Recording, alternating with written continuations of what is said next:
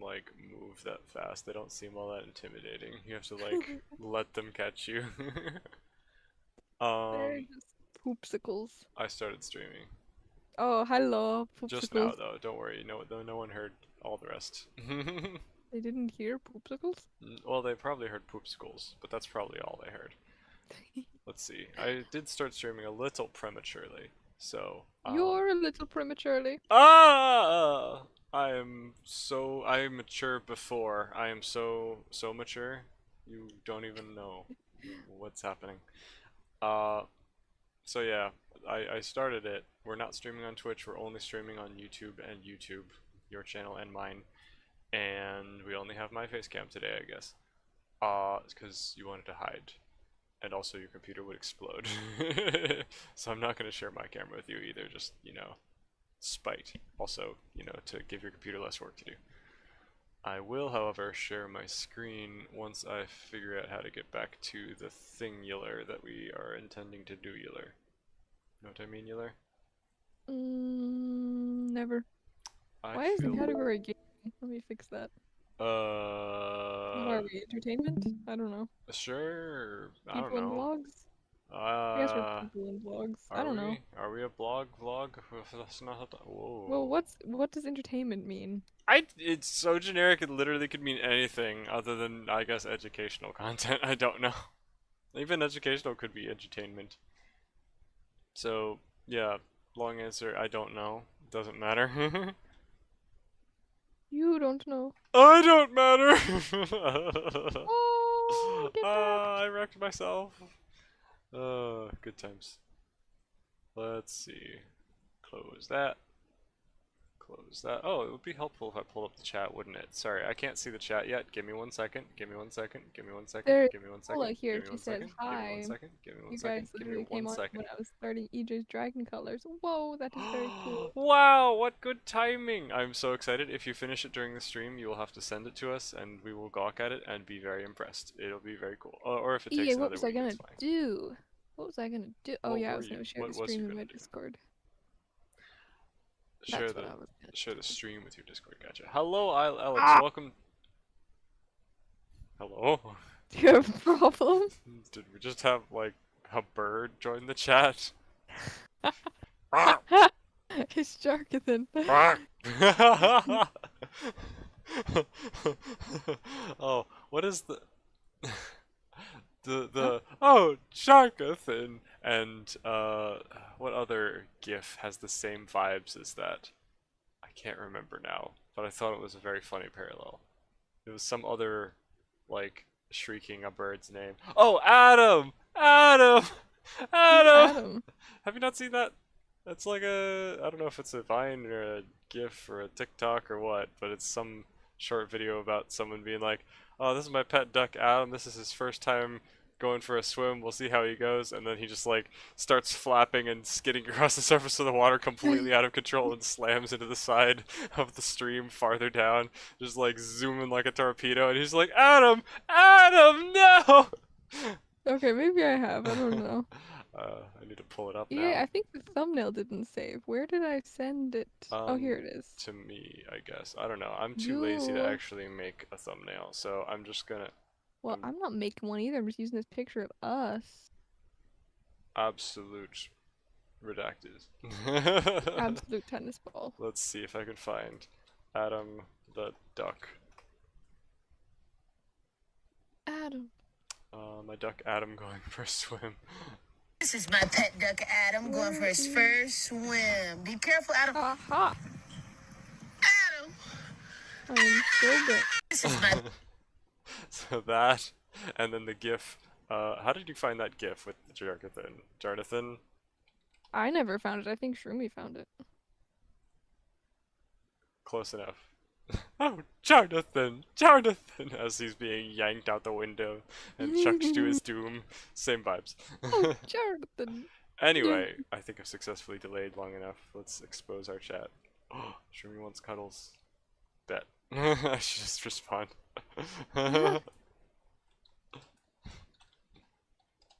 Hello, This is the group Silverstar. chat that you can be arrested for, right? Whenever you see the group chat, everyone's like, oh no, the NSA is gonna come after me. Oh no. We talk about some crazy things as always, but then again, we do that on live streams too. Remember Olivia no Rodrigo's new secrets. song Vampire. Why am I remembering it? Remember it. I wasn't planning on forgetting it. Why? What does this mean? We are not the gaying. I'm sorry. I'm exposing our memes. EJ, no.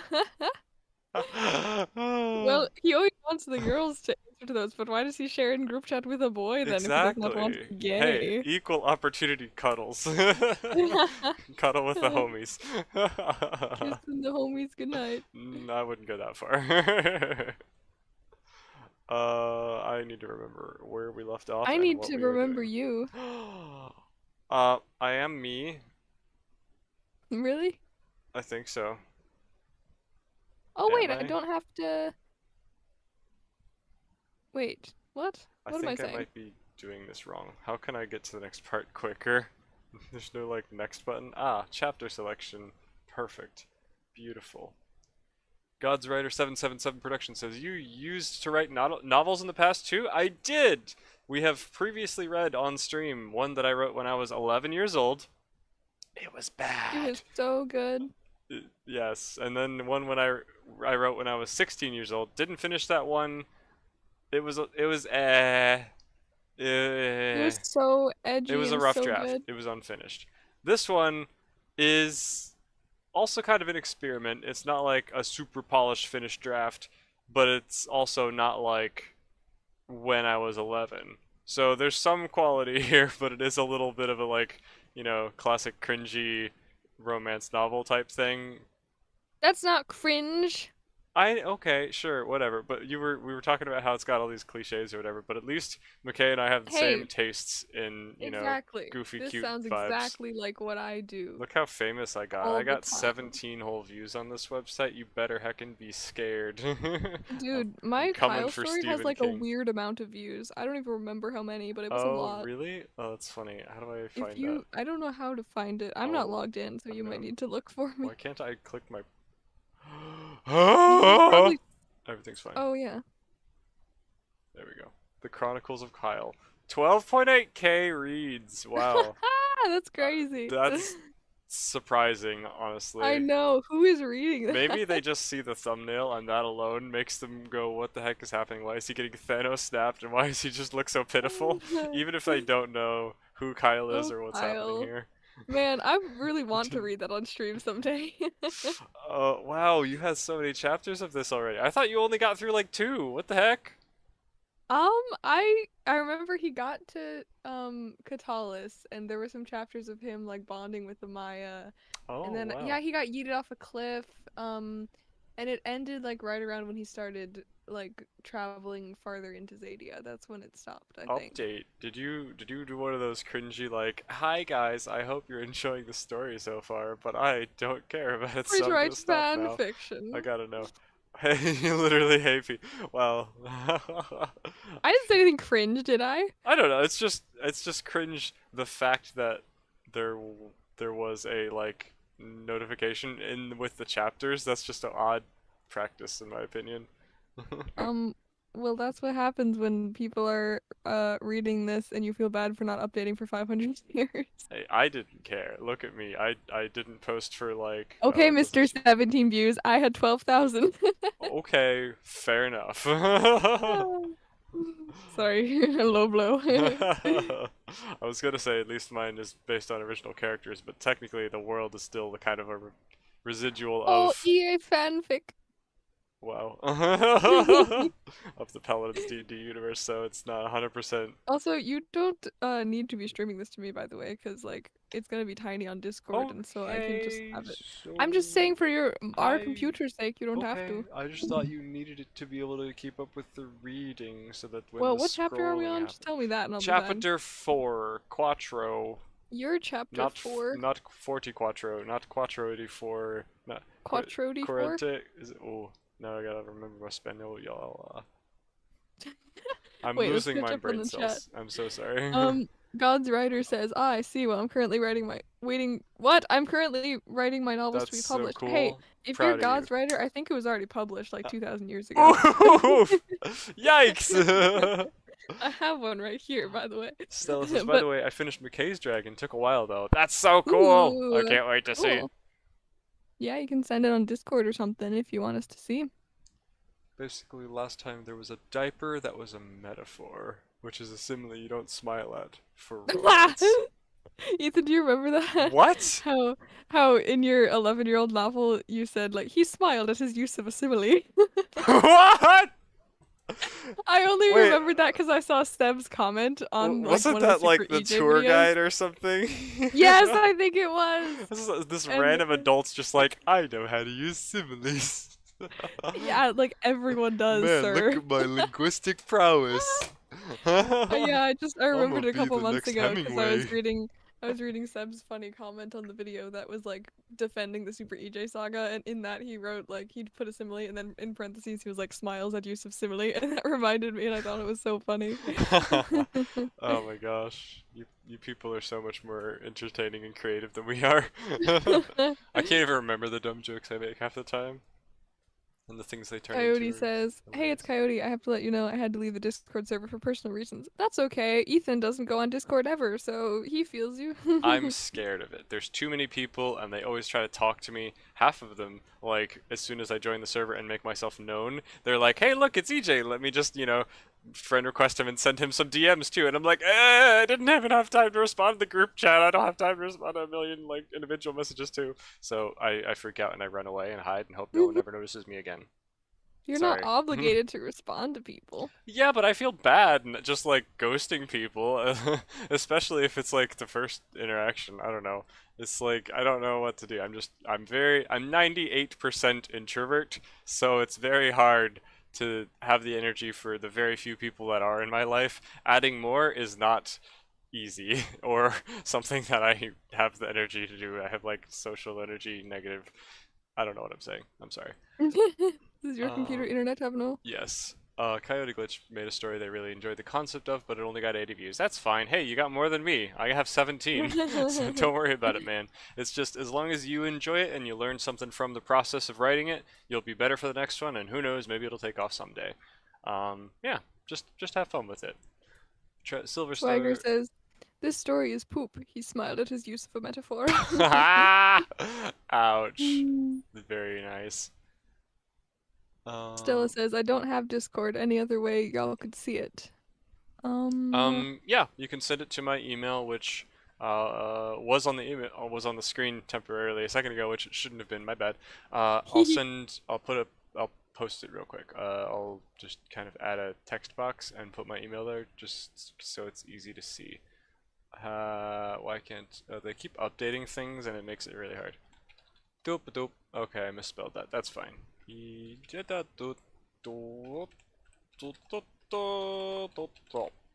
Perfect. Can you see that? Where is it? I don't even see it. It's white text, isn't it? That's the problem.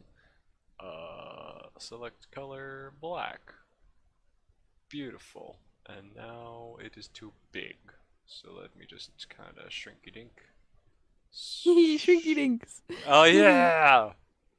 What the heck? And there we go. What did you do? It shrunk and flipped inside out. There we go. This is my email for receiving of things that you would like to send. So That's his spam email, not his real one. His Yeah, real one is not don't- called Ethan T website. He's not that cringe. I'm not that cringe. I mean, I did make this a long time ago, but it's my burner email that I use to sign up on websites that I don't really care about. So if they try to like send me a bunch of junk, I'm not like inundated and drowning in spam messages like, why? No, they can all go to this email, and that way I can like give it out to whoever, and I don't really care what happens to it. And I do get a lot of spam in it. It's a good time. But if I'm checking it for something specific, I will find your messages or art or whatever you wanna share. I'll just put it down here for a second in case you still need it, and we'll catch up with chat, and then once we're done, I'll remove that email from the screen. You don't smile at metaphors. An essay reply about Super EJ. I It felt was great. I uncomfortable saw talking to it. people online. I'm really weird, not in a bad way. I mean, because I'm different in ways my mom thinks people won't understand. Hey, that's fine. I mean, I also am uncomfortable talking to people online, like I just talked about. So I'm with you. I totally get you. We're also weird. Everyone's weird in their own way, I feel like. So, you know, You know, it's some fine. people chop off their own feet. Other people just, are off key when they sing. I was gonna rewind a second, be like, let's go back to the feet chopping off part, but then maybe we should move on from that. Oh wait, we can't because our feet are gone. No, not the feet. Well, that makes you a lot more attractive to certain girls. Oh, only the ones that are crazy. Excuse me? I'm sorry. Ethan, you website. Don't make fun of me. Okay, see ya, Guy Glitch. Have a good one. I Man, that's really cool, God's Rider Productions. Congrats. Okay. I'm gonna delete this email, which I misspelled as email, from the screen. Are we ready to get back into the story that we have begun last stream? If you want to catch up, feel free to pause the stream, go read or becoming catch up. Russian now. Yes, go catch up on the first 3 chapters, and you will Well, understand what is happening. here, I will give slight recap of what happened. Good plan. I'll pull So, up pictures in the meantime.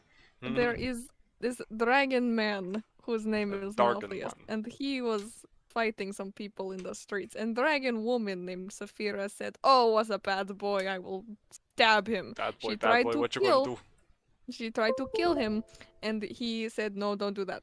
do? Please don't kill me, sir. Because she is like a little bit littler than him, and so she tried to kill, but it didn't really work. Because he had So armor, not because her knife was just like not powerful enough to stab his muscles. yes, he was armored.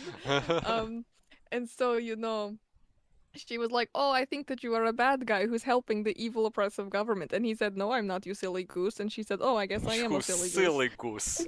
goose." And so then they were Is me. trying to get away from the bad people, and then they had to pretend they were married because the bad people were like, "Why are you out after curfew?" And they were like, "Oh, let us get home to our little baby." And they were like, "Okay, fine." I forgot But then about they that part. actually did find a little baby at this house where the parent died because it exploded. And so then they Ooh, took he this little did. hairy elf baby. And then they got freaking arrested when they were about to like flee the city to go somewhere where it was safe. They got arrested, and now Saphira, the woman dragon, she is stuck in a prison cell with her little baby, and she burned her foot because she toasted a lock and then kicked it really hard. And then Malthius, we don't really know where he is right now. He's just existing somewhere. I assume he also in jail somewhere. Bad Oh yeah, times. he also in jail somewhere. That was recap of what has happened. I It have was a so good, surprising wasn't amount it? of art. This is great times. Anyway, so these are the characters of which we speak. Malthius is big golden boy, and Oh, look at them. They are in love. oh, look at them being such in love, but not yet because this is Oh. backstory of how they met. So they still freaking hate each other right now. They'll get there maybe someday. Well, that's his best way to start out a relationship Of is by hating course, people. murder first, Everyone then loves love enemies later. to lovers. Silver says, it was smile at Simile. I'm just joking, the metaphors are basically Don't say Simile, silver, Simile, you will smile. confuse me. You must call them star or Okay, something. you know, I see the first word that is relevant is silver for both of their names, so I read that part Well, and then ignore the other part. a couple streams ago, they jokingly said to just call them the. My brain is too trained to ignore the word that of the. Wow, is there a Russian in your room, McKay? I am the Russian in my room. What do you mean? You all sound like Gru Gru. right now. Oh no. In terms of money, we We have no have money. none. It looks Okay. like Silver Star wants to be called the. So yeah, good It's recap, McKay. You like- caught up on all the tiny little details as well that I did not expect were going to be relevant. Oh, did I? Okay. I was Except just for- winging it. Yeah, except for the part that I didn't really make explicit, which I wanted to go back and edit in a little more details, like foreshadowing about the future, because it said, oh, there were some disappearances, but didn't like go into specifics about like potential shady government military facility doing inhumane experiments or something, which was more what I wanted to hint at for the future, but it does kind of come out of nowhere because I didn't give enough foreshadowing for that. So, Mhm. yeah, we'll just throw that out there. Anyway, ready to read? Would you like to start first, or should I? I guess I should start because there's You are some in fact unknown the boy. voice. Oh, is it the boy? Who is would we Yes. speak? Oh, it is the boy. Here comes the boy. Come here, boy. Hey! An urgent whisper brought Saphira to her senses again, and she jolted awake, looking around. The light from the window was dimmer and differently angled from before, and there were 3 figures in front of her cell door. She squinted, blinking to make out their faces. Malthus stood in the hall outside her cell, with 2 human men standing on either side of him, looking nervous. They were in ragged clothes, and each held a magistrate's sword by their side, despite having no belts or scabbards. Malthus? Saphira gasped in shock, leaning forward to stand. Malthus put his fingers to his lips, looking around quickly for guards. Saphira stood and tried to walk to the door, Rowan still cradled in her arms. Oh yes, Rowan is the baby. But her aching foot. I love that I switched to Russian just for the aside and not for actually. Your normal voice is Russian. Reading is, It's regular and Yeah. Saphira is British. Yeah, exactly. Just confuse everyone. Yes, that is exactly what I will do. Okay, let us continue. Rowan is baby. Rowan still cradled in her arms, but her aching foot immediately erupted in pain as she attempted to take her first step. As she lifted it, it clung to the floor for a moment, stuck in place by whatever semblance of a scab had formed in her sleep. Ew. But it was too late. She had I- already leaned forward, and her momentum forced her to rip her foot off the stone floor, engulfing her entire soul of her foot in a fire-like agony. Ouch. She yelped, stumbling and nearly losing her balance as she hobbled the rest of the way to the door without She putting any ripped weight her on her foot injured off. foot. Yep. She clenched her teeth, determinedly refusing to look back at the cobblestone from which she'd peeled the raw bottom of her foot. Ouch. Saphira slammed her shoulder into the door to support herself, ending up right in front of Malthus. What are you doing here? How did you get out? She hissed quietly at him. That looks painful. I dislike that. Anyway, long story. Let's get you out first, he responded, motioning for the 2 men with him to grab her cell door as he pulled out a metal spike from his pocket and a large stone hammer from his belt. Oh, he has a rock? Is it from... He's got a rock! check Short that version, off the then. list. Just needs a mother. Mhm. Short version then, Saphira insisted, shuffling back a step while the 2 men grabbed the iron door as though preparing to lift it. Malthus had been reaching towards the hinges of her cage, but he slowed for a moment, turning to give her a tired chuckle. His wrists were still shackled in two halves of a pair of handcuffs, each with a short length of chain dangling off of it. I also own seemed a like- slave. I just finished that video today. Wow. We mentioned that in Spider-Verse that I realized that was nice. confusing because It's in the that future. was a reference that was previously made. I should be Russian. What am I doing? I was too Anyway, young when I previously. it also seemed like his wrists and hands were raw, as though burned or badly scraped. His face, however, had been cleaned up from the bloody mess it had been last time she'd lay his eyes on him. Oh yes, because she scratched his face off for you Whoops. viewers at home. Now Oh, he had 4 guess neat it's scabs showing. across his head, and most of the other dried blood was gone. Sorry. Well, the magistrate expected me to lead them right to the people I've been working hard to evacuate safely. Naturally, it seemed a bit counterproductive to undo my efforts, so I led them into a resistance ambush instead. Little chaos here, a little sneaking there, and boom, I slip away unharmed. Malthus responded casually as he knelt down and carefully placed the end of his metal spike on the hinge and then swung his hammer. The hinge immediately snapped with a clank, and Malthus calmly caught a severed iron pin before it hit the ground. He then moved on to the next hinge with surgical precision, executing the same motion to accomplish the same destruction. The 2 humans grunted, as though suddenly feeling some weight of the door. Do you do this often? Saphira marveled, watching Malthus stand to knock out the third and final hinge. Blacksmith, he shrugged, giving the 3rd hinge a hard whack. This time there was a loud metal clang, followed by the screeching of bending metal as the door fell, rotating around the final hinge, which had been weakened but not fully severed. Everyone recoiled, the sound offending their ears as the humans grunted again, dropping one end of the door with a loud clanging thud. Malthus cringed, giving an apologetic look to the humans. That had been loud. Not quite as loud as Saphira's lightning from earlier, but loud enough to attract any nearby guards for sure. It doesn't always go according to plan, Malthus admitted after a moment of tense silence. Rowan stirred, but somehow remained asleep, thankfully. The door was now crooked, hanging on to only one hinge, which was badly bent. Malthus brought the hammer down once more on it, and the entire hinge broke off of the door, hitting the ground with a metallic clunk, which echoed throughout the halls. The door, now completely unsupported, began to fall outwards onto the two humans, but Malthus and the two humans managed to catch it and balance it upright so it wouldn't crush anyone. They easily pivoted it around to lean it against the wall of the hall, no longer blocking Saphira's cell doorway. Milady, Malthus beamed, bowing deeply and gesturing for her to step through. Saphira rolled her eyes with a small smile and limped out of the cell, still holding Rowan in her arms. Wine ad! Never mind, that's lipstick. Or Wine something. ad! Don't drink that. Lipstick. What the Fish heck? is here. Hello, fish. Fish? There is a fish in the chat and also in my Whoa. mouth. No! Whoa, Wattpad. Yep, it is that. The Silver Star says Spider-Verse. It is first Spider-Verse that we watched, not second one. I have yes, not yes, seen yes, yes, second yes. one yet. But yes, Not that will yet. be a video No soon-ish. Spoilers.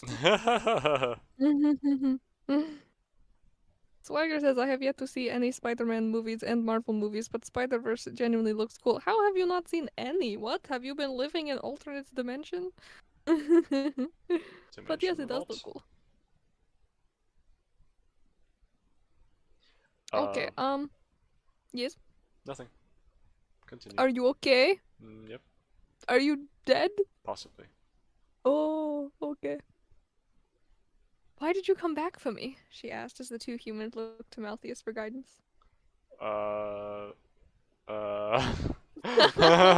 Sorry, I don't know. I'm distracted. I got you into this mess. What? Sorry. Swagger says, I don't watch Marvel movies because I like good movies. Ooh! That is completely valid from Yikes. Endgame onward. Yikes. But the beginning stuff was good.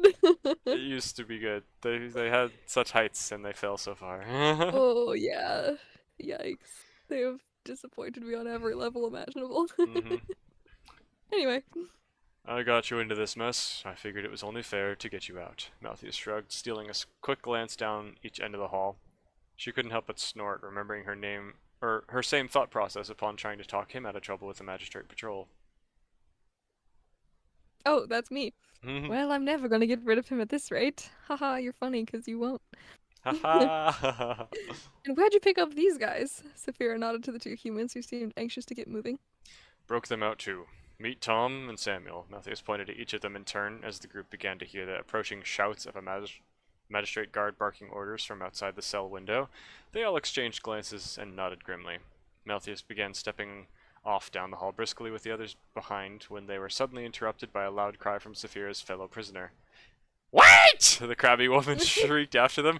Please! Get me out of here too! I've been here so long! Oh no. Saphira turned, seeing an elderly halfling clinging to the bars of her cell. She had disheveled gray hair, sunken cheeks, a pointy nose, and a desperate expression. She's literally just a witch. Like a midget witch.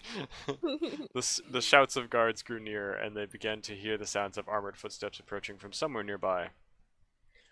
We don't have time for this, Samuel warned as Malthus stopped, looking back at the halfling. Malthus met Saphira's gaze as though asking her what to do. She seems a little crazy. Let's just go, Saphira urged him. Why? What's she in for? Malthus asked uncertainly, the sounds of guards still approaching. His eyes seemed sad, no doubt, about refusing to help someone.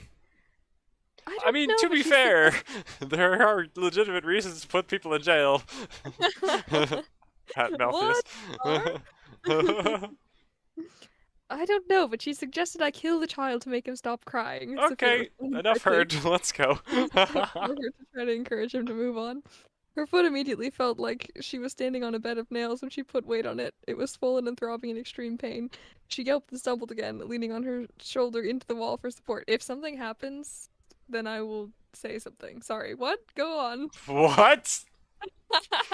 I'll clarify that later. Are you talking about like the classic trope of like tripping and just leaning into him or something? I don't know, carry on. Oh boy, I don't think it goes that way. I hope not. Okay. It's too cliche. I'm laughing. Oh, fireworks outside already. They're a little early. Happy Oh, 3rd of yeah, July, I everyone. forgot that that's a thing. Happy My Cat's Gotcha Day. Oh. Because that's more Whoa. important than Independence Day, right? Happy It's Independence his Day Eve. Independence Day from a storm drain. Oh no! Oh, hi, Oh. real silver. Oh wow, poor other Silver. I mean Star. I mean the.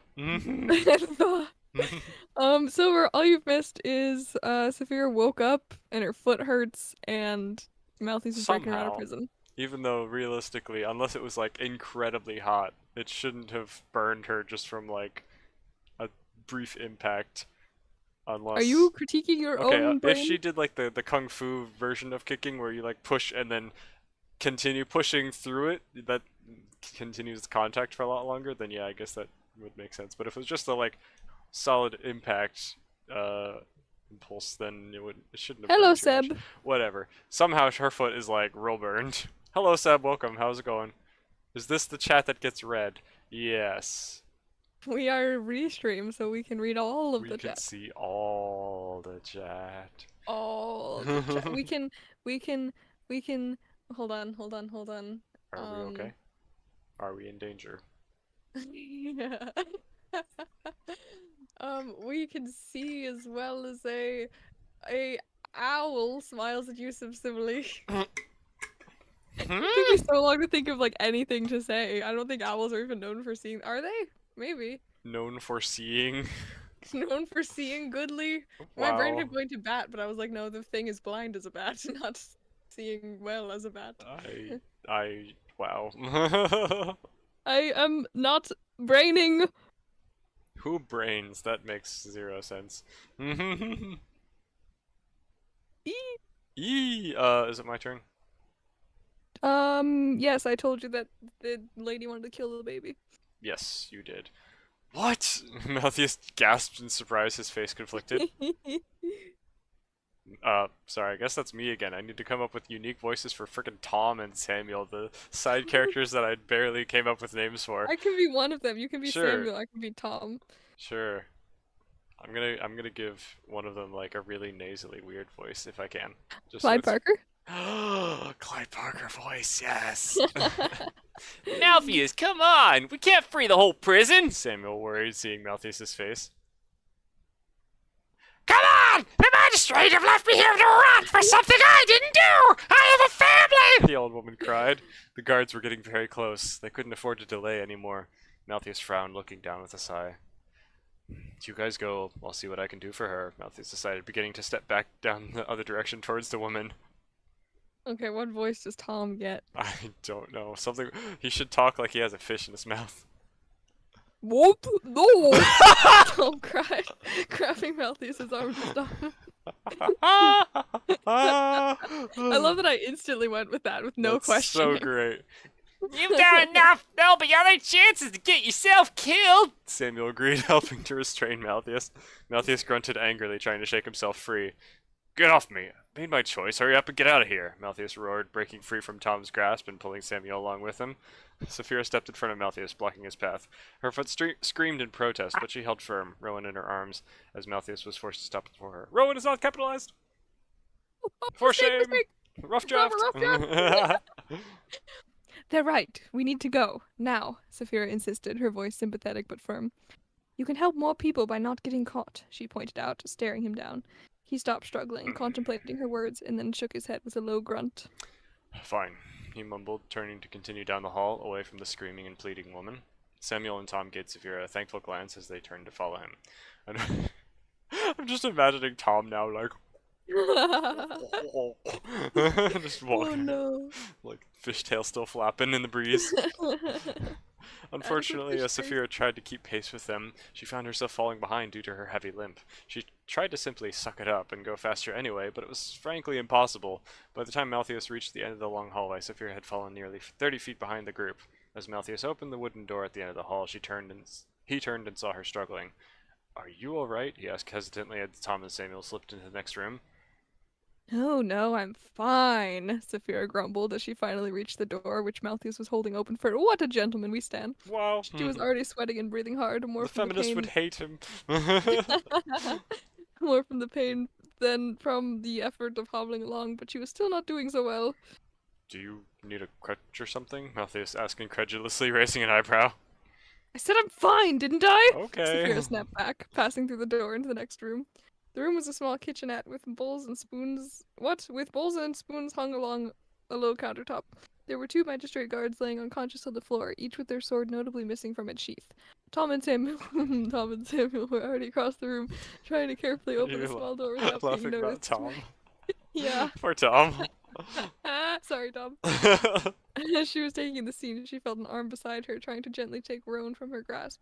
She turned to Malthus indignantly, snatching Rowan away from his hand. Just trying to help, Malthus mumbled as he closed the door. He then shoved the handle of his hammer through the 2 handles of the door as a weak type of barricade. What's it look like out there? Or, I mean, what's it look like out there? Malthus whispered to Tom and Samuel, who shook their heads. Too many soldiers. We'll be spotted immediately, Tom replied sadly.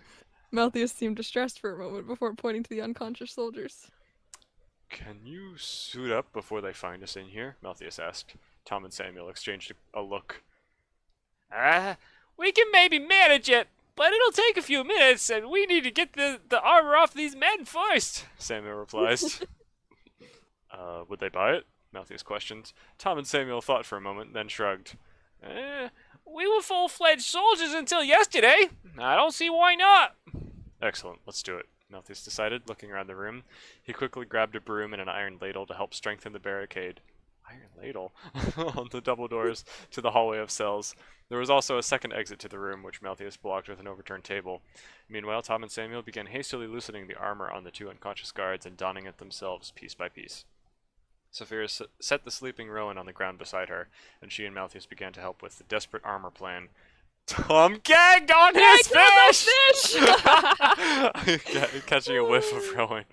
He still smelled terrible, but at this point, Sapphira had gotten so used to it she barely noticed. All was quiet for a few moments until they heard the sound of a door. Man, that poor baby has been like Been sitting in his own poop for like a day. 12 hours or something. Yikes. That sucks. That's wow. Gonna I get hope like he doesn't get some infected. sort of rash down there or something. Yikes. Surprised he's not crying his brains out. He probably's too tired now. Yeah. You want to take over? Wait, chat break. Let's see. Ah, yes, chat break. Good idea. Oh, Silver says something. I wonder what it is. It looks like a YouTube clip, but I don't know what of. We'll find out. It was I Something- knew it and then he I should forgot. talk like he has a fish in his mouth. Whoop, no. Don't cry. Grabbing Malthus's arm to stop him. I'm trying to comprehend anything I'm reading. What? Seb says it's so funny that Silver used to be Star and now there's a Starlight Silver. Yep. Yeah, I've just switched it in my brain so that Silver is Silver and Star is Silver Star. I don't know. That's what my brain does. There's too many silvers. Oh, so Starlight Silver changed it. It was the Silver Star. Okay, now it's Starlight Silver. So now you can Gotcha. see Starlight first. Thank can you say so Starlight. much, man. You're so conscientious of my poor brain functioning capacity. Thank you. Calm is I a appreciate gem. it. Oh, that's great. Since it's chat break, I shall now say that I have sent the drawing. Oh, cool. Is it both drawings or just one? I think it's McKay's is done and mine is still in coloring process is the last thing I heard, but I could be wrong on that. Oh, Doing your tasks. I'm stupid. I just tried to type in the password to my laptop before I opened my laptop. That would be an important step in the process. Yeah, a little bit. A little bit. Did you poot?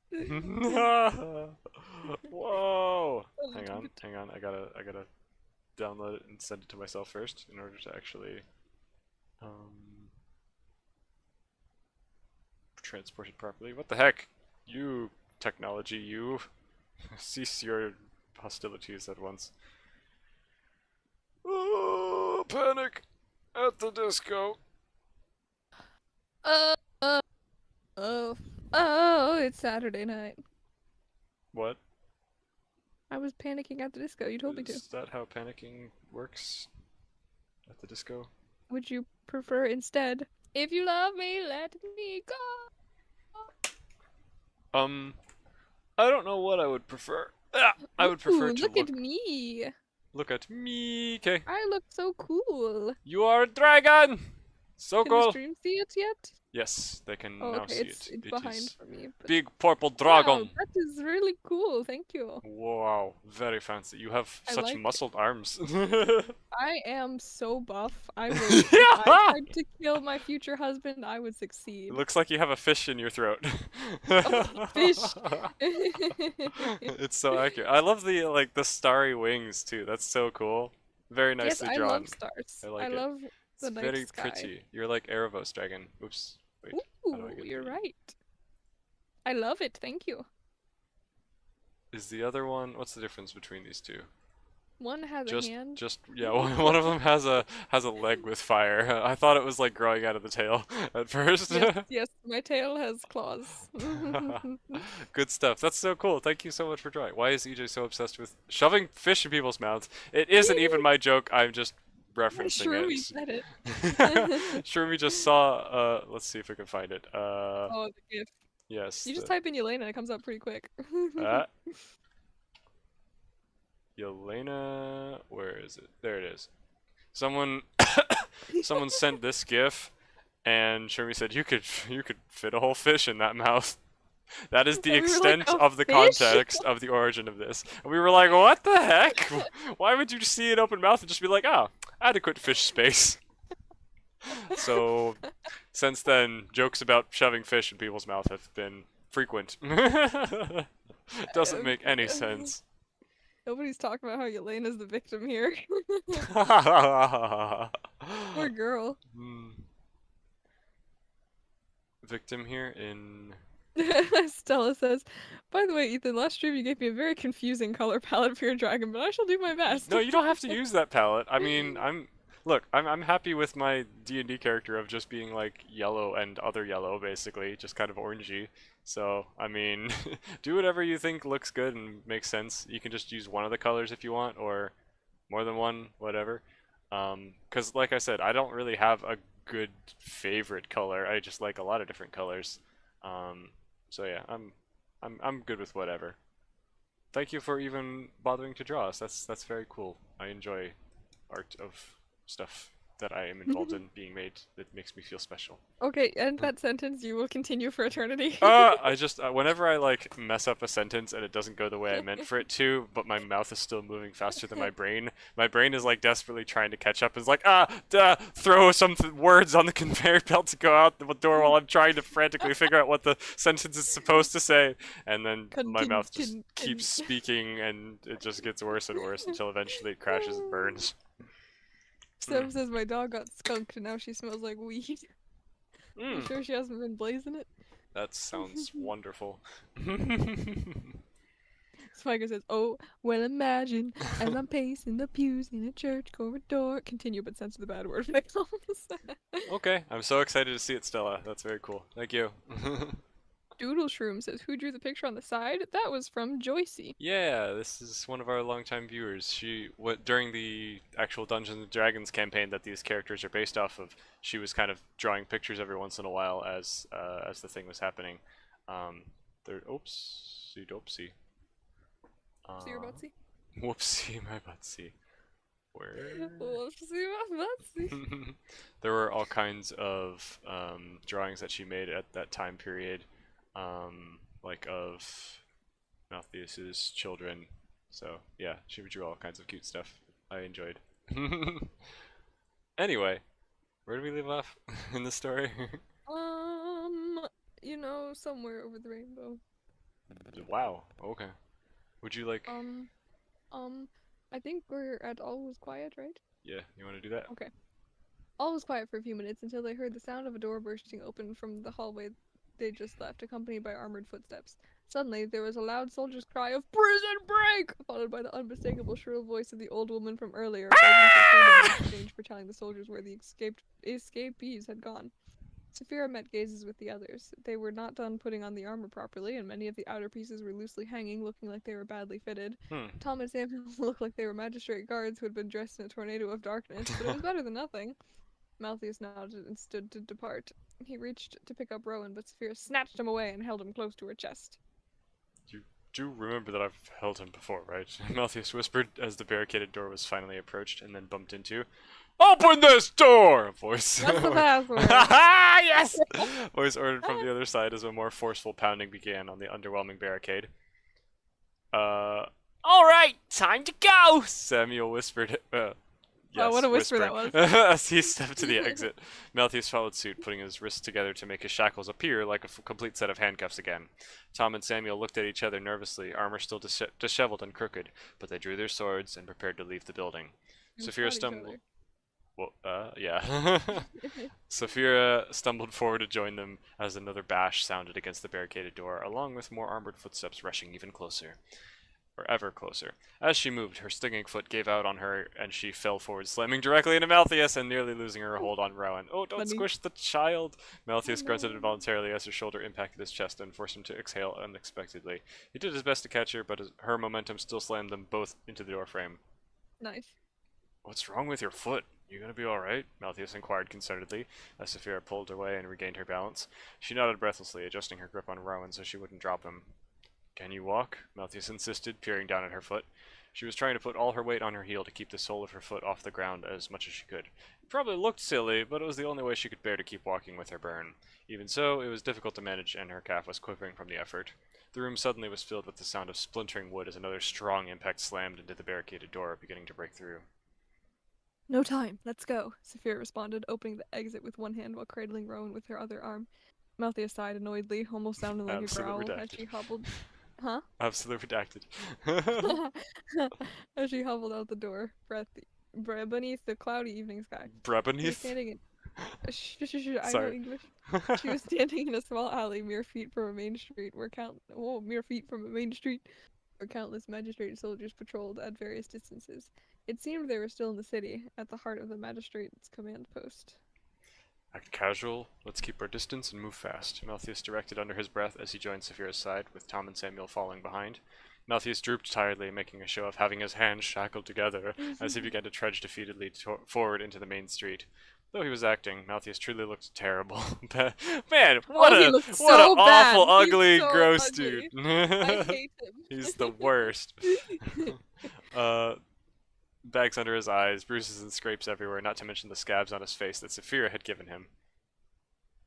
So, did you get any sleep, mister? I haven't rested in a day or two, she asked, beginning to limp forward to keep pace with him. Tom and Samuel closed the door behind them and began escorting them, Tom taking up a position in the front of the group and Samuel taking the rear. Malthus snorted, looking to her to see if she was serious. Well, it depends. Does getting knocked out count as rest or as a head injury? He responded. Hey, stop talking, prisoner! Samuel barked, brandishing his sword from behind them as Tom led them along the street. Fish leading the way, just sticking out the 2 feet in front of him. Saphira and Malthus quickly shut up, keeping their gaze locked at their toes. She stole a glance at the surrounding men. So far, none of the numerous soldiers on the street seemed to have questioned the disheveled soldiers or the dragonborn captives. Most seemed preoccupied with other tasks, whether marching purposefully. Their entire task is just to walk, or carrying supply crates to different parts of the base. A few soldiers, however, were sitting on the street with their backs to the wall, helmets off and faces sullen. They stared tiredly at the passers-by, seeming bored and somber. Most had bloody rags tied around their heads, arms, or other appendages, betraying their various injuries. She noticed Malthus looking intently at the injured men, even as they passed by them on the street. Eyes forward, scum! Samuel ordered Malthus with a light sword tap on his arm. Malthus huffed, looking down again. Don't tell me you feel sorry for them, Saphira whispered. You don't? Malthus replied, meeting her gaze.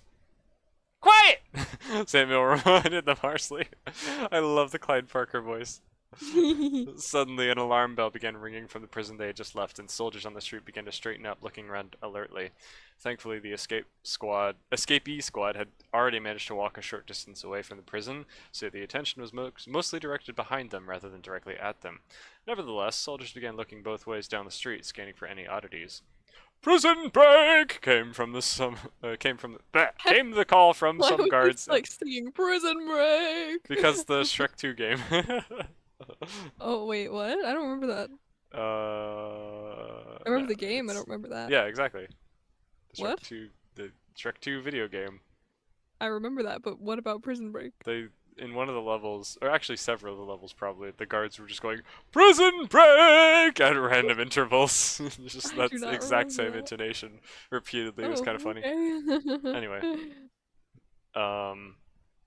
came the call from some guards at the prison, drawing a nearby squad of soldiers into the building. Tom immediately sped up his gait without even looking.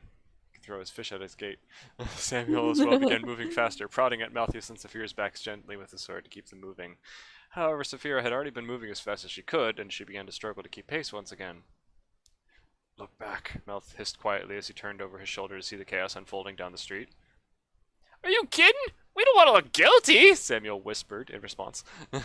"It's weird if we're the only ones ignoring it," Malthus replied, slowing his pace and turning to watch. "Keep going, maggot!" Samuel yelled, continued to force Malthus and Saphira forward as Tom stole a glance behind them. They were definitely getting some suspicious looks now, but still no one bothered to stop them as they continued marching down the street.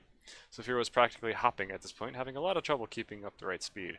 This was causing Rowan to be jostled quite a bit. Rowan. Rowan, he's rowing down the river. Oh no! And he awoke, beginning to cry again. Poor child. He's I been through it. know. He has not eaten. He has not. Well, he's had slept. That's it. No. He's had slept. Sorry. Wait, who is Clyde Parker? I looked him up and got Clyde from Bonnie and Clyde. Clyde Parker is from Clyde Parker. the story I wrote when I was 16. So that's in a previous stream we were reading, and there was a hobgoblin who, for some reason, has a very thick New York accent. He's hilarious. And he's very nasally. We don't know why. He is so much fun to do the voice for. He quickly became our favorite character for absolutely no reason. Oh, and Hey, nice. his friend was British too, wasn't she? Whatever her name was. Oh, yeah. Yep. Yeah, Good yeah. stuff. Just the woman with 2 vowels for a name. So just the way EA said, "What's wrong with your foot?" It almost sounded like, "Ew, what's wrong with your foot?" Yeah, I didn't know what the full line was going to be as I was reading it, so I may have pronounced that a little weird. Sorry. Escape P Squad? No. Oh.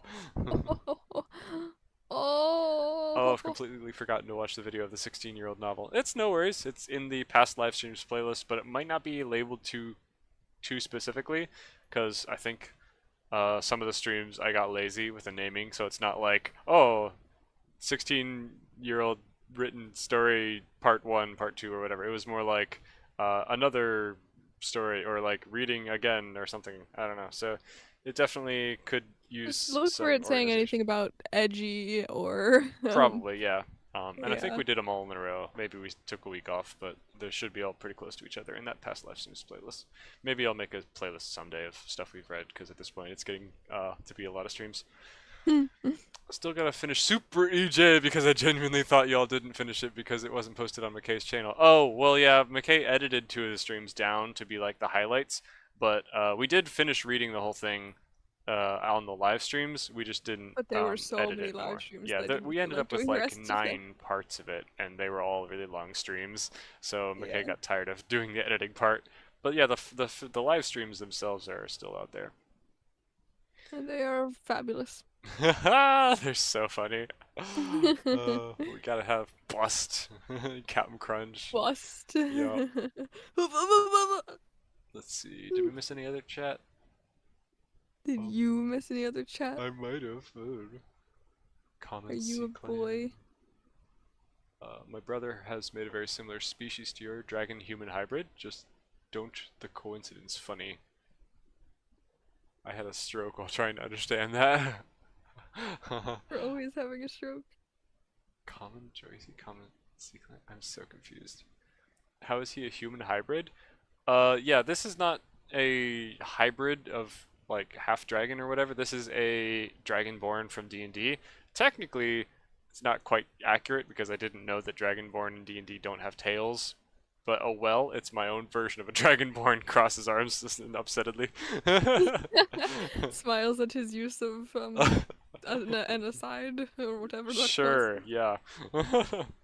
Eat. But yeah, a dragonborn is not something that I made up. That concept has been around for a long time. But there are all kinds of different kind of like draconic creatures in fiction, from like full-on dragons to like half dragons to like, you know, wyverns and just Chinese luck dragons and dragons that don't even have tails or like arms and legs. There's all kinds of variety out there. So yeah, this is just one of the many, types of dragons that are out there. Silver says, I'm discovering massive caves in Minecraft. I think McKay should see him sending them in the gaming channel on her server. Ooh, Ooh, caves. fancy, fancy. Why are y'all entertaining? question. To make you laugh. That's why. I don't know. We've had a lot of practice being goofy siblings together. We've had a lot of practice. Yes, yeah. I've been siblings with her almost as long as she's been alive. Almost. I'm sorry. What? I couldn't decide what I was gonna say until I said it. What was I like before? What? I'm so confused. Earlier today, someone said that their birthday was today. I was like, "Oh, cool! Today's your birthday. How long have you had this birthday?" And they had to think for a second, and then they went, "Wait a second! I've had it my whole life." Oh no. So yeah, I enjoy making stupid jokes. I had the wrong birthday.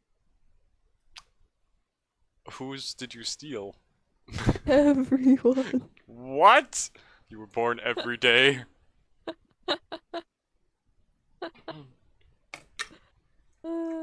It's like the Okay, opposite of that Silver. song. I have died every day. Oh my goodness, that is a massive cave.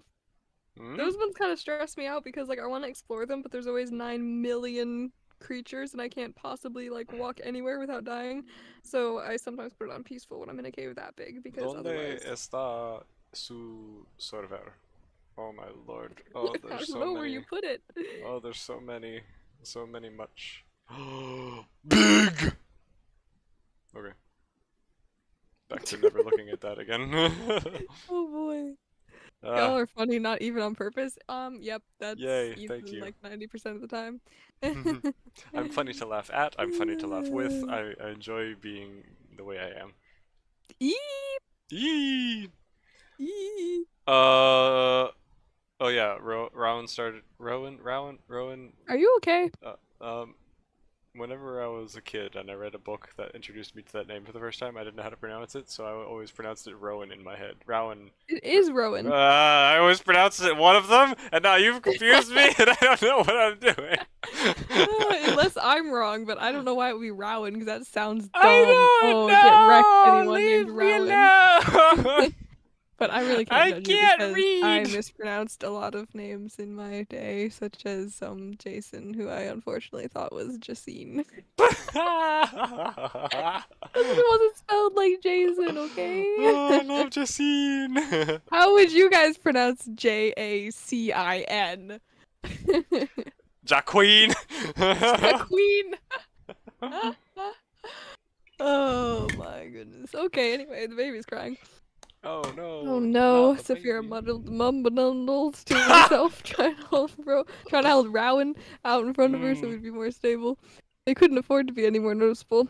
Malthus reached over, offering to take him from her. She looked up at Malthus distrustfully. Why does she hate him? Because she hates him. She his scratched pleading his eyes and- face. Obviously, that means he's marked for life to be And now he's hated. so ugly that she hates him. He's so gross. He hasn't even slept. Probably hasn't showered. Oh no. But He's his a pleading gross, eyes and dirty worried dragon expression man. won her over. Saphira slowed for a moment to gently place Rowan into Malthus's arms. Samuel seemed stressed by this, but he allowed the momentary pause without yelling at them. Rowan whimpered quietly, seeming too tired to wail as loud as before. Don't look now, but we might have been spotted, Samuel muttered quietly. Saphira would have turned to look, but she was too focused on walking as quickly and inconspicuously as possible. However, she did hear faint calls in the distance, ordering someone to stop. Where do we go? Tom worried over his shoulder in a hushed voice. Remember that? Oh, remember what I mentioned about getting out? Malthus replied quietly. Yes, what? Do it, Malthus demanded, cutting Tom off. I can't get through like 2 sentences without becoming a sprinkler system. A moment later, Tom turned to the side of the street, leading them down a side alley. Saphira, Malthus, and Samuel quickly followed. As soon as they were all out of view of the main street, they stopped and turned. You know what to do, Malthus confirmed, nodding to Tom and Samuel. What's this? Saphira puffed, still struggling to There's stand something in comfortably. the air. They'll meet back up with us as we exit to the city, Malthus explained as Tom and Samuel turned to go a different way. And what about us? What about everything What we've about been through? yeah? Saphira asked as she watched him disappear behind another building. What about The trust? appro- You have none for me, clearly. Oh, true. Mhm. I never wanted to hurt you, except I did. Ooh. The approaching sounds of armored footsteps and angry orders to halt were getting rapidly louder. We need to go faster, Malthus replied, reaching for her hand. She Oh, raised an eyebrow, confused. He motioned for her to put her arm around his neck so he could help support her and help her stop the putting as plot much weight on her thickens. injured foot. You think that would be faster? She snorted. No way, that would just make us slower. You're probably right. Well, what do you suggest? If we just hide here, we'll be stuck in the heart of Magistrate territory once they stop looking for us, Malthus argued, beginning to walk down the alley again, away from the main street and the sounds of their pursuers. Saphira quickly followed him as they rounded a corner to a thinner alley with no guards in sight. The doors in this area were strong, reinforced with iron bands and decorative inlays as though this were a nicer part of town. So what now? Yeah, all the We nice part parts of ways so I town that don't I know of are reinforced with iron. Oh yeah, I love that. Mhm. So what now? We part ways so I don't slow you down? Saphira wondered. Oh, sadly, looking over to him in fear of what he might say. No, of course not. I have one other idea, but I know you're gonna hate it. Malthus admitted, still moving forward.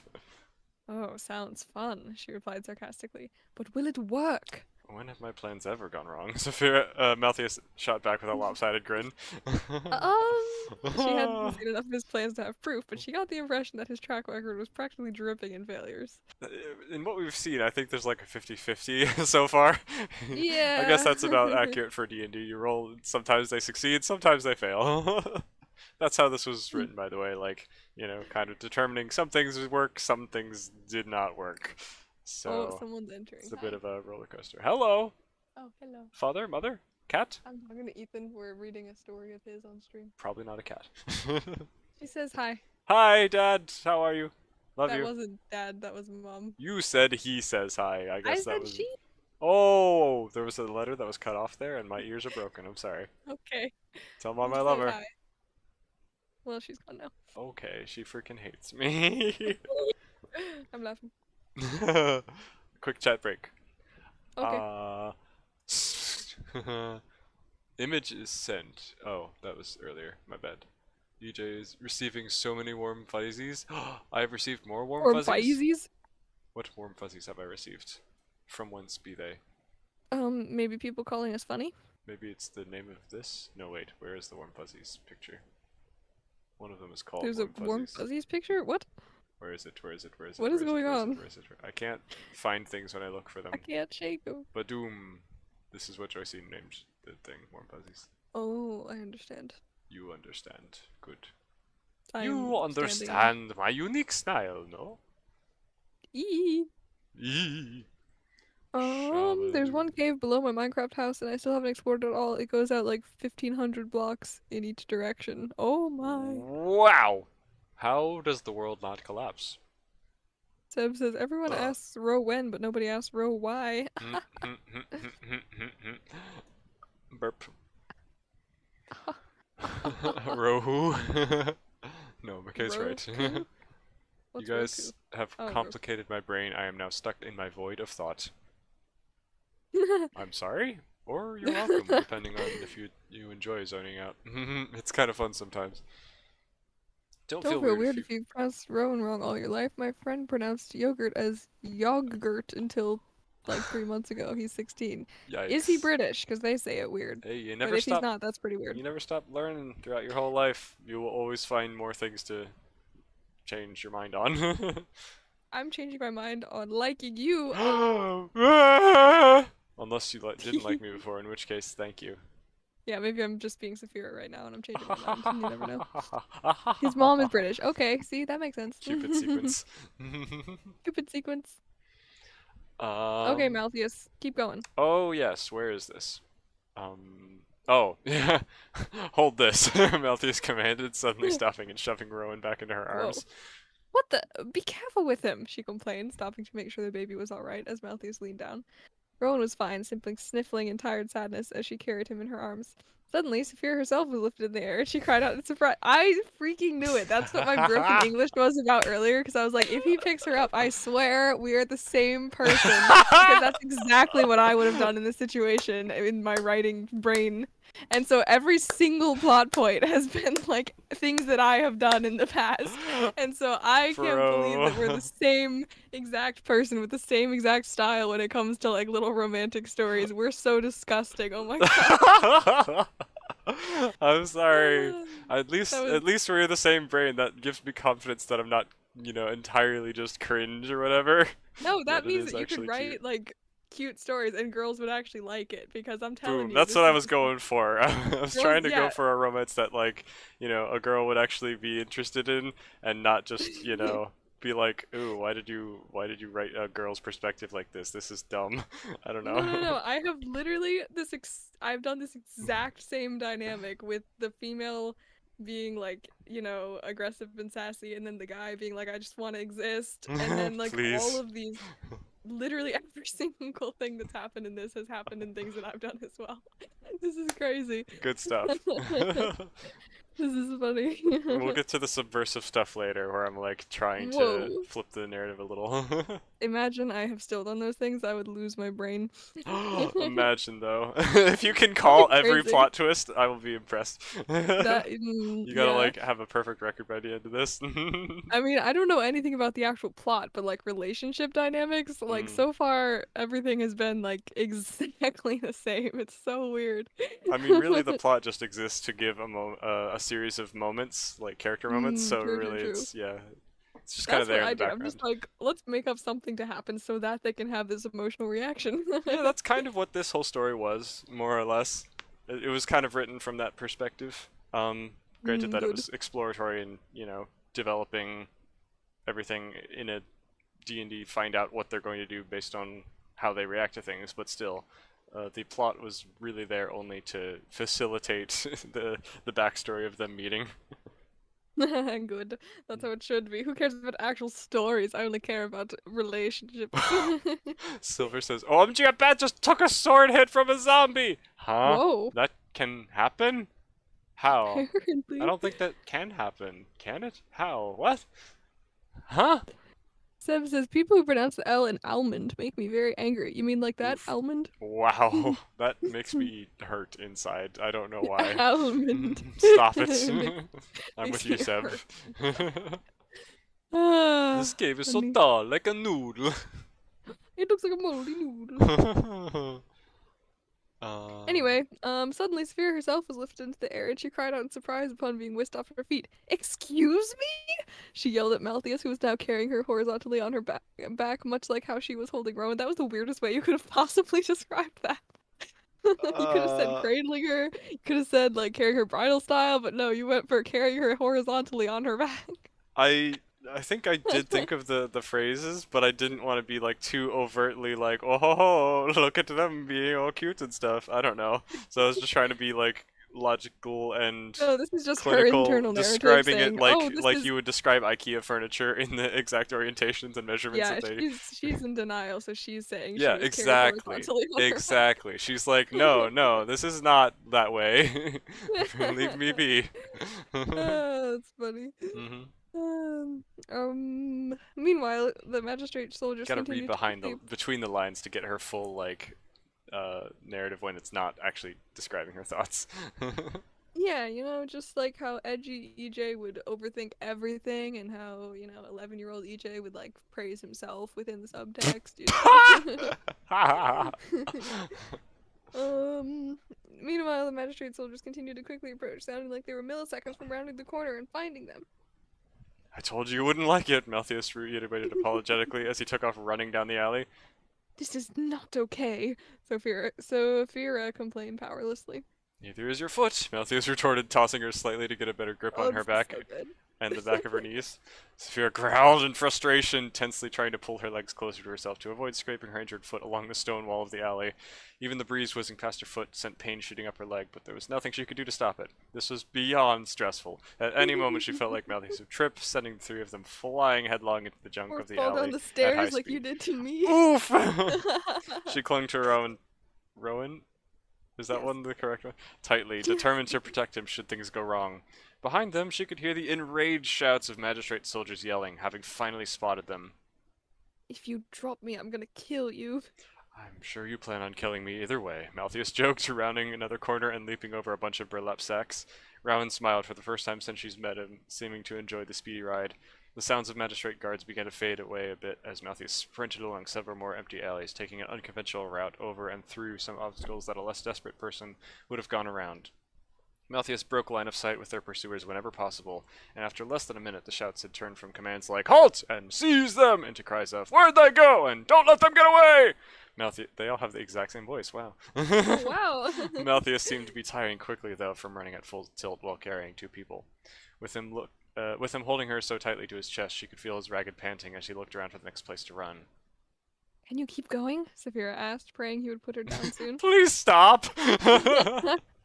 While this may have helped them get away without hurting her foot, it was certainly hurting her pride. Malthus made no answer, but simply put on another burst of speed, jumping up on top of a pile of boxes and using it as a staircase to climb up to the top. Oh no, a staircase, don't drop her. Oh Over the no! alley wall. This was At before last, that happened Malthus- in real life, I think. Oh no! At last, Malthus held out Saphira away from himself and gently laid her down on a flat roof, which was beyond the alley wall. As soon as he let go, he let out a gasp of relief and flopped over. Oh, Flopped judging over her the wall weight. as well. Bad move. Oh, wreck! Landing beside her on the roof. He laid on his back, breathing heavily as the magistrate soldiers continued to stomp around, calling orders and splitting into groups. Still not out of the magistrate perimeter. Malthus puffed, sitting up to peek above the wall and look around for any guards that might have been nearby. What's wrong? We're strong enough to get us all the way there. Bro, that's Fair tease. mean. Malthus snapped his gaze back to her, offended until he saw the humor in her eyes. He sighed, laying back down on his back. You're welcome to take a turn carrying me if you like, he offered. No thanks. I make a point to only carry Oh. things that I need. That made me laugh. I like the That banter. was funny. Good job, previous self. Future self still approves. Ouch, touche, he replied tiredly, looking up at the dimming sky. It was sunset, with brilliant hues of gold, purple, pink, and yellow reflecting off the fluffy clouds. I am trying to help you, though, not annoy you. You know that, right? Well, I think you're doing a good job of both, she taunted Riley. Thanks. He smiled tiredly. I can't read. He smiled tiredly, giving up on trying to respond to anything clever. Okay, I read that correctly. She thought for a moment, contemplating what to say. But I do appreciate it. Without you, I'd still be in prison, she admitted earnestly, receiving a thankful nod in response. That's good to hear, he groaned, rotating around to lean his back against the wall of the building, where a door led out onto the roof. Saphira joined him and looked down at her hurt foot, which was swollen and hurting a lot. How's your foot? Malthus asked, producing his small metal spike from his pocket and beginning to fiddle with the keyhole on his left shackle. She simply groaned in response, not daring to peek at the bottom of her foot lest she see whatever true horrors were afflicting her. It would heal in time, hopefully, as long as it wasn't infected or something. Want me to take a look at it? Yeah. Her feet! Ugh, No! her feet! He offered as the manacle on his wrist emitted a sharp grinding sound of metal being released. No, I'll take care of it, she grumbled, finally bending her knee. Another mistake! A flaw! A flaw! To examine the bottom of her foot. It was bad, as she had already known, but there was nothing she could do to help it right now, aside from perhaps pouring a little water on it to clean off the dirt from her raw skin. Water. In the chaos, she'd forgotten how. Water. In the water, she'd forgotten. Water! And water, too, of course. No, I'll stop. Long ago, Bro the was four looking nations almost lived sick together in the in water. In the evening light, with his pale skin, open mouth. Oh, could you fit a fish in there? Closed eyes. She put her ear to his chest to make sure he was alive. I don't suppose you have any water with you, do you? She asked. Malthus hesitantly. He shook his head, removing the shackle from his wrist and gently rubbing the raw, burned flesh underneath. You can go look for some if you need, Malthus offered, wincing at his own injury. No, don't get yourself caught. But I think the baby does need some. He's not looking so good. I'll see what I can do, he replied, getting to his feet as soldiers continued to noisily rush around nearby. No, you'll get us all killed, Saphira admonished more forcefully, grabbing his hand and yanking him back down behind the cover of the wall. Malthus was pulled into a crouch, and he met her worried gaze with a pained expression. She apologetically let go of Malthus's hand and wrist, That's realizing the she'd been wrist! yanking directly on his burn. Relax, I'll only check this house, Malthus promised, straightening carefully and walking to the doorway on the roof itself. Sophia glared at him, but didn't try to stop him as he fiddled with the door for a moment and did something with his metal spike to force the door open. The doorway was too short for Malthus, but he was able to duck into the dark interior easily. After a minute, Malthus poked his head back out of the door, holding 2 clear glasses of water. Thank goodness! She cried out, eagerly holding out her hand. Malthus handed her one, and she immediately downed the whole thing, the clear glass. Never had she tasted She water so drank good. the glass too. Crunchy. Is there more? She asked, reaching for the other glass as well. Don't forget the small one, Malthus laughed, handing it to her and taking back the empty one. I know, she grumbled annoyedly, trying to gently pour some of the water Don't into drown her the mouth. child. Waterboard the baby. It quickly became clear that it was going to cause a spill and drown Rowan simultaneously. So Saphira instead began dipping her fingers in the water and letting a single drop of water fall into Rowan's mouth. Rowan immediately began coughing and spluttering, his eyes fluttering open. She sat him up and allowed him to begin sucking the water off her finger. That Meanwhile, is going to magistrate take a soldiers... long time. Yeah, for real. Magistrate soldiers continued to run around in search of them, their footsteps growing more distant and faint as time went on. It seemed they were safe for the moment, though stranded on a rooftop in enemy territory. Those are enemy birds. Hehehe. Do you want to sit in here and rest for a bit? Malthus asked, gesturing back inside the house. Saphira shrugged, standing to join him. Moments later, Malthus and Saphira collapsed on a couch in the open living room. She let her eyes skate across the darkness of the house, the sun still setting through the door to the roof. Most of the light in the house came from one glowing lamp in the center of the room, made from a strange glowing emerald-like crystal. The house was nice, with an upper and lower story, and it still had running water, unlike many of the houses in this war-torn city. There were framed pictures scattered about, each depicting a family of dwarves in fine clothes, and the rooms were well furnished and tidy. Most of the ceilings were low for a pair of dragonborn, but the living room was open and tall, extending to the second story. The windows had... you could juggle in there. Oh, The windows had curtains, which were drawn, and the front and back doors were already locked. Hopefully they would serve to deter the magistrate guards from breaking into this random house without good reason. do you think the owners might come back while we're here? Saphira wondered aloud, still giving Rowan some much-needed water. I doubt it. Most of the rich noblemen were already escorted to safety. They won't come back until the fighting ends, Malthus supposed. She nodded, agreeing with the logic. So do you think we should spend the night here then? The night? Malthus choked, almost spilling his water. We can't. We have to regroup with Tom and Samuel. Oh, can't they take care of themselves for one night? She protested. Well, they'll be waiting for us by the east exit to the city soon. If we don't show up, they'll escape without us and we'll have to find another way out. Why do we need their help? She challenged. Malthus reconsidered for a moment and placed his water on the end table beside him before speaking. Use a coaster. Hehe. We don't, I suppose, but it would be much easier with them. We had a plan. But I can't walk very fast. Rowan needs something to eat, and you haven't given yourself a moment of rest in days. Bruh. Do you think we could even make it back across the city again if we tried? Saphira argued. We can Malthus teleport. pondered. Oh! Sorry. Malthus pondered for a moment, glancing down to her hurt foot and the thirsty child. We all really need some rest, she added pleadingly. I suppose it's possible, he surmised reluctantly. Then it's settled. We'll stay the night and try to regain some strength. Is there any food in the kitchen? Saphira wondered, her empty stomach still feeling like it would soon rip her apart from within. I'll check, Malthus announced, standing tiredly and crouching into the other room. After a moment he called back. It's a few days old, but there's some. Anything for a baby? Maybe? What can babies eat? Exactly, Malthus queried. Are you really going to make me come over there with my foot like this? Saphira complained, leaning her head on the back of the couch in despair. No, it's fine, Malthus assured her. A moment later he returned with a large glass bottle of milk. How's this? Still cold, even. Perfect. Are there any smaller bottles? She asked. He stopped, looked down at the large bottle in his hand, then returned to the other room wordlessly. Rowan continued to contentedly drink from Saphira's extremely inefficient water dispensing method, as some mysterious thunks emanated from the kitchen. Several minutes passed, and Malthus still did not return. Are you okay in there?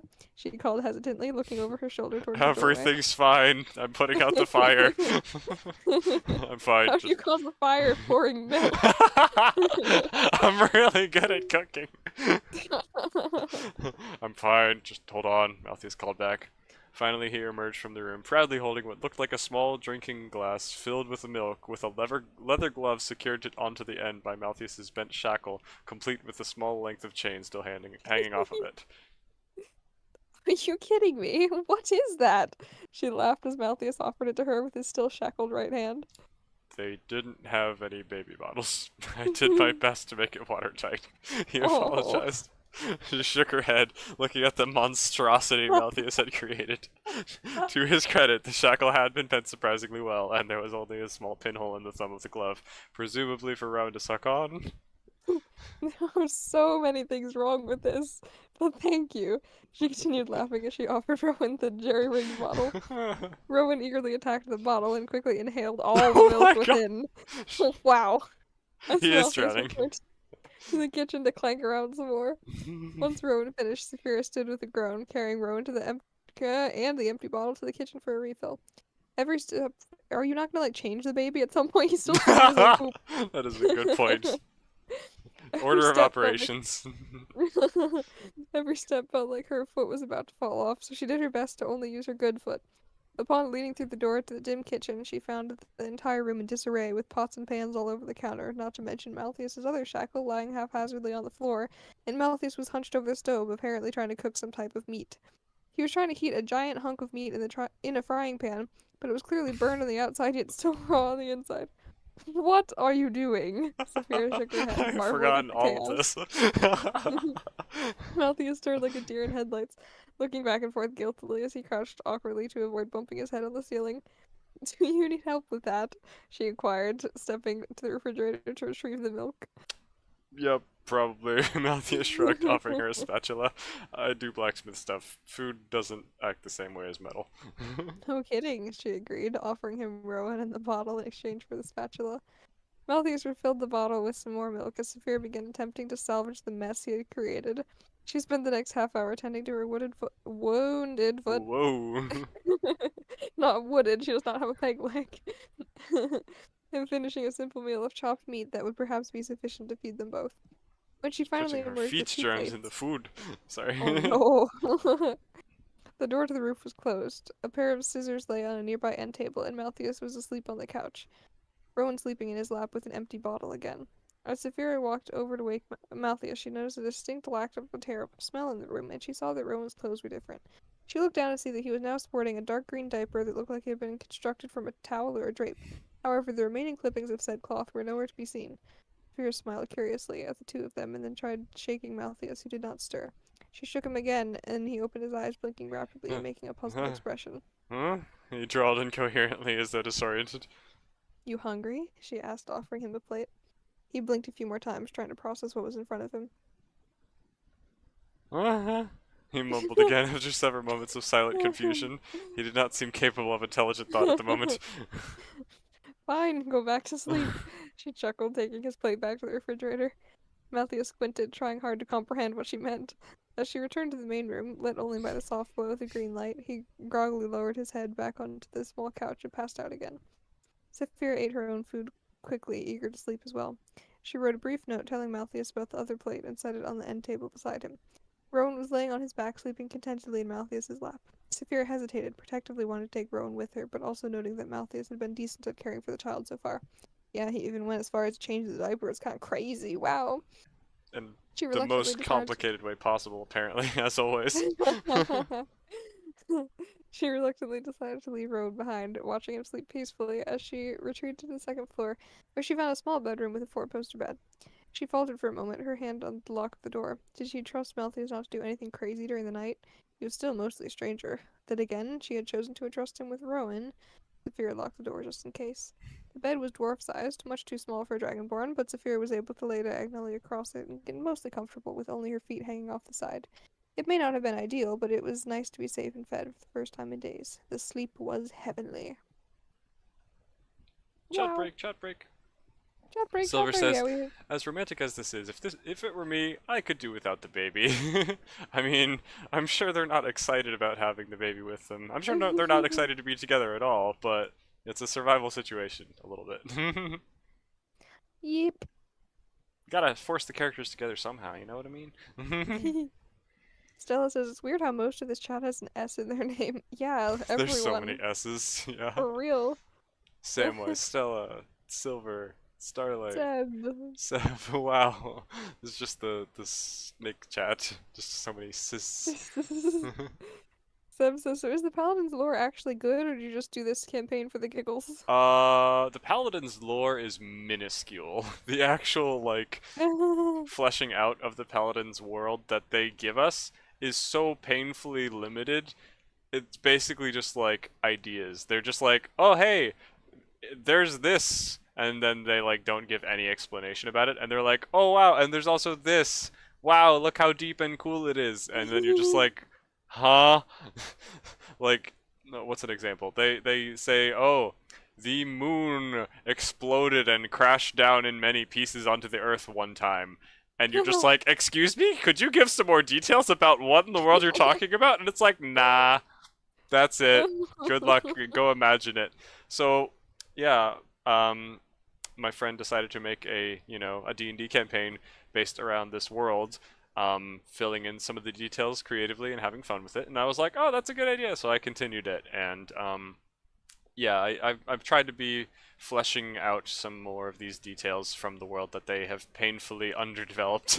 Because they had all these cool concepts and very interesting, like, ideas that they didn't do much with. So, you know, I'm just adding some more little things in that don't conflict with their lore, but also don't necessarily have all that much to do with, you know, their world. Like this story that I'm writing here could easily just be taken and put in some other world that isn't theirs, and really no difference would have been made. There's not anything that's specific to the Paladin's lore here. Most of it so far. There's like a couple things that have been, yeah, I don't know, whatever. Silver says Saphira's looking for some snuggies. No. Actually, that looks like it says snuggles, but I'm making the joke because snuggies and huggies. Remember how you mixed those up? No, not at all. You don't remember that? When you No. said snuggies is a diaper brand, I was like, no, that's huggies. Oh. Oh, my bad. Teehee, I'm laughing. Is she looking for Snuggles though? I feel like at this point she's still barely warming up to this man's existence, but she could easily still stab him in the face and finish the job. I don't know. Good stuff. Yeah, I think it'll still take some time, but at least, you know, we're working on it. We're getting there. Nobody Hello, worry, Samwise. I have arrived. Hello, Samwise. Welcome to the Hello. chat. Hope you're having a good one. What major thing did I miss? They broke out of prison. Mhm. Malthus carried Saphira, which she didn't like, but she had to He because her foot scooped was her up. ow. Mhm. And then they went into a house and they got some food, and Malthus was really bad at cooking. went to Notoriously bad. Hilariously bad. I heard magistrate and I was like, OMG Khan! Yeah, Khan has not made an appearance yet in both the Oh. Paladins D&D nor the nor this story, and he won't for a while. What did I miss? I was listening to the doctor say a bunch of words. Plingle plongle, flapple dapple, lippy tappy Pingle toota. bongle dingle dangle, yippity Yeah. doo, yippity da, ping pong, lippy tappy toota. Were the words inspirational? Yes, very. Have you guys read Wings of Fire? It's dragons and magic. Not many humans, though. Mainly dragons. I have not. I did not know it existed. Although I've heard that it's kind of the same thing as the Warrior Cat series, but with dragons. So Yes, hearing Seb that says it's just both the same Warrior thing as Cats. Warriors, that makes me like, eh. Hearing that it's dragons makes me go, ooh. So overall, I'm just Well, kind of it's a meant for like eh. 5th graders, just as Yeah. Warrior Cats was. It's past my time. If I had found it as a kid, I probably would have liked it, but it's too late for Yeah. me. I It's read the first wrong series era. because Seb liked them, and Hmm. I liked them fine, but I preferred Warrior Cats because I was such a cat girl. I wasn't a dragon girl, I was a Wait, cat so you girl, guys you know? both knew about this and you didn't tell me? How dare you? I feel left Because out. you probably would have been too old and edgy for that stuff, you know? Probably. Yeah, I don't know. Silver says she was desperate to get him to take shelter with her. It's a big whole. It's a whole house. There's more than one room. At least Ethan didn't do the one bed trope, am I right? That's too far. I don't. She would have absolutely like ripped his throat out Yeah, first. that would have crossed I the don't. line to like cheesiness. Yeah, that I don't think either of them would be down for that at this point. Their character development Yeah, is someone still. can just take the floor, it's fine. It's still like icy, but like starting to melt. They have smiled at each other for the first time or something. That's My about as far favorite. as we Oh, are. Hmm? oh, that's so fun. I love when characters hate each other, then they get stuck together and they have to like each other. Oh, it's so good. Bucky and Yelena. What did you Bucky and say? Yelena? No, never. Mm. Samurai says, EJ, how do you know the words I heard? Was it actually those words? That would be funny if it was. Imagine. That's hilarious. I'm just a psychic, what can I say? It's Warriors, but way better. They're on the 7th graphic novel now. Wings of Fire was so sick, though. The dragons would, like, rip each other apart and burn each other alive! Holy Wow. cow! Yikes, I mean, the gigadoodles. cats would like rip each other's organs apart and like bleed to death. Oh my gosh, this is for But 5th graders? yeah. Yikes. Silver says 2 Dragonborn in one of these beds would be horrible. Yeah, Oh you're right. no. Saphira can't even fit in this dwarf, like, king-size bed. And she's a woman. Malthus would be, She's a like, woman. halfway, like, drooping on the floor. It's Oh. a dwarf-sized bed. Starlight says, Okay, I'm McKay, not a I am dragon not girl. a dragon girl. Ahem. How to Train Your Dragon. Yeah, that's fair. That Mm. is one of my favorite movies because the soundtrack is beautiful. Wings of Fire is pretty gory for a kid's series. Ooh. Well, okay then. Queen really Scarlet is. was brutal. Oof. Yikes. Ooh, Scarlet. Even the name just sounds aggressive. Makes sense with the red. Color theory. Rude Awakening, Chapter 5. What was the last one called? Moving Out or something? Ah, yes. Because it was 5-star Moving accommodations in the prison. Moving out. Yeah, anyway. Ready? You want to read or Are should I? you ready? Are you Are ready? you ready, kids? Are you ready? Aye, you? Captain. Are you? What am I No. saying? I'm losing my mind. You are very aggressive. Be Yee! aggressive. I'm being an aggressive woman who will Aggressive. kill someone Stop. and then marry him. Oh my gosh. You need a softener first. No, you kill and then you marry. Necromancer. What? No. Wait, what? No! No, no, no, no, no. Oh, that wasn't even the right word. I meant necrophilia. Okay, I'm ready. That's not better. You're not better. Ah! I got you. Mm-hmm. Anyway, Uh, Saphira was jolted awake I feel like again we by fit our thundering- characters that we're reading here. The Oh, anger vibes. Even though we are not, we are siblings. Calm down. Yeah, I'm like a sleep deprived Saphira. I'm laughing. I was basing that last part where Malthus was like so incapacitated he could not even function when I was remember you weren't there obviously, but when I passed out and I remember waking up from passing out and being like incapable of understanding the situation that was around me and everyone was Wait, like, "Are when you did you okay?" pass Blah, blah, blah. And, huh? Oh, was that the time when you were outside? Outside. What time were you talking about? When did you pass out? At the doctor's office when they took too much of my blood. Oh, And yeah. then I I had like I was sitting there, they were taking blood as you do, but I have low blood pressure to begin with. So I was sitting there and they were taking blood and they were taking a lot of blood and I'm like, man, they're taking a lot of blood. Next thing I know, I I wasn't there anymore. I was like drifting with my consciousness through the cosmos and seeing You a woke thousand up, flashes you're of colors somewhere and else. like different, it was like it felt like for hours I was just kind of drifting in a sea of memories and shapes and colors and all these things and experiencing all of time and space, and then suddenly I was kind of yanked out of that and I'm like, how long have I been there? What is happening? Where did I just come from? Was I dreaming? When did I go to sleep? What's going on? And I was upside down, and there were like four doctors holding me by my legs upside down and trying to get the blood Oh to my flow back to gosh. my head. And they were like, "Are you okay? Can you hear me? Do you understand?" And I'm just like, I don't recognize any of the faces I see in front of me. Should I? What is happening? And I couldn't really even formulate a sentence to explain the levels of confusion that I had. So I just like, what? And then I passed out again. And Oh my so that's like the, How much the blood did they vibe. take? I don't know. I mean, I don't know. They say that maybe I just passed out from like seeing the blood leaving me and that was queasy or something, but I don't feel like blood doesn't bother me that much. I don't know. One way or Weird. another, for some reason I passed out and they gave me crackers afterward.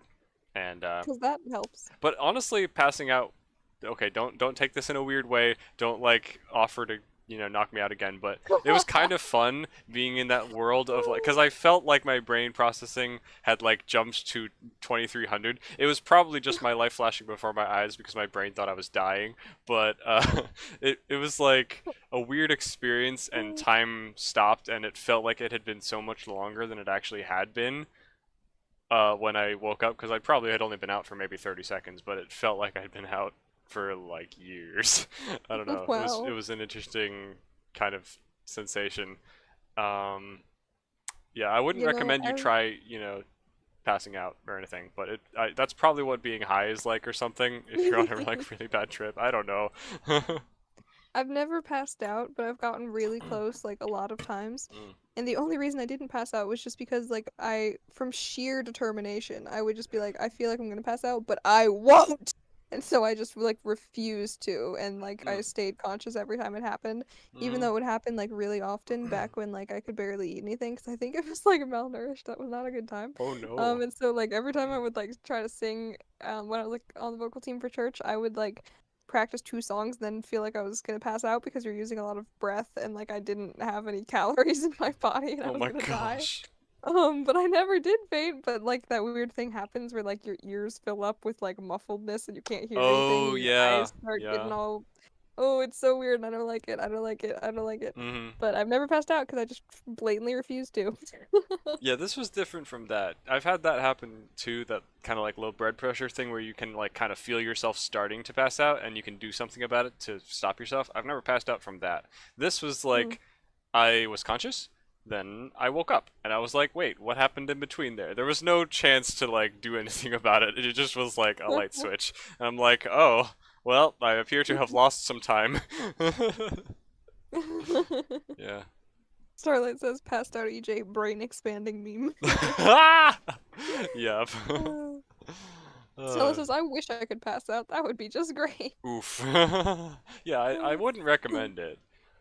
Seb Seb says, I says passed out once from drugs. Doctory doctory drugs. drugs. Fun. Bingo bongo dingle dangle. Dippity dap and pong whippy tappy toota. Exactly. Exactly, he gets it. Man, how Seb says, far Percy, don't pass out. how far is Don't the stream pass behind? out. I feel like some people were responding to things we said like 2 or 3 minutes ago sometimes, and I don't know Well, how you much know lag what? there is. Ah, That is a you problem. you're a you problem. Stella says, someone joined who's not an S. Yes! Welcome, Guardian K Plays. You are the guardian of the non-S squad. Hmm? Eee. Dreamed about Lightning McQueen for a second? What? Ciao. It's not that far behind. Okay, cool. Good stuff. Oh. Leave us, brother! I don't know. Anyway, another chapter. Another! Would you like to read Another? or should I? I guess I'll I read think because I ended. the first thing is you speak. Saphira was jolted awake again by a thundering boom of splintering stone in the distance, along with the very earth rumbling. It almost felt like an earthquake, with the house and windows shaking in the wake of a monumental disturbance. It sounded like a huge building had collapsed somewhere across the city. On top of baby EJ. Oh no! Saphira leaped out of bed and stumbled to a rattling window on her knees, peeking out of the curtains to see what was going on. There was nothing abnormal, merely the dark streets outside in the dead of the cloudy night. It looked like only a few hours had passed since she'd fallen asleep, and she was still exhausted, despite the adrenaline coursing through her veins. Rowan began crying from down in the main room, just as the rumbling finally began to subside. Saphira groaned defeatedly and pulled herself to her feet, careful not to bump her head on the low ceilings and doorways as she shuffled out of the bedroom and returned to the living room. Malthius was still sitting where she'd left him, but he was awake, tiredly trying to console the frightened Rowan. At this point, the rumbling had completely ended, along with the frantic alarm bells in her head. Nevertheless, Saphira leaned heavily on the banister as she walked down the stairs, her burned foot still aching and throbbing. The green light coming from the crystal lamp was dim and lent a sleepy atmosphere to the main room as she entered. What was that? She asked, approaching the couch with her arms out to take Rowan. Melthius yawned widely, seeming to have trouble keeping his eyes open.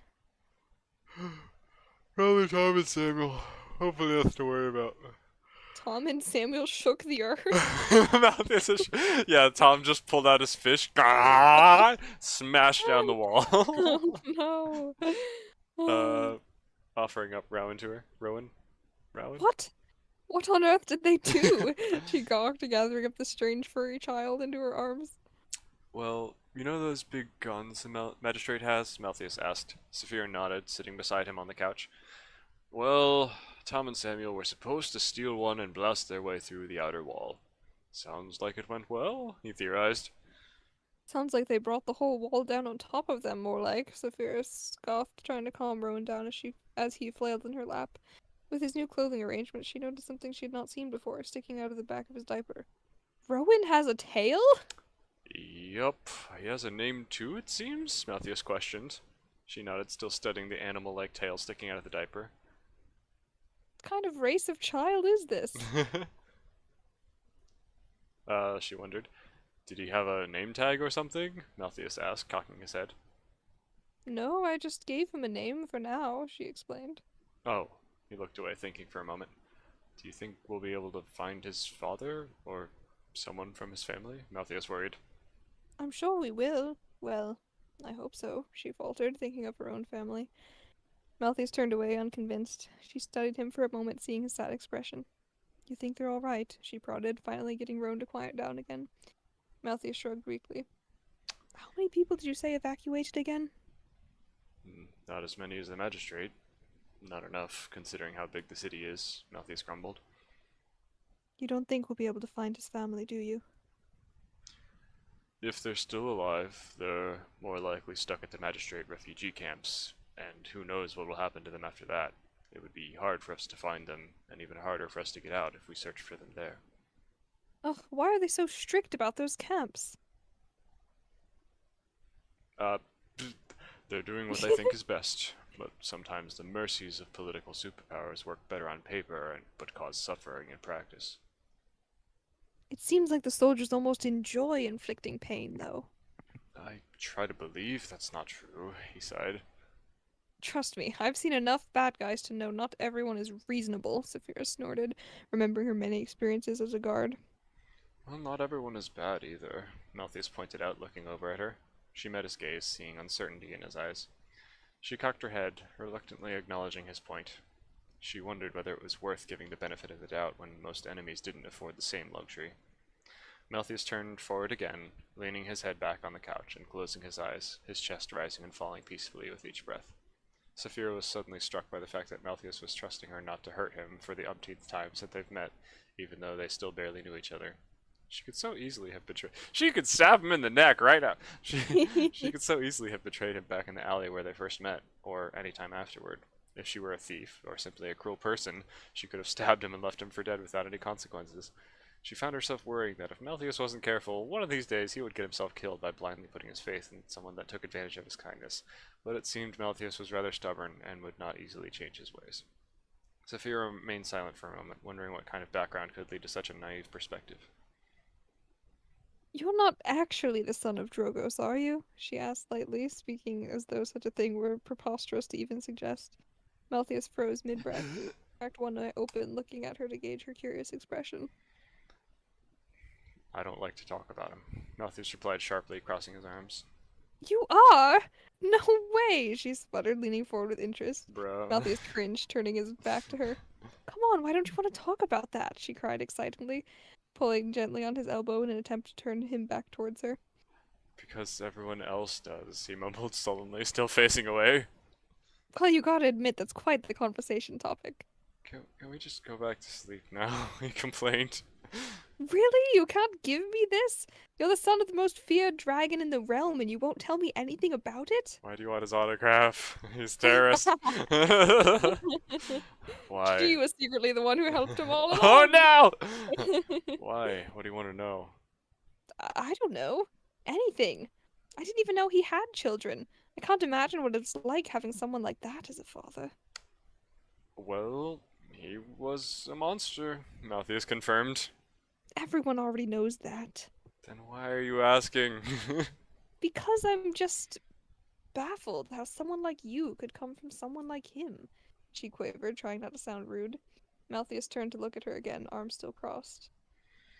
Look, he's my dad, but I don't stand for what he does. That's his business. I make my own choices, Malthus said firmly. Saphira considered for a moment, remembering the smug faces of the soldiers. The magistrate seemed to think differently. Of course they do. I get put on a watch list every time I identify myself. It's hard to avoid the stigma caused by being the son of a well-known terroristic pirate. He sighed, looking down at the thick scabs on his wrists, which almost made it look like he had still had his shackles on. Oh. Symbolism, he smiled at his Yusuf. I'm so sorry. It's fine. I've gotten away with it until now because I've never done anything illegal for them to complain about. And now they're finally after you because you tried to help people. Pretty much, Malthus confirmed resentfully. Well, what are you going to do? If they send out a report about you, every magistrate soldier in the realm will have your wanted poster printed on their doormats and coffee mugs. Yes. I'm just laughing at that image. Like it's a medieval-ish kind of world with like some advanced stuff and printing wanted posters on coffee mugs. Forget milk cartons. Yeah. I don't know. I'm not going to live on the run from them. I'll pay my fine or serve my time. Maybe work in a magistrate forge in Goblin Gulch or Moonbright until they're satisfied. Moonbright! Sorry. I'll figure something out to clear my name. What? But you know they mistreat everyone they come across. Being a high-profile prisoner, you'll be lucky not to get executed, Saphira protested worriedly. Malthus spread his hands defensively, like, oh well, what can you do? I did technically break the law, after all. I shouldn't hide from the consequences. No one in the realm would be safe anyway. Malthus, listen to yourself. You're willing to throw your life away to uphold a law you know is wrong. Please, have some sense, she entreated him. What's the alternative? Live a life on the run, hiding in shadows and stealing to survive? No thanks. Malthus shuddered. You're such a confusing man, she sighed, shaking her head sadly. At least I've got convictions, Malthus grumbled. She looked back to him, hurt. Oh, get wrecked. What's that supposed to mean? She defended, wondering if he'd seen her past few days pilfering supplies from magistrate soldiers. He simply shrugged, looking down at the floor. I only stole from those worthless... I'm not talking about you, he interrupted, still staring off into space. She blinked in confusion, her anger still boiling, but quelled from exploding outwards. She followed his gaze ahead, towards one of the picture frames on the mantel, depicting a family of dwarves, with the father smiling widely at the camera as he hugged his young sons. What? At his use of a simile. Yes. Oh, she understood quietly, looking down. Malthus turned slightly towards her, giving her a sad smile. She returned it, feeling a strange new warmth where there had previously been a cold wall between them. Malthus let his shoulders droop and sunk deeper into the couch. Now she wants cuddles. I'm kidding.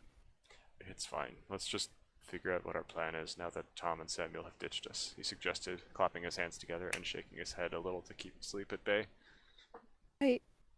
Yeah, okay, Saphira replied uncertainly, looking down to Rowan, who was playing with the fabric of the couch. The exit Tom and Samuel just made will be swarming with guards by the time we get there, so there's no point in going there. Do you think we could get to a ship at the docks? Malthus asked. Saphira shook her head. No way.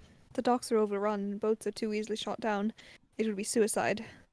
I take it your secret path out of the city are no good? Well, I only knew of the one because of my workplace, but yeah, that's where Tom and Samuel were supposed to meet us. It's probably nothing more than a pile of rubble at this point. No good then. Could we steal a gun the same way they did and make our own exit to the city walls? It would be risky, Malthus considered, stroking his chin. If the magistrate figured out what happened, they would be alerted and would be keeping a close watch on those guns. And we don't have the advantage of looking like magistrate guards, he pointed out. What about your fighting citizen friends? Do you think we could simply force our way out on one of the city gates? Don't think so, Saphira despaired. You can hear fewer and fewer fights going on in the city every hour. If there are even enough rebels left to fight, they would be too exhausted to rally for a frontal assault. Plus, the gates are too well guarded. It would be best to sneak through unnoticed, but that would be very difficult even for me. Perhaps I could try talking to them and convincing them to let us through? Every guard in the city will be on the lookout for two escaped Dragonborn by now, remember? She shot him down. He grimaced. I'm not used to being a criminal. Well, neither am I, but here we are, she sighed, feeling like a member in an extremely unprofessional war council. She set the gurgling Rowan down on the couch between them. I guess that also rules out blending in with the citizens and being taken to the refugee camp, huh? Malthus mentioned. Saphira shuddered at the thought. Yeah, there's no way we're going there. But what if that's where his family is? Or even yours, Malthus argued. She closed her eyes in pain, setting her jaw against the potential truth in his words. They better not be, she grumbled menacingly, giving a threatening glare to the fireplace in front of them. They better Malthus not leaned be. back in mock intimidation. Alright, relax. Even if they are in the camps, it's supposed to be temporary, he pointed out, trying to calm her. Yeah, until the magistrate decides to punish the innocent citizens for the fighting and decides to put them in work in a crystal mine or something, she grumbled. Even more reason to stop the fighting, Malthus joked. Saphira narrowed her eyes at him angrily. You think we should just give up? Let them win and take the city without resistance. Let them win? Malthus chuckled in surprise.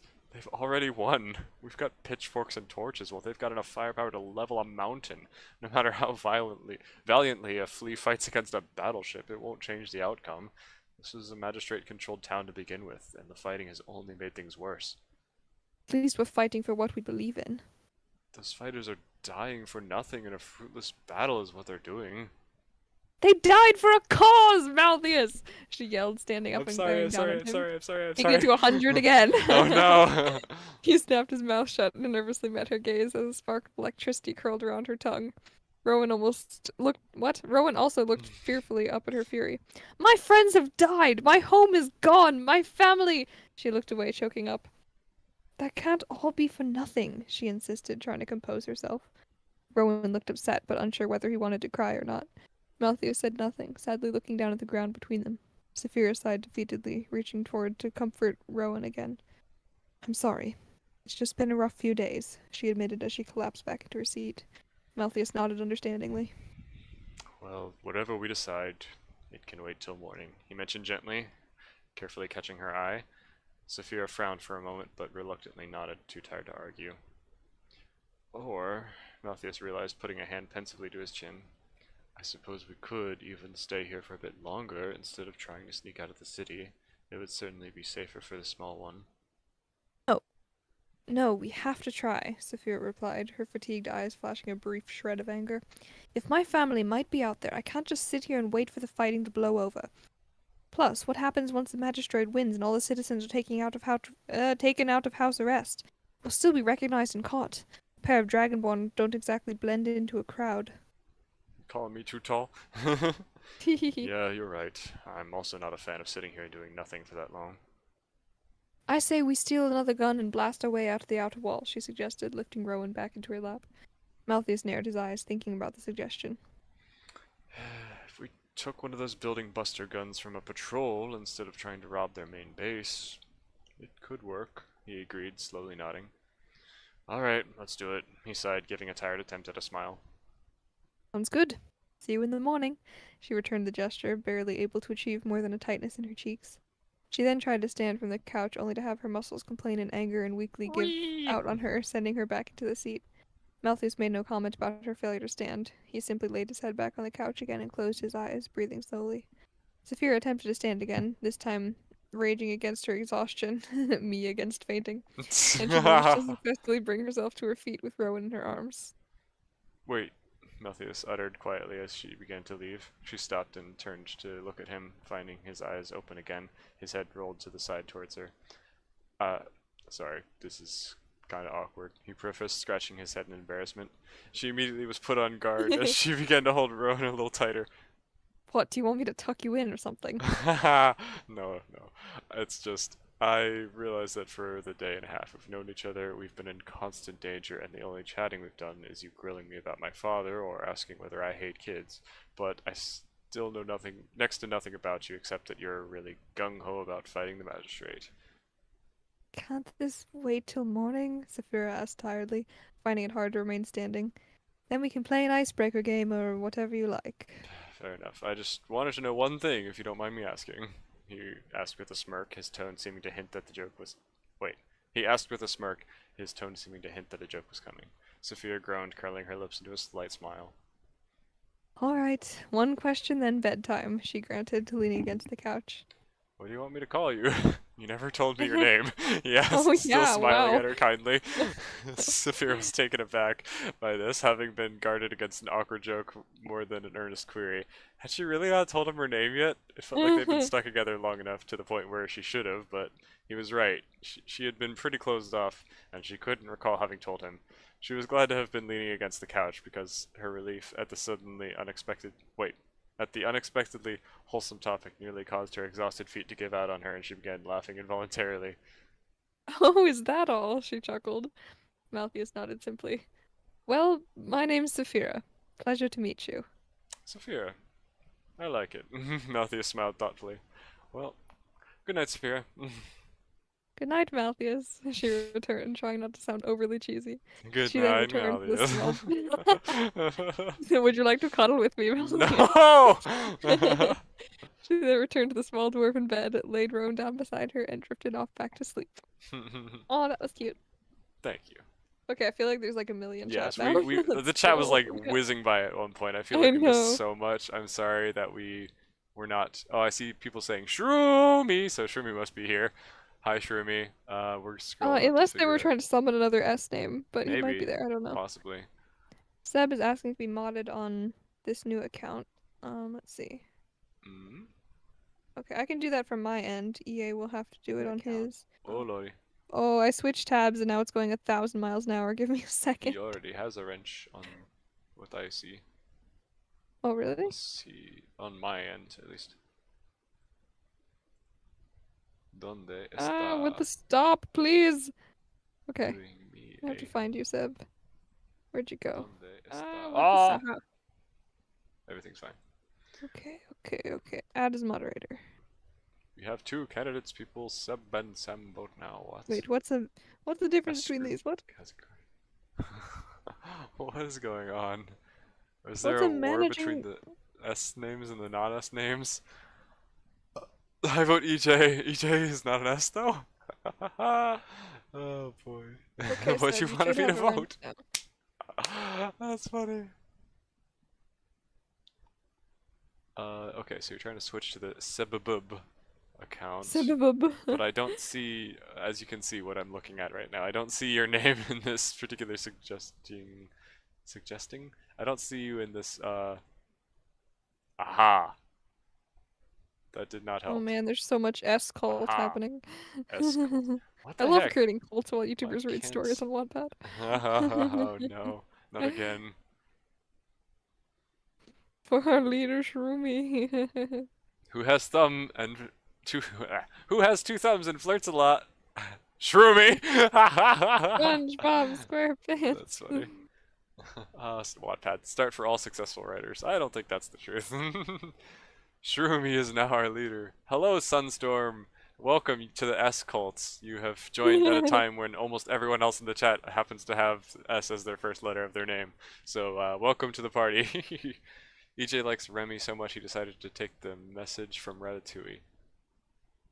What? Was the message from Ratatouille. I don't know that if you pull someone's hair, you can get them to do anything. Shroomy is our leader. Oh dear. Mr. Shroomy, the man who doesn't squeak. Wonder how long of them. Tim says EJ and McKay read story. Meanwhile in the chat, Shroomy! Okay. Guys, what's our Shroomy national anthem?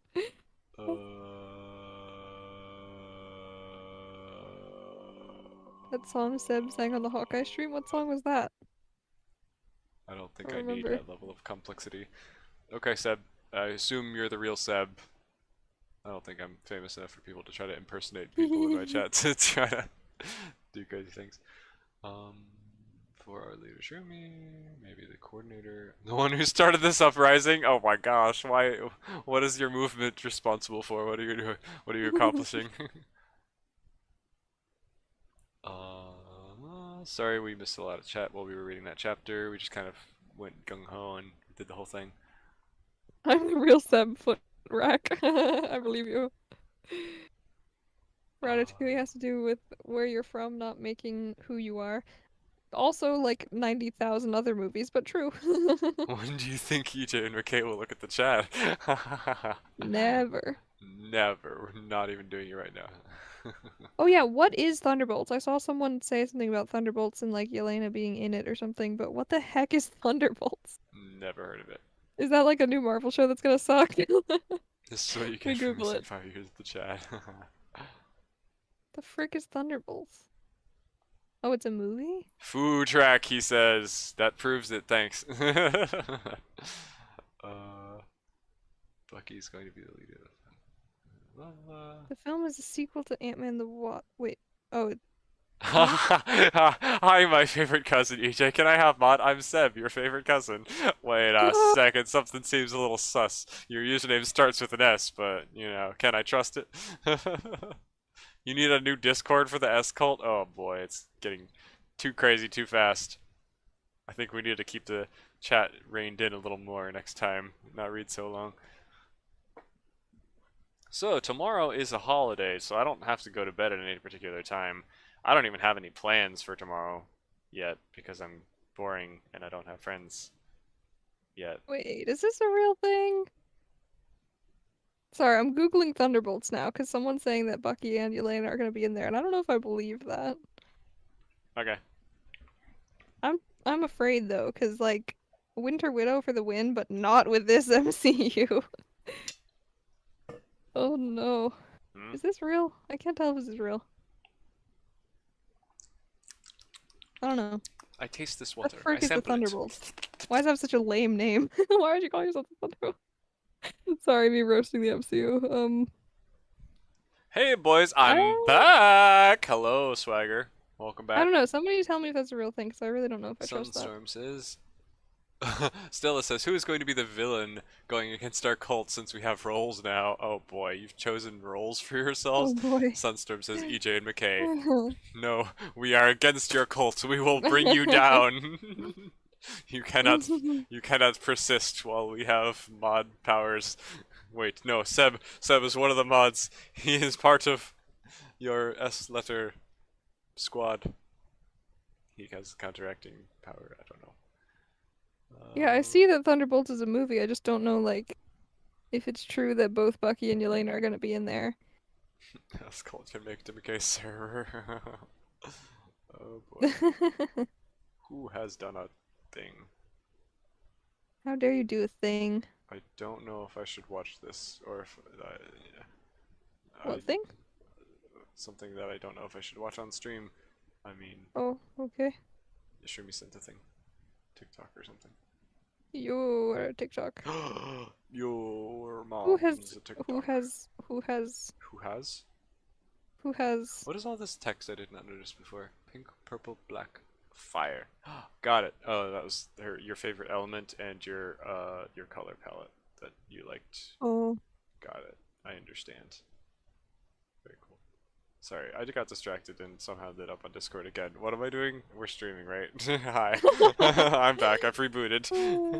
Oh no. Thunder and fireworks are happening outside. Thunderbolts. Thunderbolt and lightning, very, very Very, very frightening me. frightening Galileo. Man, I'm gonna be mad if that's not the theme song for whatever this Thunderbolts is. Bohemian I still think it sounds Rhapsody. stupid. Oh What? my gosh. What did you say? What? What did you say? When? Just now. Obviously nothing important, because I don't remember. You just suddenly went, what did you say? And I'm like, I don't know! I don't know what I said! I'm sorry! What are y'all's role in the cult? I'm not in the cult. My name doesn't start with an S. I'm legally not obligated, not allowed. I'm incapable of joining your cult. I'm sorry. True, yeah. I don't know how to join. So Thunderbolts is supposed to be with Yelena and Bucky, but MCU is falling apart, so we'll see what stays. Yeah. I mean, I don't have any hope for like Winter Widow being a real thing, but because the MCU sucks and so nothing good would ever come of it. But it would be interesting to see them if they actually interacted on screen, but I'm sure that anything they did would be wildly disappointing. Hang on. I Sunstorm's think name is just making me like remind of something that I need to trigger everyone in the chat and turn them against each other to change the cults. what? You need to what? I'm gonna trigger the chat and make them turn against each other, and we're gonna have two different cults. One that hears Brainstorm and one that hears Green Needle. Oh. And they're gonna, because whenever I hear Sunstorm's name.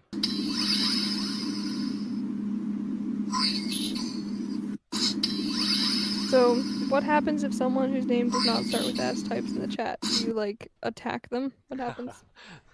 Which one did you hear, guys? Well, that one's different because you can hear either one, but with some of them, you only can hear one of them. Sunstorm says, "Oh no, what have I done?" I'm sorry, that's just what your name made me think of. It reminded me. I hear both at the same time because I have 2 ears. I don't know if that's how that works. Oh, Bethany is here. Your name does not start with S, neither does Guardians. Oh my gosh. Welcome, Bethany. Hope you're having a good Hello. one. You are here to be helpful to our cause. We are resisting the cult of names that start with S's because there are way too many of them. They're trying to recruit us, but we say no. I don't know what's happening. I don't either. The war is developing. Avengers Civil War. Oh no. Honestly, You though, I feel think this me? is my fault since I was the one who wanted to get an S Guardian. Fair enough. Are we ready to continue reading the story? Never. Oh. Okay, I guess we'll just sit here for a bit then. Just gonna How's your day look going? around. I'm just looking at the light. Silver says, I'm trying to send them to McKay's server, but it's not working, lol. I shouldn't have looked directly into the light. I can't see anything now. Oh, There's just a no, big don't- spot in my vision. Don't Where do are that. we? Who am I? We are on chapter 6. Whoa. I can't read that. Okay, I'll start. 'Cause you're gonna die, apparently. There's a hole in my vision. Dear Liza, dear Liza. no. Saphira awoke slowly, finding herself sunk deeply into the soft mattress. The sun was streaming through the curtains and lighting the room with a cheery golden glow. The green canopy above her was supported by the frick am I hearing? I'm doing like the dramatic sunshine and roses music as she wakes up with this lovely. She's about to start her morning routine, guys. Welcome to her boy. YouTube channel. The green canopy above her was supported by the 4 wooden posts at the corners of the bed, evoking the illusion that she had spent the night in a forest. Not her forest, she doesn't own a forest. Her bruises and sharp pains had receded into dull aches during the night, and her legs felt a little stiff from the tight fit across the bed. But she decided but she felt decidedly refreshed overall. She rolled over carefully to find Rowan still beside her, sleeping contentedly with his mouth hanging open and a small puddle of drool on the sheet below his head, along with a second, more suspicious wet spot below his improvised diaper. Oh my She god. gave him a sniff, surprised to find him so clean. She took a deep breath, rolling out of the bed and stretching widely. It felt good. She gently slipped her hands under the child and lifted him without waking him from his slumber. However, she made sure to hold him out away from her body to avoid tainting her clothes with his wetness. As she opened the door and stepped out into the hallway, she was greeted by the familiar smell of cooked meat. Uh-oh, he tried it again. Oh no. What has he done? Along with a faint hint of dragon fire. She was reminded of home, and she began salivating, realizing her hunger. As she descended the stairs, still mindful of her foot, she saw Malthea sitting at a table that was comically tiny for him, with a half-eaten plate of yesterday's meat in front of him. He smiled up at her with a cheerful wave.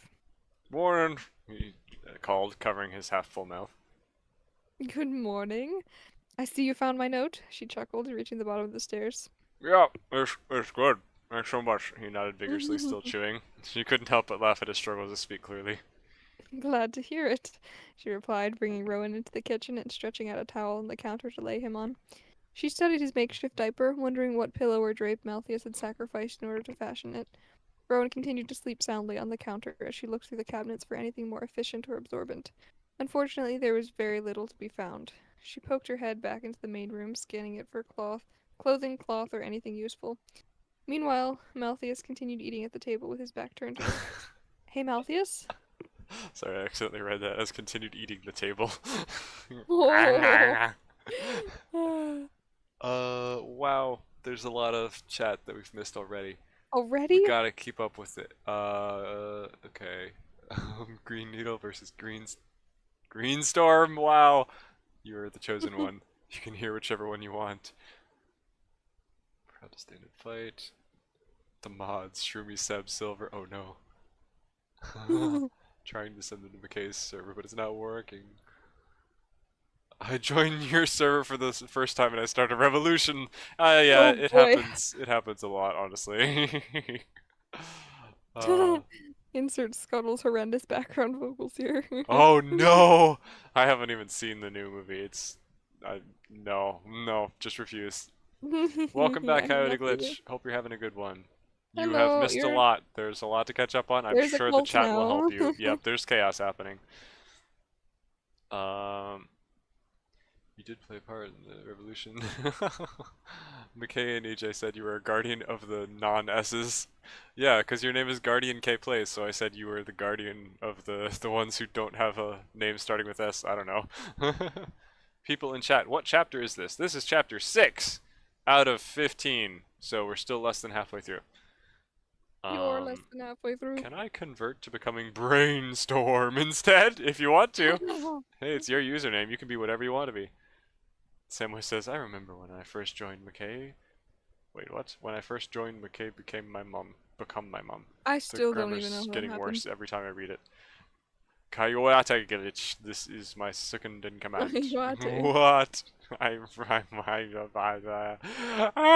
Chat! duplicating It's so himself. Oh. fast!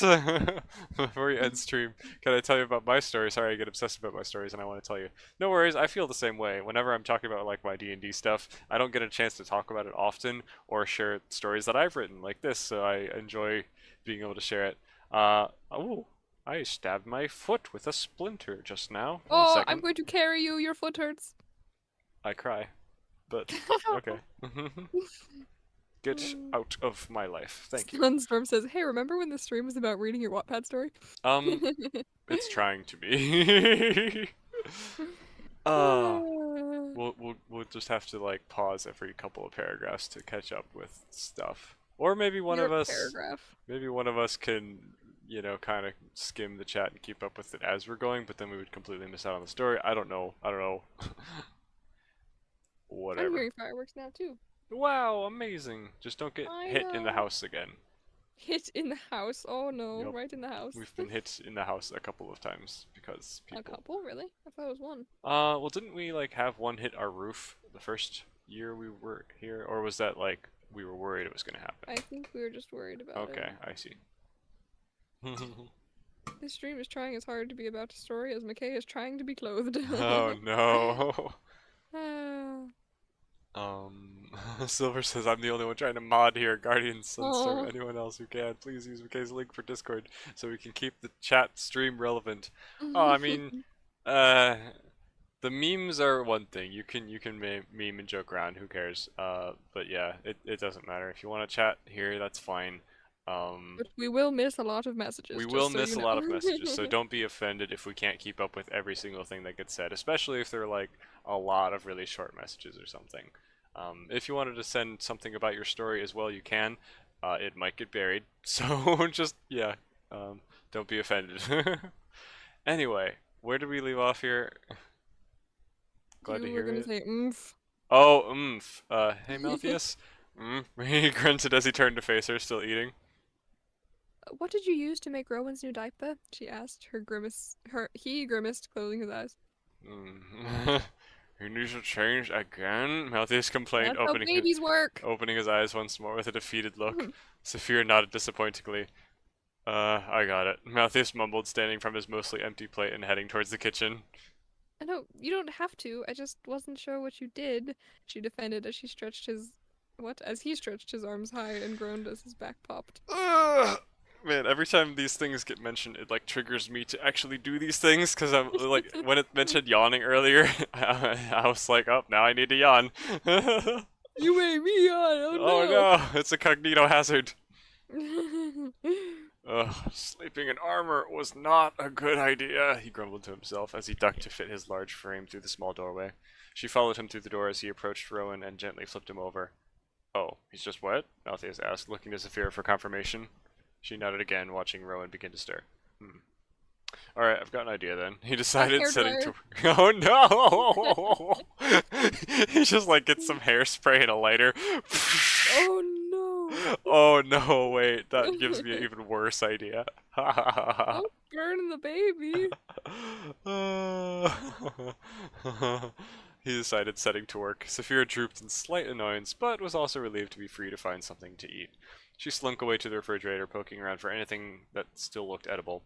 There were only a few meager choices like some wilted vegetables, mushy tomatoes, an entire wheel of cheese, and the nearly empty bottle of milk. It looked like the previous residents of the house didn't keep their house very well stocked.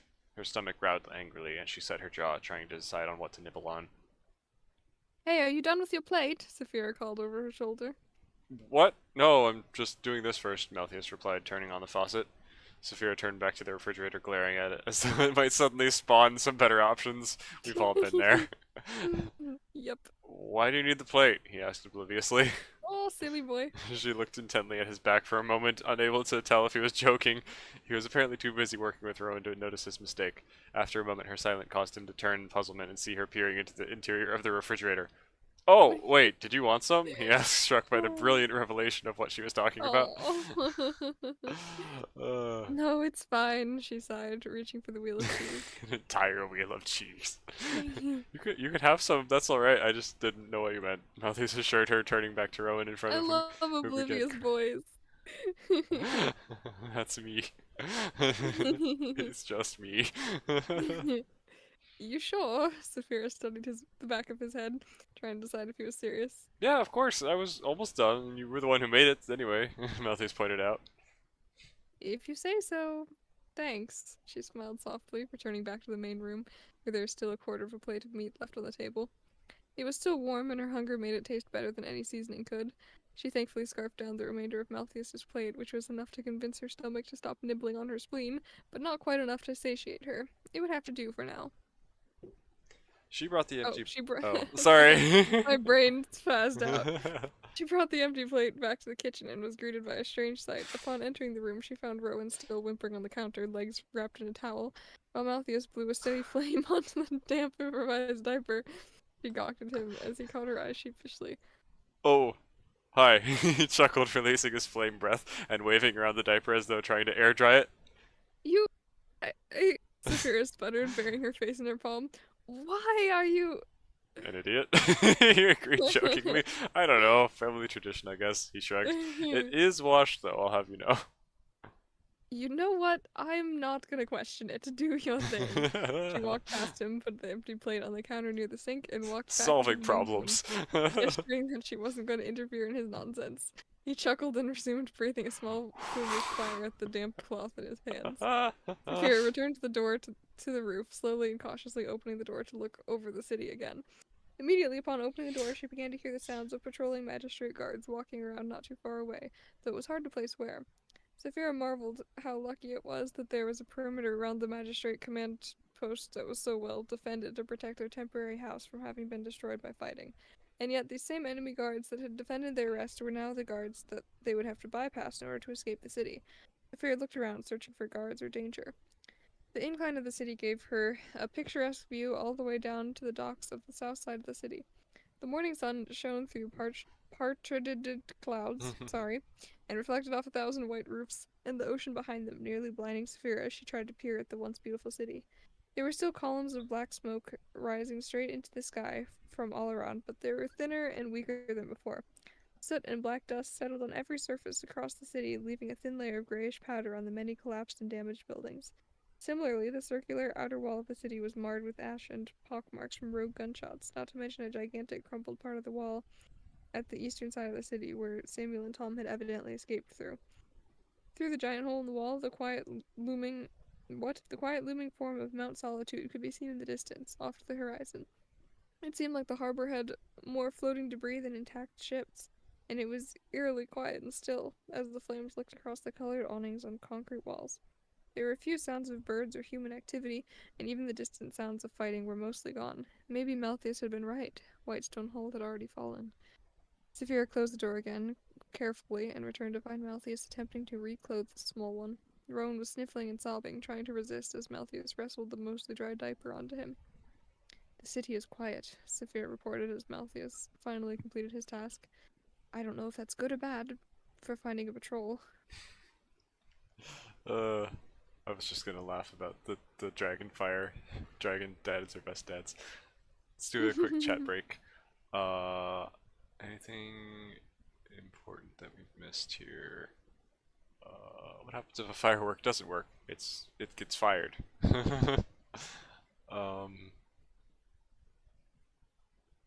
EJ, if you missed this message, that means I'm your favorite nephew. Well, joke's on you, I got it. Also, when did we get related?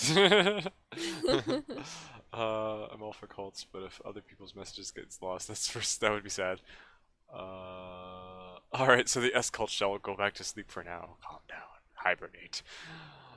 I have the most random question, and I don't know why I've thought of this. EJ, I know the E means Ethan, but does the J mean Joshua or something else? Because Evan's middle name was Joshua! Oh my gosh, Ethan, your naming is so creative. How...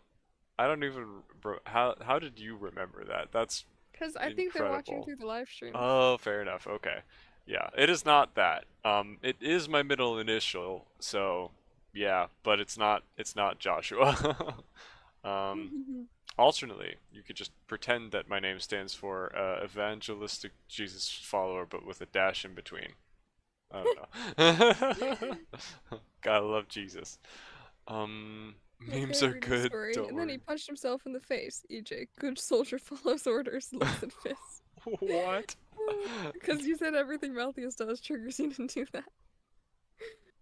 What? Everything Malthus does in the story makes you do Oh. what he does. So punch I get yourself it. in the face. I get it. Middle name is Josiah. Yep, you got it. Now you can impersonate me and steal my identity. Silver says, congrats, Saphira. You are going to acquire more children soon. I mean, the ones Malthus has, not through any other means. Whoopsie my butsy. What just happened? You are going to acquire more children soon. Oh, why is Whoopsie my butsy so funny? Malthus does not have the kids. They have the kids together. I'm saying, like, this is what we're reading right now is a backstory before they met. He doesn't just like. Before they met, they're not meeting right now. Everything's going wrong. I'm just trying to say he doesn't already have some kids when she's meeting him, and he's like a single dad that, you know, gets a woman. Like, they have the kids together. This is a backstory before the kids exist. Other than Rowan, he's a bonus child, but he's not the same species. My source is poems. I'll say, oh, another poem by Ethan Josiah Tyson. By Yeah, Ethan Josiah Tyson. Oh. it's Tyson. No relation to Mike Tyson or the Chicken Company. Good soldiers follow orders. No, not that. Oh dear. Exterminate! Jokes. I wonder when EJ is going to have some kids because I would love to have some cousins. I need to find a woman first. I need to find my Saphira, but like a human, that would probably be preferable. Wait. Oh, I got so confused because I didn't know who had said that, and I was like, did Seb say that? Because that would not be cousins if your cousins had kids, but no, it was Seb. Okay, Yeah. Silver says and Malthus Coyote. should be a single dad. Goodbye, Saphira. Oh, I mean, Oh no! she is a little aggressive right now, but hopefully she'll get nicer, as time goes on. It's fine to be aggressive as long as you're not being aggressive when you're already married, but you can be aggressive when you're just meeting someone you don't know if you like them yet. Sure. I mean, yeah, But she's traumatized right now. She thinks her family's yeah, dead. She's like in a war zone. She is in fight or flight survival mode and taking out her aggression exactly, on anyone who happens to be nearby. precisely. No, not Saphira, says Stella. Oh, Coyote how says, do y'all nice feel story about this couple description. so far? 3 children live in a house with their mother. Everything was normal until a witch moved in next door. The A witch is witch. dangerous, they say. It is up to the kids to find out the truth. You know, that sounds like Hansel and Gretel, but it could go a number of different ways, so that It's sounds fun. it's Hansel and Gretel and their brother. Lunch. Oh, it's Hansel and Gretel and the sibling that died before that fairy tale Exactly. even That's why I started. said. That's what I was saying. Their third brother, Lunch. He just disappears. Yike. It's Well, backstory. that sounds cool, I'm Coyote. sorry. Yeah, that's I cool. I'm hope it sorry for goes making fun of well. it. I make fun of everything, including myself. Stella says, YK. I don't know what that yuka You know, I it don't means know you know. what because oh you know what because of this stream I shall start a cult of my own. Oh no, we Oh already boy. there's so many cults. So why are there so many cults? Oh dear. Mal becomes Mando. Oh, oh, good stuff. What about it being aggressive during marriage? I mean, I'm just saying that not a you healthy are allowed, relationship, you maybe, can be but mean to people and it's fine as long as, what am I saying? You're allowed to be mean to you're. people when you first meet them because Oh my you don't know gosh. if you like them yet, and that doesn't make you a terrible person You for being mean to shouldn't be someone you just mean met. to But anyone. okay, but I'm How are saying you gonna that find that's someone who okay. likes you if you're mean to them immediately? You're just gonna I'm chase them just away and make them saying, think you're a but then jerk. it's different if you're acting that same way when you're married to that person Hmm. because then You that's gotta be a being like an team. Yeah. abusive partner. But if you're just practically strangers, then it's not nearly as bad if you're mean to a stranger as if you're mean to like your husband or your wife, you know? Yeah. Does that Yeah. make sense? Not being abusive or toxic is good. Yeah. So, like I Uh, said in the last stream, what did I say? Like mean ladies who thank become nice mommies? you. Yep. Yep. Something like that. Thanks, Seymour. I appreciate it. Seymour. I don't know how to pronounce that properly. Okay. We could always cause a ruckus. That seems to draw the guards pretty easily, Malthy suggested, going to the refrigerator to refill Rowan's bottle one last time. This little guy certainly knows a thing or two about making a fuss. Malthy exposed, side-eyeing the crying Rowan. Saphira went to pick him up, trying to cradle him and coax him into silence once more. Yeah, it would be hard to sneak up like this. Why do we pick him up again? Saphira complained as Rowan began wailing louder, because he would freaking die without you! Oh, come on. You know you love him. Malthia's T is handing her the bottle. The bottle. She made a What makes face it at him. sound so suspicious? Well, it's not a bottle. It is an abomination. She made a face at him, unwilling to admit he had a point. She did feel bad for the helpless little guy. He had lost his family, same as her, and for all they knew, they might not be able to get them back. They were both alone in a dangerous, crumbling city, but at least they were alone together. With Let's be Malthus. alone together. We can say yeah forever. Sorry. She smiled sadly down at Rowan as he sucked on the bottle. Hey, are you alright? Malthius's voice snapped her back to the present, and she gathered her thoughts. Sorry, just thinking about the way things used to be, I guess. She pondered, looking off towards the kitchen. What do you mean? I don't know. Just the past few days have been very alone. I kept wondering if my family was safe and not even knowing if I was. But this place was nice. A chance to forget the danger for a while. She looked up at him with a small smile. Aw, Cute. it's okay. The danger isn't forever. Things will go back to normal again. Malthius promised gently. And we'll find your family. He stopped himself mid-sentence, sounding more uncertain than he probably meant to. Thank you. She smiled weakly. He returned the gesture awkwardly, seeming unsure if he made her feel worse. I'm ready to go if you are, she assured him. He nodded, still studying her expression. Sounds good. Is your foot okay? It's not as bad as yesterday. What about your wrists? She asked, stealing a glance at his scabs. I think I don't know how much of it I was thinking about in terms of like in D&D mechanics. If you to basically take a long rest, you just instantly get healed, no matter how bad your injuries are. If you have like 4 broken ribs and a brain injury, if you just take a rest for a night in D&D, you're good to go. You're ready to fight another day tomorrow. So Nice. I don't know how much of that I like put into this. I think I was doing a mix of like somewhat ignoring their injuries after this point, but also, you know, keeping them around a little bit because it's, you know, you got to keep the verisimilitude a little bit. Verisimilitude, that's a good word. Silver says, "Hey Malthius, I think this is your wife." Not yet, she ain't, but she will be. At least. But when is Clyde gonna come and reveal that Saphira is Ia? They sound the same. Oh my gosh, it's all just a cleverly disguised. All the characters are just wearing masks to fit each other the whole time. Malthius equals husband material? I don't know. What do you guys think? Ooh, Do you? I think so because I love a sassy, violent woman who has a guy who Nothing balances to her do out. with the man. He is husband material because she is hating him. Yes, And exactly. he's taking That's it. how it works. He's taking the abuse like a man. I love This that is for a him. Great foundation for a relationship right here. Definitely not Oh, toxic at all. they are already taking care of baby together. They are perfect for each other. Aw. Coyote says, "Did you see my story description?" Yes, we did. We read it. We were talked about witches for a little bit. We were having fun with it. Unless there was more of it that we missed afterward. I don't think so. Clyde equals husband material. Oh, Clyde Parker, at your service, ready to cast some spells and kick some booty. Till death do we part. Till death do we part. I love it. So good. Okay. I'll be sticking with short sleeves for a while, but I can do what I need to. Good. So where are we heading? The east side of the city or somewhere else? Let's aim for a good distance away from the new breach in the wall. That place is sure to be swarming in guards. Makes sense to me. Maybe we can break out farther north? I'm okay with that. The hard part is going to be getting across the city in broad daylight without getting spotted, and robbing a patrol without raising the alarm. Malthus considered stroking his chin. It'll be fine. We just need to be careful. It's interesting they didn't also consider just getting a rope and like grappling hooking their way to the top of the wall and climbing over. They must destroy the wall instead. Of course. They must grab Jarkathan and throw him out of tower. Oh, Jarkathan! It'll be fine. We just need to be careful. If you say so, Malthus shrugged, walking to the roof door.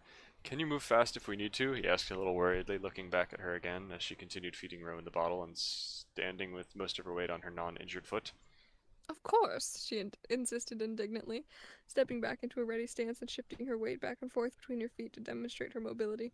She held back a wince, feeling her foot flare up in pain again. It certainly wasn't comfortable, but she would be able to manage the pain until they got to safety. D&D mechanics. I almost said, "Let's go." Let's go! She gestured to the roof door emphatically with her head. Malthius rolled his eyes but casually opened the door and began to step out into the dazzling sunlight. She stepped behind him to follow but immediately froze upon seeing a magistrate guard patrolling on a nearby roof a mere 40 feet away. The guard was facing away but was scanning the horizon and was turning towards their direction. Saphira stifled a gasp, nearly dropping Rowan in panic as she slammed her bottle arm around Malthius's waist and yanked him back into the house. Malthius stumbled, bumped his head on the door frame. I bumped my head! I'm just imagining Gandalf. Oh! It almost fell on his back, sputtering in confusion as Saphira lunged forward to grab the door and close it quickly as silently as possible. What on earth? Malthus demanded before immediately being cut off.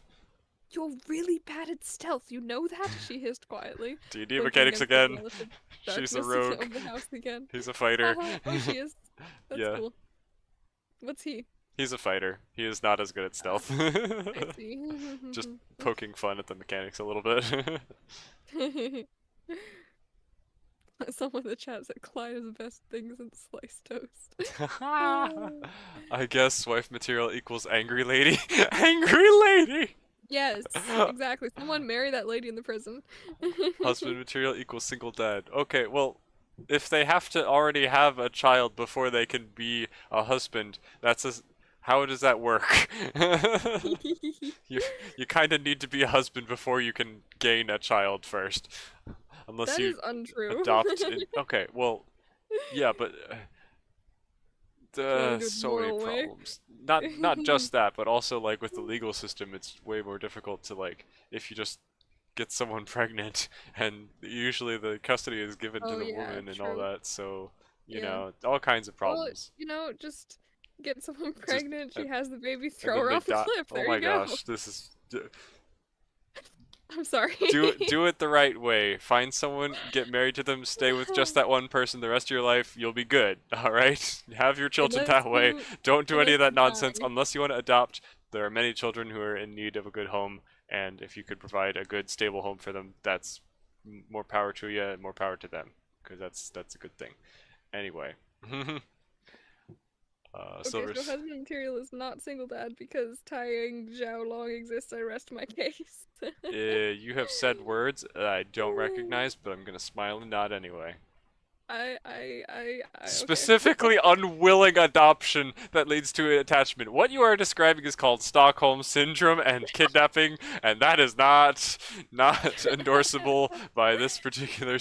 If I spray Old Spice in my mouth, how spicy would it be? What is going on? We're losing all control. Husband material equal abuse tolerant. Oh, that's not no. what I Oh, it's said. just getting Not what I worse. said. Oh no. I don't speak for sorry. Oh. I don't know what that is. I don't either. Life lessons with EJ.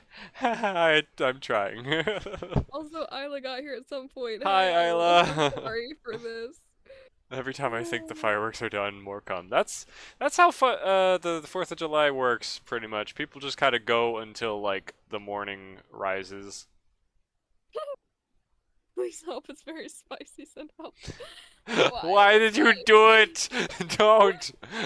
I'm imagining you just get, like, one of those spray cans and you're just like...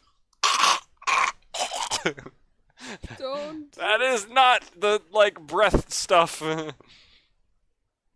Taeyang is Ruby and Yang's dad, and he basically got together with Yang's mom, who ditched him, and then got together with Ruby's mom, and she ditched as well, so... Wow, that's terrible. That really does suck. Man, if only people were good-hearted and kind to each other and, you know, made the commitment till death do we part and meant it. You know, Well, hey, imagine meaning what Ruby's you're mom- saying.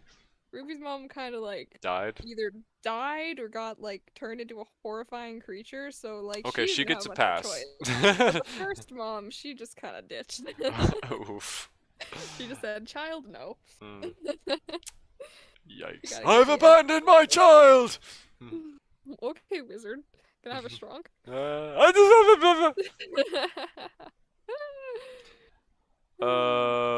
What? Where were we? I'm sorry, I usually just talk to people instead of sneaking around, he huffed.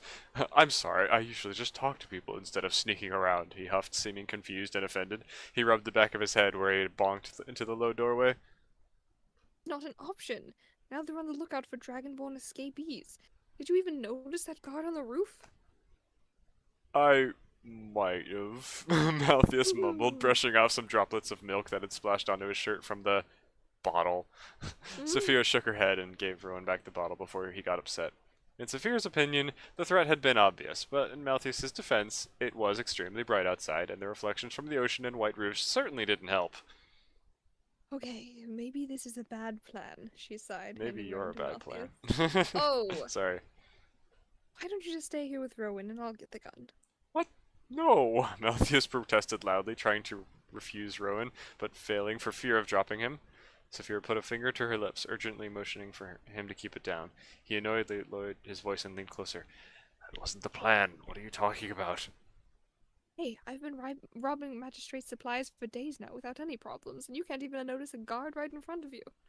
It's bright. He defended weakly. Unlike you. Oh! She choked, I holding her breath I out. always get caught off guard by these roasts I thought of back in the day, but I couldn't.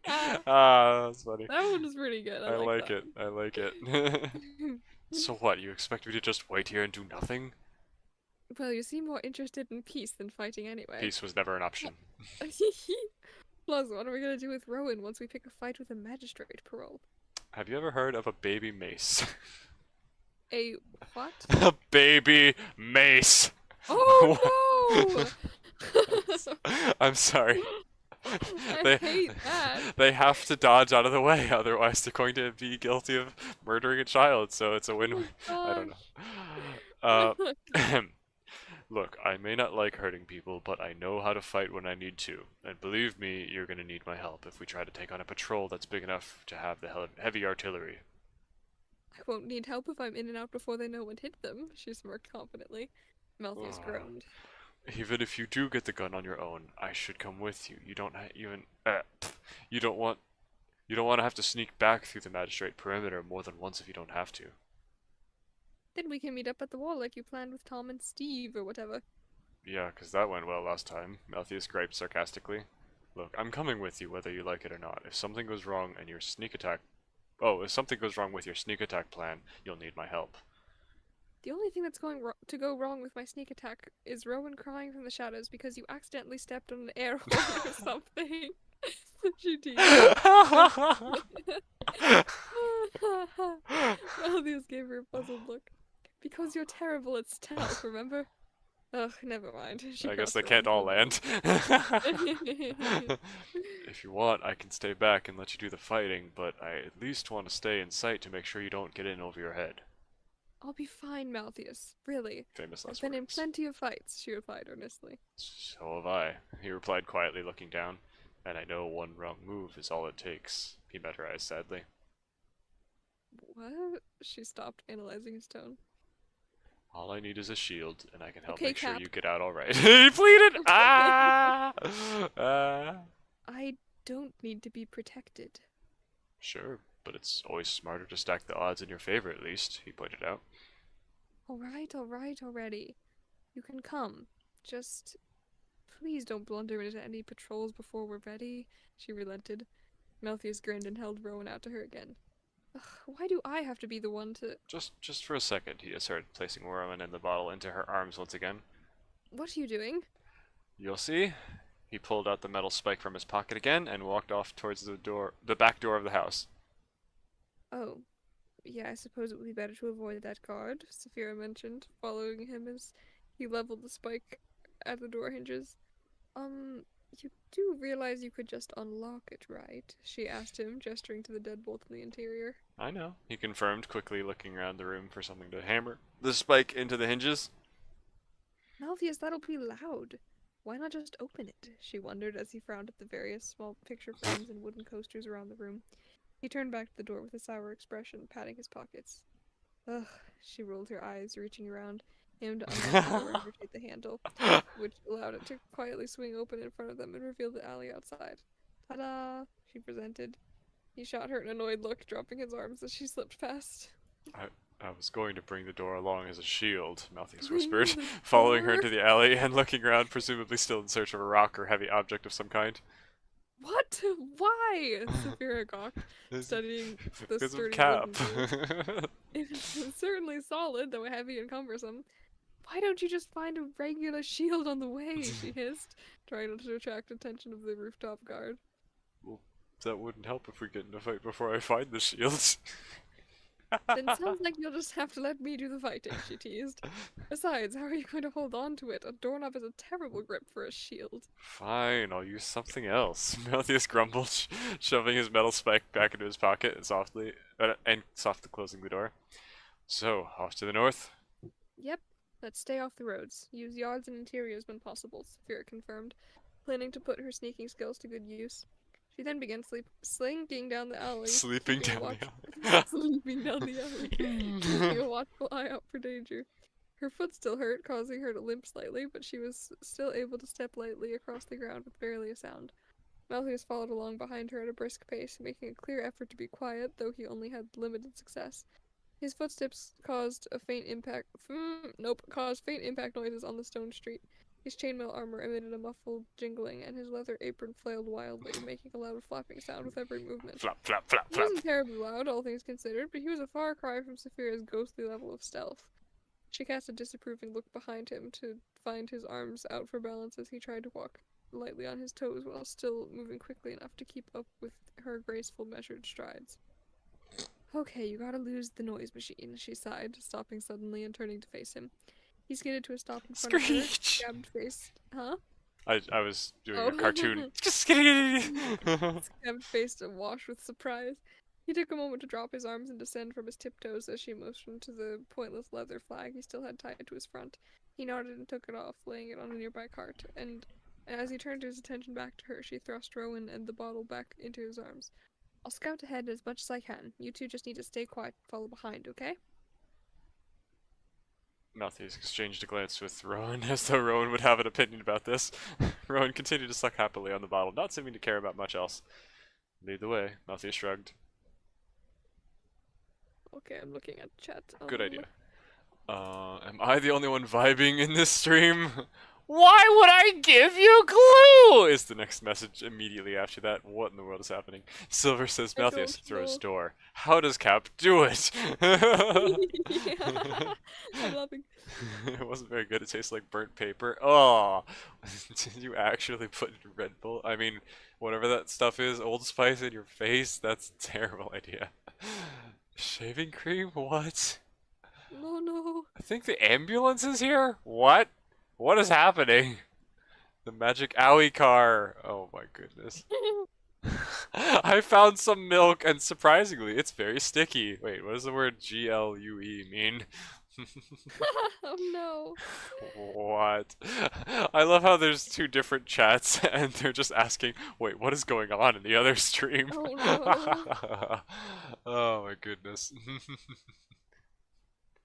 I'm calling an ambulance. But not for me. Silver says, I wish y'all could hear me audibly reacting to this. Yeah, we could. Imagine we invite Silver to the call to be our chat, understander while we're reading. So she can update us on anything interesting that happens in the meantime Oh, whenever boy. we take a break. She'd pour Edge. Why? What? No. Why are you trying shaving cream, hoping it tastes like whipped cream and not cream cheese? What the heck?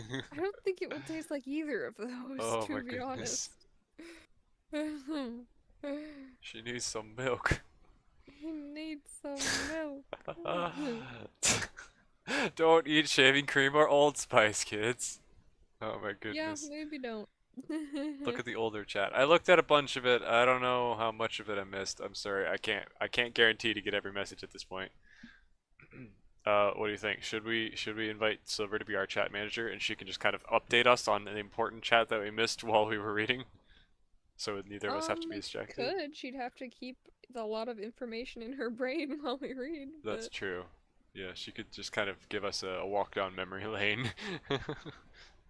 Let us know if there are any Also, particularly how long funny. are we planning on streaming anyway? I don't know. I think we can make it through at least one more chapter after this. What do you think? Because I don't have Yeah, any sure. any limit as far as how long I can go since tomorrow is a free day. A freedom Happy day. day. Haha, I'm laughing. Haha, I'm so funny. That is such a funny. I'm laughing. I'm laughing. Yeah, funniness times. Guys, I'm laughing. this time, for I think I'm okay, the owie healers gave me some soap and told me it would make my hands less sticky. What? Was that even English? I do not know you, Sam, but I'm very worried about what you're doing. He's not actually doing that, but if he did, he would probably die. My throat is very sticky right now. Hopefully the owie healer knows if this stuff work. Oh Oh my gosh. no, I'm concerned. For those younger in the chat, please do not consume any substances that are not meant for consumption. But what about if it's a teeth smoothie? Oh! Vomit. Uh, Okay, so yeah, I'm down to invite Silver as long as she's, she can even contribute, in my opinion, to the, to the, like, reading, if she has something funny to quip. if But- she wants to. Yeah. Silver, what say you? The council has decided. Council. Sam, do not dare eat any more deodorants! Oh my god. Oh my What's goodness. going on? What a disaster. This is a disaster. You're a disaster. I liked that part of the video where everything was just descending into madness. You're descending into madness. Oh, I don't think she heard me because I did that while I was talking. Oh yeah, I forgot I made this unmarked, unread, so that I could... Huh? I was not. What happened? I cut myself off mid-sentence because I'm smart. It freaked me out. I'm not used to my profile picture. Hello. I'm not used to mine either. It's a little too tiny to really tell, like, what exactly it is, unfortunately. So is mine, me. but I Mm. still think it's kind of cute, so I'm gonna keep it. Yeah. I think I like mine, but I wish it had more of the characters, like more of the range of characters that I have invented for my stories. Because, you know, I've played a lot more than just, what was the name of the one on my head? Cutopus? I think so. I don't know. I guess so. For cuteness? I don't even remember. It's been a while since that one. Anyway, at least it has Malthius. He's one of my favorites. E. say about that. Jessica Jones is one of my favorites. She's not my character, but she's sure one of my favorites. Mm-hmm. You know? Anyway, Silver has the option of joining if she wants to. Yeet. Oh, Muffled that's words. me. There's no helping. Dude's gonna die. Oh, no. I hope Sam lived a good life before this. Rest in peace. Good stuff. And his profile pic reminded me of Batman. Hmm? Who is mine? Probably not. I don't know what Or yours? about yours looks like Batman. I don't know, man. Okay, leave me be. Lead the way. Malthus shrugged. Saphira sped up and moved ahead a few hundred feet to make sure their path was clear. She vaulted low fences, opened gates from the other side, and listened for guards in advance to clear a path for Malthus to follow without making too much noise. Got Their a travel was a little babysitter, slower man. than she would have preferred, but they did manage to sneak through much of the magistrate area without encountering a single guard. Must have rolled a nat 20. Ooh. As Saphira slipped through a hedge archway and She's entered got a a high sizable addition. garden courtyard, her attention was caught by a large tree that had fallen over onto a fancy house. Thrick? Thrick!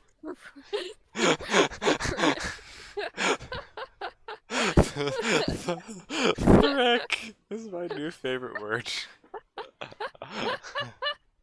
Can we get a cult of Thrick in the chat? Why does it sound funny?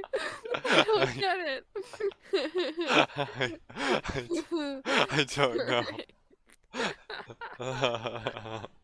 Okay, I don't know why that sounded The so funny. funniest joke that we've ever had in this stream. Okay. Thick branches were sprawled all over the yard, still attached to the large trunk of the white tree. The tree seemed to have been uprooted somehow, and an ugly mess of dirt and roots marred the center of the garden to mirror the mess of branches by the house, where part of the roof had collapsed. But whoa, I'm reading sideways. What is happening? But the scars of war were not what drew her attention. What drew her attention was the numerous pink blossoms on the branches, each coated with a layer of dust and ash on top of them, and they were beginning to wilt. Saphira sadly approached the fallen tree and picked one of the ash-covered flowers from its branch. The fine piles of dust that had settled on the branch and flowers were immediately jostled, and the air was filled with the snow-like falling dust for a moment. Saphira held her breath and shook off the dust from the wilted flower in her hand, looking at it with somber contemplation. Dandruff. It was her mother's favorite flower. Saphira and her brother had often used to go out and climb trees like this in search of the biggest and best blossoms to bring home to her. Aw, that's cute. Until her brother had fallen out of a tree and gotten hurt at least, and killed his frickin' guinea pig. Oh no! But even so, the flowers held a special place in Saphira's mind. It was a little piece of her family. Saphira gently tried to straighten up the wilted flower, but it wouldn't stay. Then the sun began to fade behind a cloud, and a gentle breeze began to blow through the courtyard, rising a fine cloud of dust from all the flowers, branches, and surrounding stone walls. Only the topmost ash was affected by the slight wind, but a small amount of dust continued to fly in the breeze, forming thin sheets as it fell to the ground. Saphira accidentally inhaled a breath of this poisoned air unexpectedly, causing her to cough and gasp. She turned to glare up at the main magistrate command tower angrily, as though blaming it for all this. It simply loomed back, hiding behind the blowing clouds of dust. The magistrate tower resided silently in the center of the city, towering high above most of the other buildings. It was still not too far away, betraying their lack of progress out of the perimeter. I'm just imagining with all the dust suddenly kind of picking up in the air as they inhale. It's just gonna be like they all look like they've got cocaine in their nostrils. Oh, cocaine. Hello, Silver. Welcome to party. Hope you have a good day. Hello, I have popcorn, Mickey. I I would love to eat some at you, but technology prevent. Aw, so sad. Sad. Yes, technology is the only thing that prevents that, not like a million miles either. You can give her a bite. True. Oh, you're so funny. I'm so funny. I have such a brain. I'm so laughing. much brainism. That was the biggest of brain. Brain so big, forehead. What? What? Are We're now you- talking. We're now talking in the chat about human vacuum hybrid species. Oh no. What has what unforgivable acts has Sam committed? I'm afraid. Oh no. Is thrick a type of vegetable? What? No, I've it sounds heard like a of it. creature. I don't know. Thurick. The chat is That going can be the insane name tonight. of the human vacuum hybrids. Thurick. It does sound like a Doctor Who like monster or alien species. Whoa. Yeah. You're Mr. Bro, Thurkity I Thurkface. can't even, like, Sam, no! Chat tonight. He says I'm exhausted. This Gatorade looks good. It says Dawn dish soap. Must be a new type of flavor. Please stop. This man is going to become a meth lab in his stomach by the time the night ends. Does he poop meth? He's like, I am the danger. Oh, no. no. He's dying again. No, Sam, don't. Can he stop dying, please? I don't know you, but you seem like a good person. He's going through it. I'm calling an ambulance. Silver knows what Thrick is, guys. She was gone. Silver, did you hear What the is even the chat right now? I can't comprehend what This is is how going our on. chat always used to get. Like every stream back in the day when we streamed consistently, this was just True. normal. Yeah, I remember. I remember. It's been a while, but it feels like it never left. Right, yeah. Ow, my muscle hurts for no reason. Sounds like a you Just- problem. Just your Oh, just your one muscle? Like one? I only have one muscle. You Only have a one nice muscle. You have nice muscles. I see you turning me down. Okay, I see you. I'm crying. It must be a reaction to the brick I ate a few hours ago. Oh my gosh. In conclusion, Yeah. there's a lot of cults. Oh boy. You ate a brick? So What did you say, Silver? I was reading chat.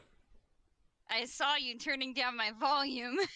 Oh, well, I had to balance it out because you were No, like I know. way louder than McKay, which it really isn't I'm a just you always problem. It's a quiet. McKay being quiet problem. It's a, Yeah. It's a McKay problem. I don't Yeah. know how to fix it because I had like to with equalize if it. I use this mic, I'm the same volume as if it's just my That's- computer audio, so I don't know what to do. Whatever you've done just there, getting closer to your mic, that helped a lot. Ah, That was too much. You can get a little farther back. you can think can that remove your voice from my ears, like not like right in my ears. Forget Taylor Swift. McKay is the real problem. Wow. Okay, we can Should I afford. eat my mic like Feral EJ did? Don't do that. That That's was really funny. that's what Sam's about to do. He's about to consume Oh it no. and not be able to digest it. Oh Unless no, he Starlight can. says ow, McKay. I'm sorry. Get wrecked. Lol. Good smell, Malthius called out from behind her. Saphira whirled in surprise, finding him looking on with a goofy smile on his face. He had caught up without her notice. Perhaps he wasn't so bad at stealth after all. What? He not Saphira 20'd. demanded avoidly, still coughing to rid her lungs of ash. Oh, nothing. Malthius averted his eyes, acting innocent. Oh, nothing. Rowan remained quiet in his arms, still sucking on the bottle. What, I'm allowed to pick flowers, aren't I? Saphira grumbled, shoving the stem of the flower into her belt. Malthius laughed heartily, calling her to cringe and put her finger over to what? Put her finger to her lips urgently. Never mind, he was bad at stealth again. how, Rip. how old are you again? He smirked. Really? She gave him a sour look and began stomping over to the other exit of the garden, followed by Malthius. Then she froze for a moment, realizing she wasn't sure of the answer. Whoops. Her birthday That's had been me. 2 Oh, that days- was me! That was me today! Someone asked me how old I was, and I was like, I don't remember. We didn't make a big enough deal about my birthday the past couple of Oh, years, no. and now that I don't have anyone around to celebrate with, I literally don't remember. I think I'm 26. I'm like you should've 80% sure I'm 26, but I don't know. Approximately 25 years old or something. I don't yeah. know. But man. you were 25-ish, born of in, course like, that's true. you were born in 1918, so that would be what, You- like no, no, no. 105? Oh my gosh. You expect me to do the actual math? Wait, no, Quick math. 105. Wait, what? No, that's right. I'm good at math, I promise. I don't believe you. Oh, yeah? I don't Yeah. have any way to prove it. Just simple algebra. You're so old, Oh, thank you. Anyway, her birthday had been 2 days away on the day the fighting had begun, but this whole mess had made her completely lose track of the days, not to mention stealing any joy she could have had in growing a year older. My family was taken away from me and my city got destroyed. Some birthday present, eh? She thought to herself. I guess I'm a full-grown adult dragonborn now. Woo, Saphira responded Adulthood sullenly. equals trauma. True. Now I can go get drunk or pay taxes to the magistrate or do whatever dumb stuff you do when you're old. Just got that way then? Malthius questioned as they began walking forward again, across another backyard. You could say that, Saphira responded, taking the collar of her shirt and pulling it up in front of her mouth and nose to filter out the dust and ash that was still sprinkling into the air Oh, no from every cocaine. available surface. Aha! She squinted to avoid getting it in her eyes, as Malthius did the same with his shirt. Wait, so how old do you have to be a full-grown dragonborn? I figured just to avoid like people reading the story and not having context and being concerned and confused, I wouldn't bother giving a specific date. According to the like D&D rules about this species, Dragonborn become fully grown, like fully mature or something at like 15 or something. So Malthius is like maybe 16 or something, and she's like 15. But Oh, if I had that's so if I had weird. said that in the Wow. story, everyone would have gone, "Oh no, oh not 18 or whatever." But I'm like, okay, they're not humans though, so like I just left it ambiguous to not have to worry about all that. Malthius feels like he's Humans? like 30. Bruh. Humans are so old, yet they're still so immature. True. Oh my gosh. Saphira now was what's going given the on? birthday gift of character development. Who was what? Oh no, you're right. Oh Happy no. birthday! Here's some trauma and dead family. Yikes. Here, you can have the Time Disney for you- treatment. Oh, Time boy. for you to grow. Oh boy. Here, you wanted to grow up. Let me help you with that. Let Kaboom! me help you. Your entire That's what I city wanted. is now gone. No, that's not helping, but it kind of is, but it's not. She's like, I'm gonna be a big girl now. Oh wait, no, wait, take it back. Control Alt Delete Control Z. Control Z. Control Alt Delete. That's the wrong keyboard shortcut. Swagger says, yeah. bro, I thought they were like 30 for some reason. I mean, See, I thought they were 32. really and truly, it doesn't matter what age they are. This story could be taking place just like with these characters being who they are. you know, their maturity level is different than that of a human because they're a different species than that of a human. It's whatever. They're like huge anyway. Malthus is Oh. 8.5 feet tall. That's Oh like my frickin' insane heck. for a human. That's why he Mhm. could not fit very well in the dwarf house. Yeah.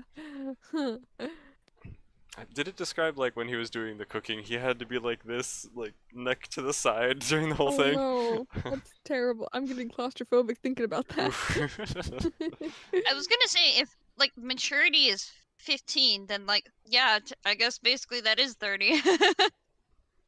Yeah, I Just- guess so, because you don't finish true. developing your frontal lobe fully Yeah. until you hit like 25 or something. Mhm, So Yeah. yeah, I guess yeah. Wow. Okay, Good so insight. we have our middle-aged people who are actually young, but it doesn't really matter. Middle-aged? Excuse me? Okay, you know, 30 is I don't middle wanna hear it. age? I I'm don't know afraid. what it doesn't matter. Forget it. I'm almost middle age? Oh Excuse me? no! You are? I'm Since when are 23, but like You know, 23, almost 30. Yeah, you know when Almost you're 30, like 7 years casual. away, you're almost to the next milestone. Yeah. I always You're I farther always round up. by By more than 7? 5? Like Yes, oh my- always. Okay. All My right. math teachers got really mad at me. If you're doing rounding, you really should. Yeah, I can imagine why. Imagine And you said I wasn't good at math. imagine being like, "Oh man, I have a whole 1,000. Look at that." And they're like, "You have 12." What? Exactly. It's simpler math. You get it. Yeah, my it makes the gosh. employer look like really, really excited at you until he looks at the actual warehouse. Yeah. Anyway, well, happy birthday, Malthus offered, looking around sheepishly at the devastation around them, which got worse and worse the farther they ventured towards the edge of the secured perimeter. Saphira sighed, trying to not to let herself be affected emotionally. Thanks. How about you, Mr. Legendary Blacksmith Skills? What's it like being old? I'm not that old, but it's nothing special, I guess. I crossed the magical age boundary of adulthood last year, and absolutely nothing changed. Then again, I've been living on my own anyway, so I'm one to talk. You're only a year older than me. You look older than Ooh, that. you're so old and wrinkled and gross and stupid, and you have slashes on your face that I don't know how those got there.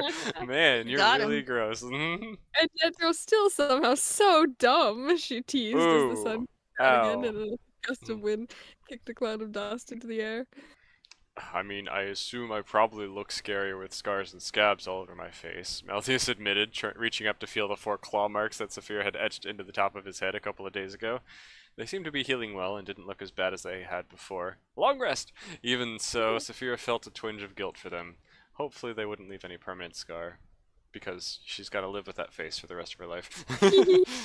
Oh, Or at least the rest of his. True. A faint sound of stone scraping against stone emanated from somewhere nearby as the wind blew another cloud of dust and ash into their faces. Suddenly, Rowan began coughing and sputtering, spitting milk everywhere. Malthus quickly Everywhere. flipped Rowan over and tilted him so that gravity would aid in removing any milk from his lungs. oh, you said milk. I thought you said. I No, thought we're the not- first time We're I not thought talking you about said. glue. I thought he said nope. Like I spelled nope everywhere. Oh no, we are not talking about the nope substance. No. Darn it, Malthus! Why didn't you cover his nose with a cloth too? Saphira scolded quietly, reaching forward to try to help the Can't do choking nothing child. right. I was going to, but I figured I'd give him a second to finish the bottle. He defended guiltily as Rowan continued coughing loudly. Woman's husky. Oh. What does husky sound like? I don't know, make it up. Woof woof. What? A woman's husky voice, so she did husky, literal husky. Oh, Woof, woof. No, no, it's I fine. I'll- understand. You're welcome, Okay, Samwise. Just go to the refrigerator. You know the big old refrigerator. Grab the handle, open it up, look for a carton or a gallon in a plastic container with a white substance in it, make sure that it says MILK on it. Don't like wander to like the pantry and like look under the sink and find a container that says BLEACH or something. That would Oh, not no. be considered milk. Just FYI, in case there's any, concern. That would not be considered milk. No. Oh, I love Most scientific community members would not classify that as milk. I don't There- think anyone would. I mean, there might be some. They would be wrong, but I'm not gonna make any generalizing, sweeping statements. This has gone so far. See you, Stella. Have a good night. Good night. Bye. Sam, you are a vacuum. Oh my goodness. Got him. gracious. Who goes there? A woman's husky Oh, it's voice. supposed to be Wait. Swigger, not Swagger. My bad. Oh. What'd you say? Huh? Oh, sorry. Continue. A Who woman's goes there? husky voice faintly demanded from the other side of the stone wall. Malthus and Severa froze and looked at each other in panic. Severa quickly motioned for Malthus to follow and took off running. Malthus didn't hesitate and sprinted after her, his giant footfalls almost Thump, as thump, loud thump, as thump, thump. the dying child in his arms. Severa cringed again, wishing Malthus was lighter on his feet. "Stop by the order of the magistrate!" the voice called again, with the sound of a sword being drawn.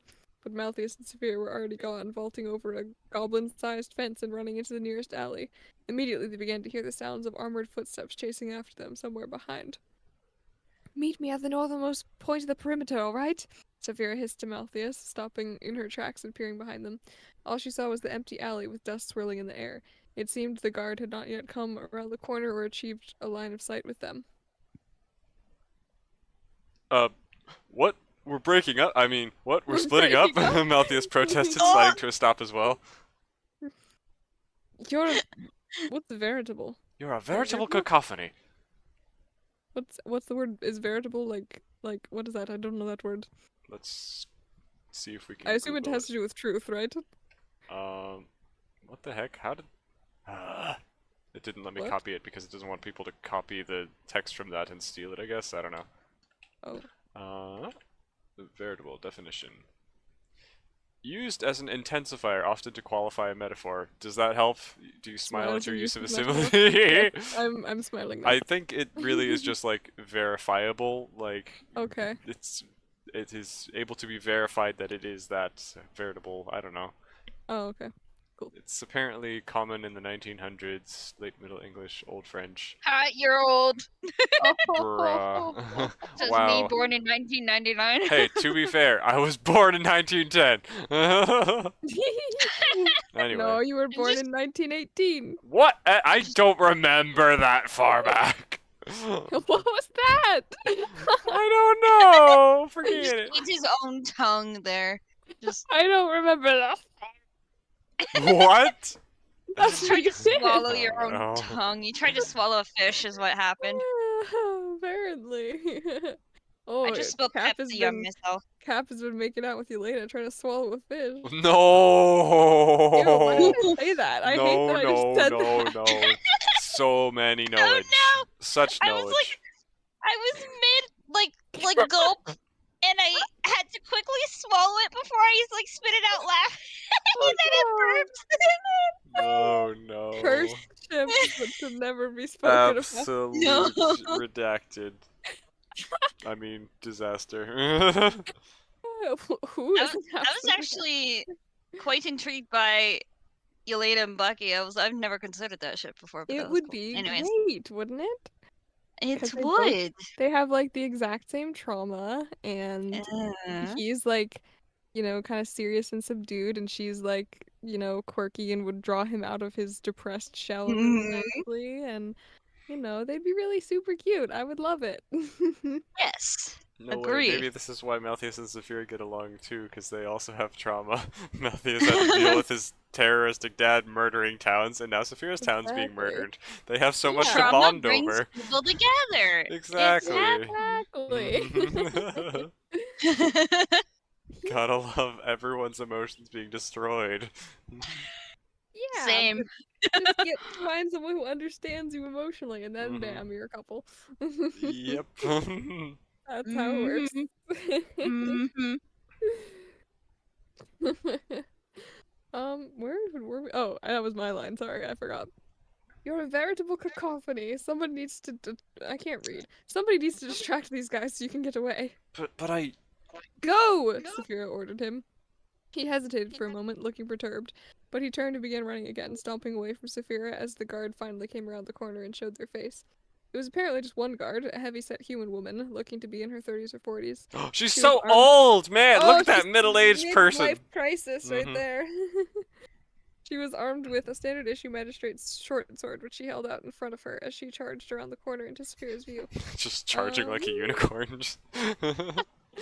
The guard's black plate armor was more decorated and heavy duty than the typical soldier's armor, making her a person of potential importance, and also Making her a person.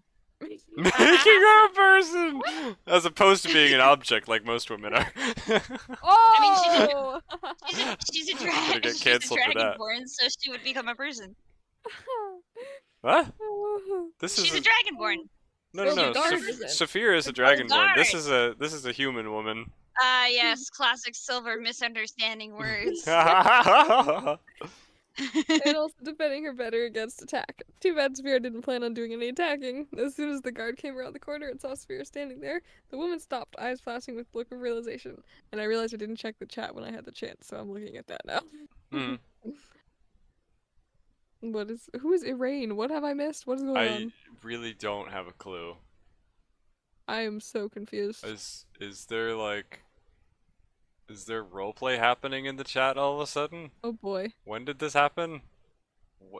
Did someone like pass out from like drinking glue and now they're like waking up as a different person? No. What? Oh no! Sam says, which milk do I drink? There's two. One has some numbers, 1/26/98, and the other says 7/18/90. And I think is what humans call it the final countdown. What? The final countdown? Did-a-doo-doo? Did-a-doo-doo-doo? That is So- How did you drink a musical number? don't Well, drink the milk lore- that expired in 1990. The lore of the story being created in our stream chat is suddenly more interesting to me than the actual story we're reading. Oh my god. Samwise is dying meanwhile, and he says, "Help, I don't want to die. You shouldn't have drunk literally everything. you shouldn't. You, Have- your body has more chemicals in it than the Eiffel Tower." What? I don't know what that Why means, does but I the stand Eiffel by Tower have chemicals in it? it. Because it needs to have grease to make its elevators work, and it needs to have... I don't know. Remember, it's an antenna used to create an army of the insane. Remember? What? Oh, maybe. What? Triggering a memory. What? That's a Spider-Man reference. Yes, I do remember that now. Okay, it was on the edge Yeah. of my brain. My brain is bigger than yours. Got him. Whoa. Just kidding. It's probably a lot smaller. Oh. Sam, is the cereal explained? Does it look edible to you? Oh no. Is it gonna be like Explained? rat poison or something? Expired? It was expired, sir. Expired cereal. Oh my goodness. Ethan's good at reading. What? Oh. Oh. Are you good, sir? I'm Are not. you- I've, Can you be I've hit okay? my limit. My understanding skills have gone down. When were they up? Good question. Sorry, that was me. Two books Nemo. Two books Nemo. Still wondering where Two Books Nemo no is. You know. Yes. Okay. Oh my. I'm the old woman. Sorry. Surrender, Well. dragon spawn. The woman growled, pointing her sword at Saphira menacingly. No, I'm good. Saphira replied, turning and running onto the street of nice houses in the opposite direction from where Malthus had gone. What? Stop right there! The I've woman never had barked. someone refuse me before. Her armored footfalls resuming pursuit as Saphira smiled to herself at her use of a simile, Ah! looking for places to go. Well, this should be fun, Saphira thought, glad to be back in her element with both feet working well enough to sneak around and evade capture. Saphira purposely brushed her hand through a decorative wind chime, making a horribly loud jingling noise to cover up the sounds of Malthus escaping behind her. Lol. The magistrate guard cursed loudly, Just punch shouting down for... whenever you can. for real, shouting for Saphira to stop again. Saphira responded by using a porch railing as a foothold to help her nimbly climb up onto a balcony above a house's front door. She's like As the- intentionally trying to like go, no, I hate him. I hate him. I'm finding every I don't possible. like him. I hate him. I There's hate no him. I hate there's him. no attraction there. None at all. Just stop. He's Nope. I'm not ugly. trying. I'm to searching like for him. any possible way to avoid, engaging Yep. with that possibility. As the guard came around the corner and entered the main street, Saphira rested her chin on her elbow, leaning against the railing of the balcony. The guard looked around angrily, revealing that she had some kind of blast cannon strapped to her back, which had not been visible from the front. Saphira looked on in surprise, having never seen this type of gun before. It was huge, looked cumbersome to wield, and was glowing orange along several of its vents. Well, this changes things. Maybe we don't need to track down a patrol after all. It was a bit odd this random guard was out here with heavy artillery, yet without backup to escort them, but Saphira wasn't going to complain. It only made things easier for her. The guard finally spotted and locked eyes with Saphira. Who is speaking? Oh, hey, I seem to have lost my house key. Do you think you could help me out? Saphira requested sweetly, looking down at the guard, who sputtered and confused for a moment. Well, that's not your house, the guard roared. Don't be so sure, Saphira admonished, casually straightening up and trying the door in the second story. It was locked. Well, it was worth a shot. Get down from there, dragon scum, the guard insisted, reaching for the cannon on her back with one hand. Sorry, as much as I'd love to see what that gun does, I already made plans, Saphira taunted, lifting a rocking chair from the balcony and swinging it at one of the second-story windows. Oh. The wooden chair crashed completely through the glass window and landed somewhere inside, granting Saphira an entrance into the house. Saphira turned back to the guard with an impish grin to see that the guard had not actually reached for the gun, but rather had pulled out a horn with the magistrate's symbol on it. Uh-oh. Saphira reached to her belt for her dagger, but her fingers only found the flower from earlier. She'd forgotten that she was unarmed. Oh no. Saphira considered using her lightning breath, but decided it would be a waste, should she need it later. Too late. The guard let out a loud call from the horn, signaling all nearby magistrate troops to be on alert and come aid this location. Saphira face planted. No. Face planted. Whoops. Saphira face palmed inwardly, wishing she'd played it safer. Hopefully Malthus was far enough away to avoid the repercussions for her cocky behavior. No matter, Saphira was confident she could still sneak past the magistrate, no matter how many guards they sent her way. Especially if this dust kept up. The wind had continued to grow stronger, and the streets were now filled with a swirling mist of thicker dust, almost like hazy fog, blanketing the city. It wasn't thick enough to the point where vision was impossible, but it was definitely beginning to limit visibility for distant objects, and also limit the breathability of air for those without a filter. For example, the guard in the street who let loose an angry series of coughs as she put away her horn. What's wrong? Need a mask? Saphira sassed, causing the guard to look up with rage in her eyes. Fine, be like that, Saphira huffed, climbing carefully through the broken window and entering the house as the guard continued coughing and angrily barking. Guard! As the guard. The interior of the house was about as nice as the dwarf house they'd spent the night in, except the ceilings were higher. Saphira wasted no time in crossing to the other side of the house and descending the stairs to the first floor, all while keeping an eye out for stored weapons, gun closets, decorative swords, or anything else to arm herself with. The only thing that caught her eye was a set of kitchen knives on the countertop. Perfect! Okay, how chaotic is the chat? Let's see. Good. Oh question. no. I see shouting. Sam, stop! Sam, stop! Well, Stop! what's he Stop doing it! now? I don't know. Sam was with a mouthful of cereal. Oh, I can't hear you over this cereal. What is this cereal actually, though? I'm afraid that it's like, Stella says, I'm gonna go grab my knife, BRB. Oh my gosh, what is going on? What is going on? At least it's edible this time somewhat. Oh, is it Oh, just no. expired? Is that it? I mean, honestly, let him have it. Let him eat this expired cereal. If you stop him, he's just gonna do something worse. This is why the dumb people in movies always die, because the smarter ones protect them. Don't let them. Oh my god. Oh my Is the gosh. cereal Bucky Charms? Ah! Ah. Or is it the 2001 Spider-Man promotional cereal? Oh, I love that. Or 3 rats. The cereal is dog food, EJ. Oh, nice. Okay. that's still Lovely. more edible than any of the other things he's eaten so far. Yeah. You know, my brother has tried that. He did I've- not like it. I've thought about it. I don't think I actually have. Okay, give me 1 second. I am needing to pee, please. Okay. Yeah, You the had all FDA, the FDA definitely has not, like, they have lower standards for dogs than people, so that might actually, like, make you sick if you eat dog food in real life. But In yeah. real life, are you gonna eat dog food online? No, I'm just saying in comparison to, like, any of these other things, dog food sounds like it should be edible, but it's still not the best for True. you. I mean, it's gross, yes, but also it might not be, like, fully healthy and sanitized and all that kind of stuff. Or it just True. might contain things that really, you know, aren't easily digestible by people. Anyway, yeah, wouldn't recommend it. Apparently Stella's trying to stab Sam now. Alright. No murder in the chat, or I will ban you all. Oh, holy cow. Yeah, this is... I don't know what this fictional scenario is that has been going on for, like, a long time. But we do need to calm it down just a tad bit. Please do not 'Cause you murder need to each calm other. down. It's one thing to continually poison yourself with ridiculous, increasingly more no. ridiculous things, but yikes, threatening to stab. That's a bit too far. I am Stella's alternate personality. Oh, okay. Well, in that case, you're good. As long as you're trying to that's stab fine. someone while you're in an alternate personality, that's totally fine. No As problems long with as that it's at all all. roleplay, that's good. I'm joking. I'm joking.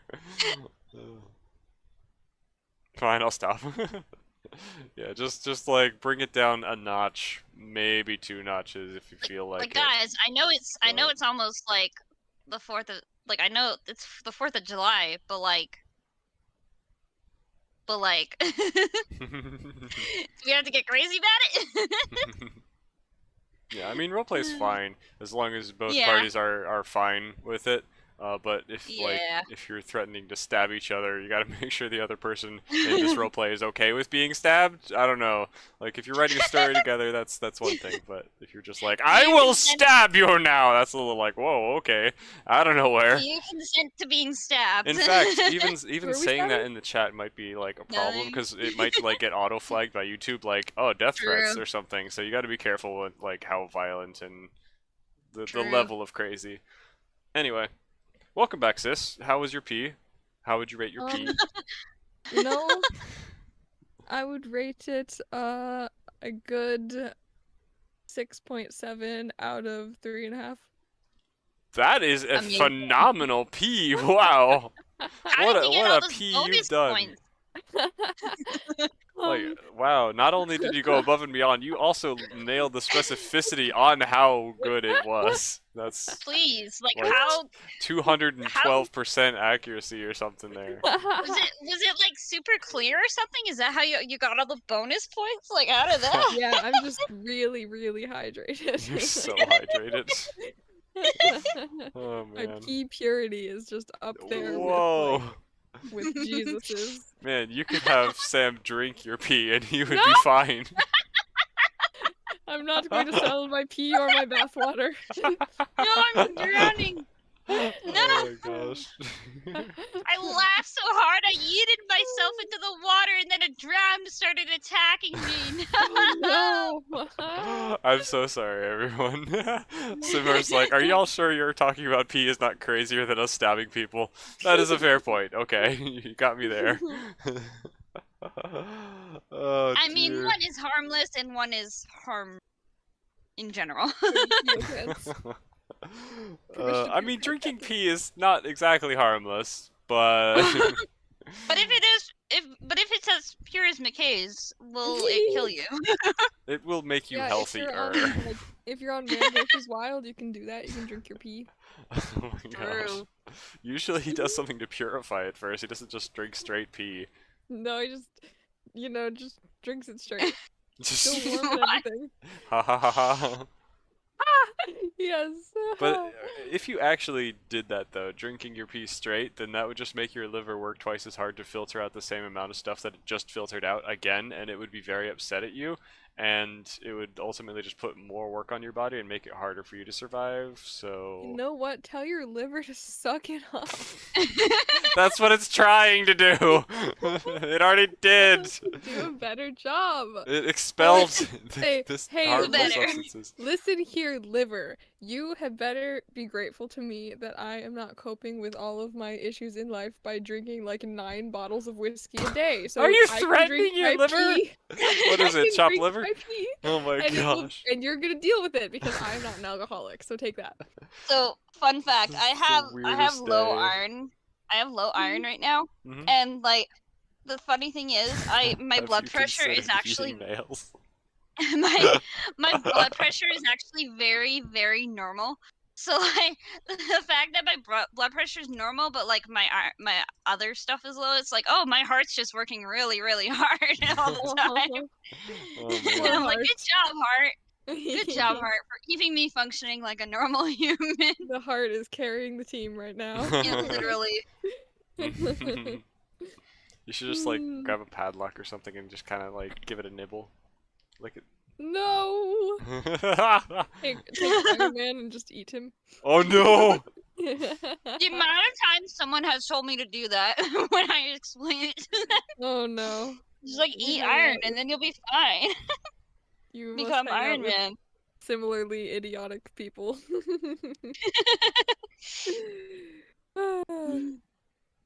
Anyway, what's Wait. next? Anyway, So, 4th of July, does that mean those Pop Rocks would be on sale? Gasp!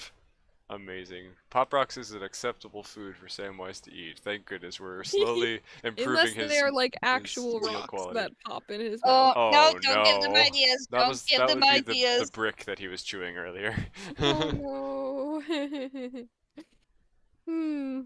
As Saphira entered the kitchen, she heard a faint metallic thunk sound mixed with the spinning of gears and gunpowder blast. Whatever it was, Silver should eat it.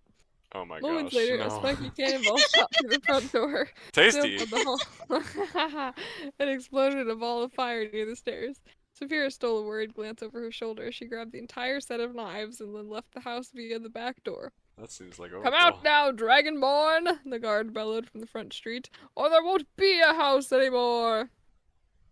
Already And done. I'll now huff what? and I'll puff and I'll blow the house Oh down. no! Ah! Getting cured for my ear cancer. Saphira muttered to herself in the backyard as she pulled out the knives big enough to use for combat and left the rest on the ground. Obviously, Saphira had distracted the guard enough to let Malthius escape. Now her concern was that the entire magistrate perimeter was on the alert and would beef up security around the perimeter or would send soldiers to her location, which might intercept Malthius. There was also still the problem of finding a patrol with a gun powered by blue crystals. Saphira had never seen this guard lady's orange gun before, but it didn't seem like the right kind. A small fire cannonball was a far cry from the sonic building busters that some of the magistrate had at their disposal. Who are you gonna call? Building busters?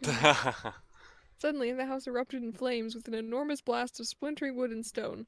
Saphira was knocked on her back in the grass by a wave of heat and light as the entire house collapsed in on itself, looking almost like it had imploded from a lack of support at the front of the house. Within seconds, all that remained of the house was a flaming pile of debris on the ground. You did it. Who is this, Saphira? Sorry. I had like 20 strokes. Sassafras, paprika. Paprika. Paprika. That's blinked in not astonishment. paprika. I just did that reference. Hand out to shield her eyes from the intense inferno that now stood between her and the female guard. And then Saphira's heart With you. dropped as she saw the terrifying sight amidst the flames and blowing dust clouds. A dark figure was stomping straight through the blaze across the mess of collapsed beams and roof tiles. The burning wood crunched under the weight of her armored feet, sending sparks licking up her sides. But the black armor seemed to have extended some sort of holographic heat shield up around her head, and her face held a grim sneer. Whoever this Black Knight was, they were no ordinary guard. They were a soldier of war.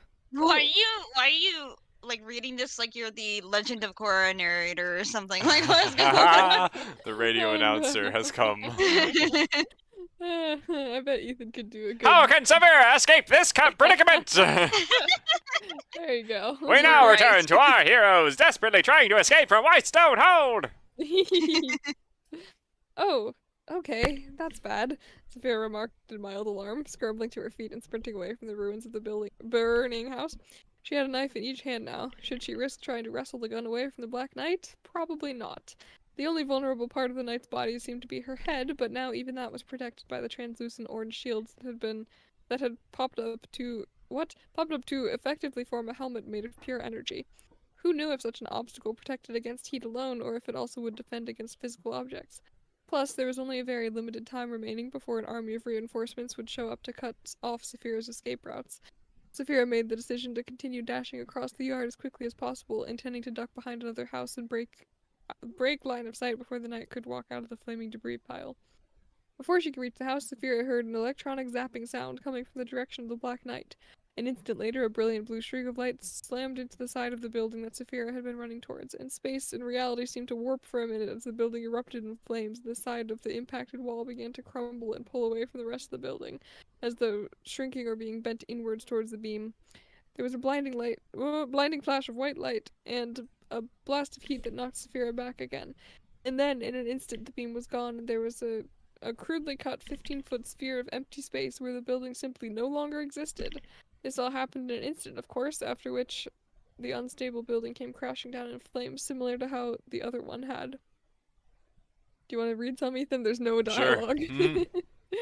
Saphira struggled to stand up again, Oh my blinking gosh. vigorously to clear the large streak of blindness in her vision, which had burned a reality-defying image into her mind. She had no idea what had just occurred, but she was pretty sure she didn't want to be hit by that beam. As she staggered to her feet, her vision cleared enough to see the Black Knight emerging from the fire, laughing cruelly as her cannon glowed, seeming to be charging another blast. Nope, I'm out. Didn't sign up for this much crazy. Saphira began frantically running the opposite direction, trying to dodge behind a nearby stone wall. Zap! The wall exploded at the very moment Saphira ducked behind it, or rather, a section of the wall imploded and absorbed itself into a single point and shattered out of existence in another concussive blast that sent Saphira flying once again, this time onto her stomach. Saphira had been much closer to the blast this time, and as her ears were ringing... And her ears were ringing. I'm adding extra words. I need to breathe. That man needs to be high energy whenever he does that voice. Yeah, he has a good time. Mm. Not so much due to any loud sound that had occurred, but rather it felt like her eardrums, along with her whole body, had been unnaturally pulled towards the center of the blast. She also felt extremely dizzy, not fully aware of what was happening anymore. She lifted her head hazily, seeing that both of her knives had gone flying out of reach, and her shirt had been pulled away from her face, exposing her nose and mouth to the dust-ridden air. Saphira tried to push herself to her feet, but her arms felt like jelly. Her head was reeling, her foot was still throbbing too. She tried again, but it felt like her entire body was asleep and would not respond properly. Saphira immediately began to panic, feeling electricity build up in her chest and revitalize her a little bit. With great effort, Saphira managed to roll herself over onto her back, looking up at the cloudy and smoky sky as she panted weakly, stars in her vision. It was safe to say that this sneak attack had gone very, very wrong. Saphira involuntarily cried out as she felt a heavy weight slam down upon her chest, pinning her to the ground and hurting her ribs. The Black Knight grinned down at her, pushing Saphira down into the earth with an armored foot. Please! Saphira gasped, struggling to breathe. She clutched at the foot of the knight, desperate for relief. Is this still the woman? Or is it someone else? It is the woman. Okay. The Black Knight! Sorry, sister. You've caused too much trouble for your own good. The Black Knight chuckled casually. Oh, I didn't know she was struggling. Pushing even harder on Saphira's ribs and causing her to groan in pain. The soldier then grabbed the gun with both hands, beginning to aim it at Saphira's head. Saphira whimpered, flailing her head and arms around in an attempt to struggle free or reach anything that would help her. Even her lightning was stifled. What? Yes, crackling in her stomach, but unable to do anything while she was being suffocated. All she could see was that the other magistrate soldiers had begun to arrive and were looking on in morbid curiosity. Her flailing fingers ended up on the flower in her belt and she pulled it out, clutching it in her fist. What? Who are you? Saphira managed to squeeze out through labored breaths, trying to buy time. The woman laughed gruffly, leaning back and taking a little pressure off of Saphira's chest. Saphira immediately drew a ragged breath, head pounding as she attempted desperately to think of a way out. Then the weight was back, compressing her chest as well as her thoughts. Sorry, kid, I don't do speeches, the woman grunted, smiling. No, as no, she please watched monologue. Saphira's pain. Please monologue. This would be a She's- good time for it would be a great time for monologuing. Seeing as I'm going to kill you then. Saphira's like, I am 1 year away from adulthood. Thank you. I'm not a kid. I turned 15 2 days ago. Leave me be. Not a child. Seeing as I'm going to kill you, though, feel free to say any last words, she offered, leaning her face down closer to Saphira's attentively and putting still more weight on her chest. Saphira's eyes bulged, and she could feel that her ribs were very nearly about to crack under the weight of the Black Knight's armored foot. Saphira made a pleading expression, silently wheezing and gesturing to have the weight removed, since she was clearly unable to speak any final words with her lungs flattened. The name is Storm, though. Niece of Ash and all that junk, Storm explained, lifting her foot almost all the way for a moment. Paladin's Very reference. Sorry. I mean, it would be, since this is the universe in which it is. Yeah, it's really there's no reason for her to say that except for exposition. I'm sorry, it's not very elegant, but oh well. Saphira immediately gulped in air and began coughing raspily against the dusty atmosphere, which was still blowing past as the wind picked up. Tears streamed down her cheeks and her eyes burned as she attempted to accomplish the monumental task of breathing, all the while with sparks still buzzing around her jaws. Well, I'm waiting, Storm taunted, swinging the blast cannon by her side menacingly. She was still smiling, clearly enjoying every second of toying with Saphira. Her foot hovered above Saphira's chest, not pushing, but clearly demonstrating that Saphira was going nowhere. Saphira tiredly began, trying to think of something to say, even as she was speaking. Have a flower for you. She held up her hand where she was holding the wilted pink blossom from earlier, except now Saphira had accidentally crushed it even further in her fist, crumbling into a mess Is this of petals a and love stems. triangle? Oh no! Oh boy. No! Storm raised one eyebrow incredulously as she peered through her magical helmet barrier. Am I supposed to be impressed? She grumbled, beginning to press down on Saphira's chest again. A few of the onlooking soldiers laughed and jeered, egging Storm on to finish the job. Saphira blinked a few more times, shooting a deadly glare at the new arrivals, as her brain began to recalibrate to having oxygen. There was a renewed fire in Saphira's eyes. This was not how she was going down, not if she had anything to say about it. No, it's just a reminder of something my dad once said, Saphira assured her, taking one final breath to steady herself and clear her mind. And what's that? Storm sighed, clearly finished with this Your mom! conversation. Oh, got him! She rolled her eyes in disenchantment from behind her shimmering halo shield. Anything that works can be broken, Saphira replied calmly, her chest expanding as she summoned forth lightning once again and blasted a powerful bolt of concentrated electricity directly into the center of Storm's armor. Thunder clapped, lightning crackled all along the length of Storm's black armor. The translucent helmet flickered and dissolved into a spray of orange sparks, lighting Storm's fearful expression as she cried out in agony and stumbled backwards onto the ground while her armor malfunctioned. It was the moment Saphira had been waiting for. Head still reeling, chest still exploding, Saphira leaped shakily to her feet, grabbed Storm's fallen gun, and ran. Woo, you go, girl. Get wrecked. Got him. Yikes. Yikes. This is why you need to bring a cap with you. What would he have done? Throwing a shield at her head. Throwing a You would've- door at her. Bucky Stucky, you bonk, and then you're the Bucky free. Bucky Stucky. I don't know why it's so Bucky funny free. the way Kat said that. Oh no, Bucky Stucky. I don't know why you made me laugh. Anyway, what? Let's see. I have. You I have. guess the roleplay is just continuing on. I don't know what's happening, but I apparently still know who no. Rain is. there's but... a gummy knife being tossed to someone. I don't know what's. A gummy knife? It's child friendly? Hey, this is not a love triangle, bro. She was about to crush her ribs. I don't know. Saphira Hey. scratched him in the face, so Oh you my know, God. violence. Oh no. Some people dig that. Some people dig that. Just say Some people Just- dig just dying. Yeah. Okay. Well, That reminds me of a meme. meme. What A meme? meme that I will find because I don't know why, but it made me laugh one night at like 3 a.m. What meme is this? Let me find it. I will find it. I will Speak find me it. your words. What? Speak me your words. Okay, look, I found it so quick because I knew where it would be. Okay, well, you know what? I have to update Discord. Why? I don't know. It shows the arrow. I gotta do it. I gotta do it, even though I'm right here, right now. I gotta do it. It's just an impulse. I can't resist. I'm sorry. I'm literally playing Skyrim right now. Yeah, fair enough. How Okay, lucky there's my should meme. have survived. Oh no, no, no, no, no, no, no, no, no, no, no. You're ruining my story. I mean, if he actually said that, that would have caught him off guard. So I know. I maybe feel he like would've Thanos. lived. I feel like Thanos is way too composed to have even Are been you affected. sure?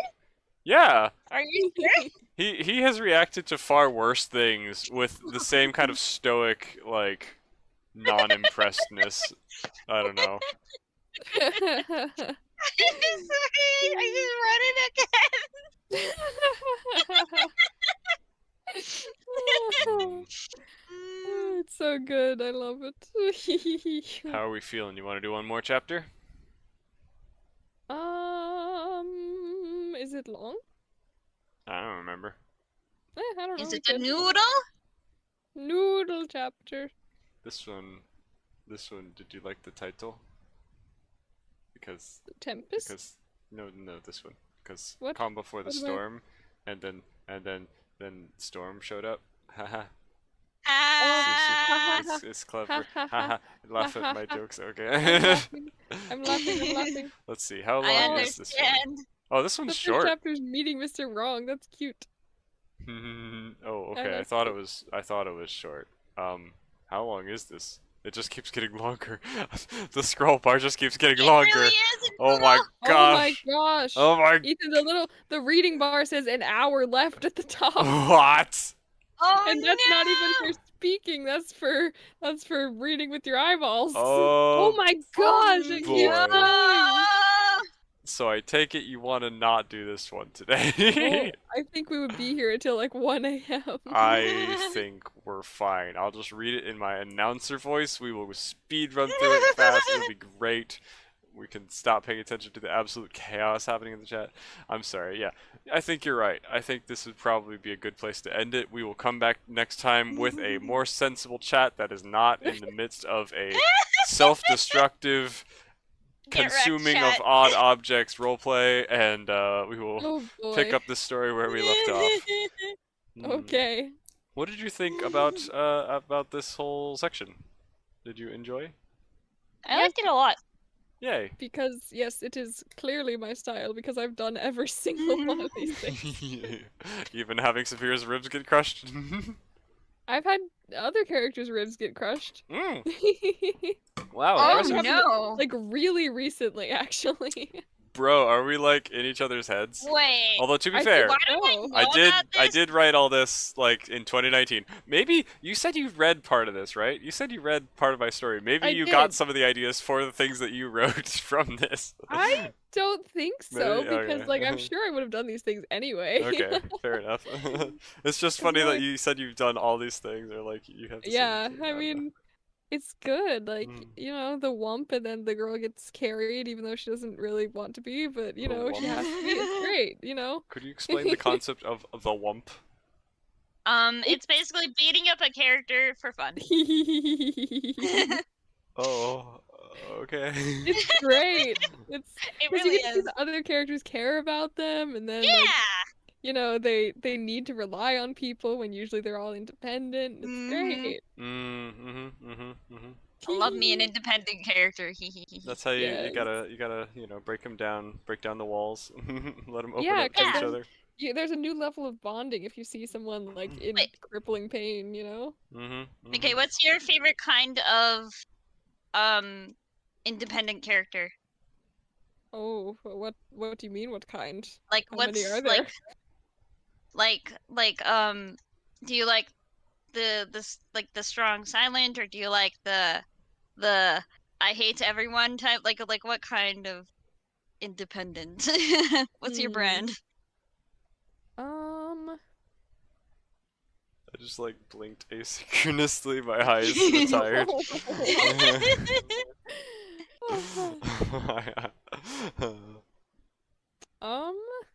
I don't know.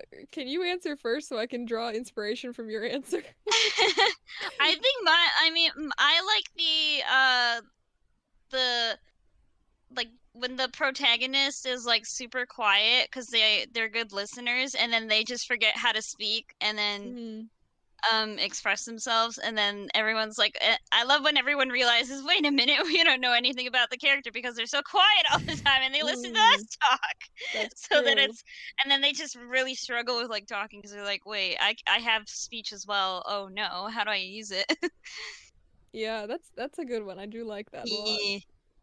I think I like I guess characters that have kind of been forced to be independent because like they've gone through stuff and like had nobody to help them and they're like, well, I guess I just gotta toughen up, and so they're just like they've been forced to become like a million times stronger than they ever should have had to be. Um and then they still are like somehow like functioning people, but then when people get to know them, they're like, how are you functioning right now? And they're like, I don't freaking know. I just was forced to. I have literally no other option. Yeah. Oh Survival boy. instincts. I don't know. Yeah, for real. Yeah.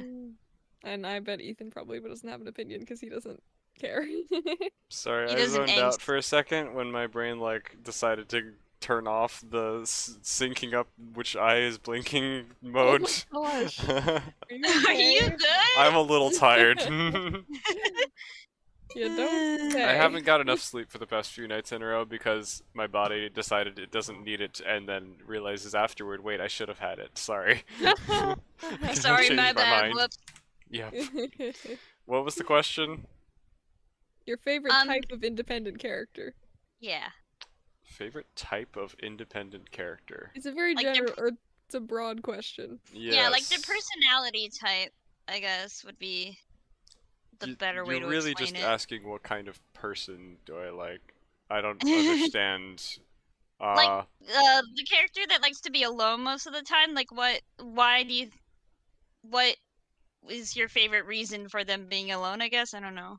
I don't know how to explain it. I think there's benefits to all the reasons. Like that's what makes these characters unique. Each one has their own, you know, flavor and reason for it, and that makes them all interesting and good characters. I don't think there's a good best reason to be alone.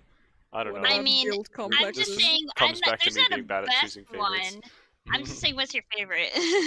I don't have a favorite. I don't know. I haven't. I have another answer. I freaking love when like characters have to isolate themselves because they don't want Yeah. to hurt anyone around them. Mhm. Because either they think they're dangerous or they think they're like too much for someone to handle because they're like mentally too much to put on that person. Ooh, that's some good stuff.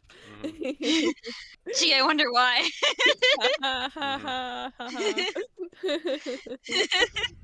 Yeah, it's you know, it's kind of it's no coincidence that my favorite characters are like, you know, Natasha, Bucky, Jessica Jones. Same. I feel you. I have a type. Same. Definitely. me messages, SpongeBob. Whoa. Even Sorry. visually, I have a type. Oh, the Like, color red. they all wear red and black. I learned True, you yeah. can eat Except for sand. one. Except for one, and he is my profile picture. I guess But, mine like, wear black question mark. yeah. It's yeah. I mean, Natasha kind of Yeah. wears anything, but Bucky seems Yeah. like a dark kind of guy. Natasha is neutrals. She wears mostly neutral colors, I think. I You wear loved her more- whole mostly vibe in the neutral Black Widow colors. movie because she was so like Mhm. casual and her Yeah. hair was cute. I love that. Mhm. And I also want to see Jessica Jones and Bucky in the same room because they would just like out angst each other and it would be great. That's always fun, seeing who has the worst angst. Do you remember who was the person who was drawing the dragon art? Was that It was Stella? yes, I think so. Okay, I assume Stella has not finished My Dragon, considering she has been role playing as Arain for the past like 2 hours.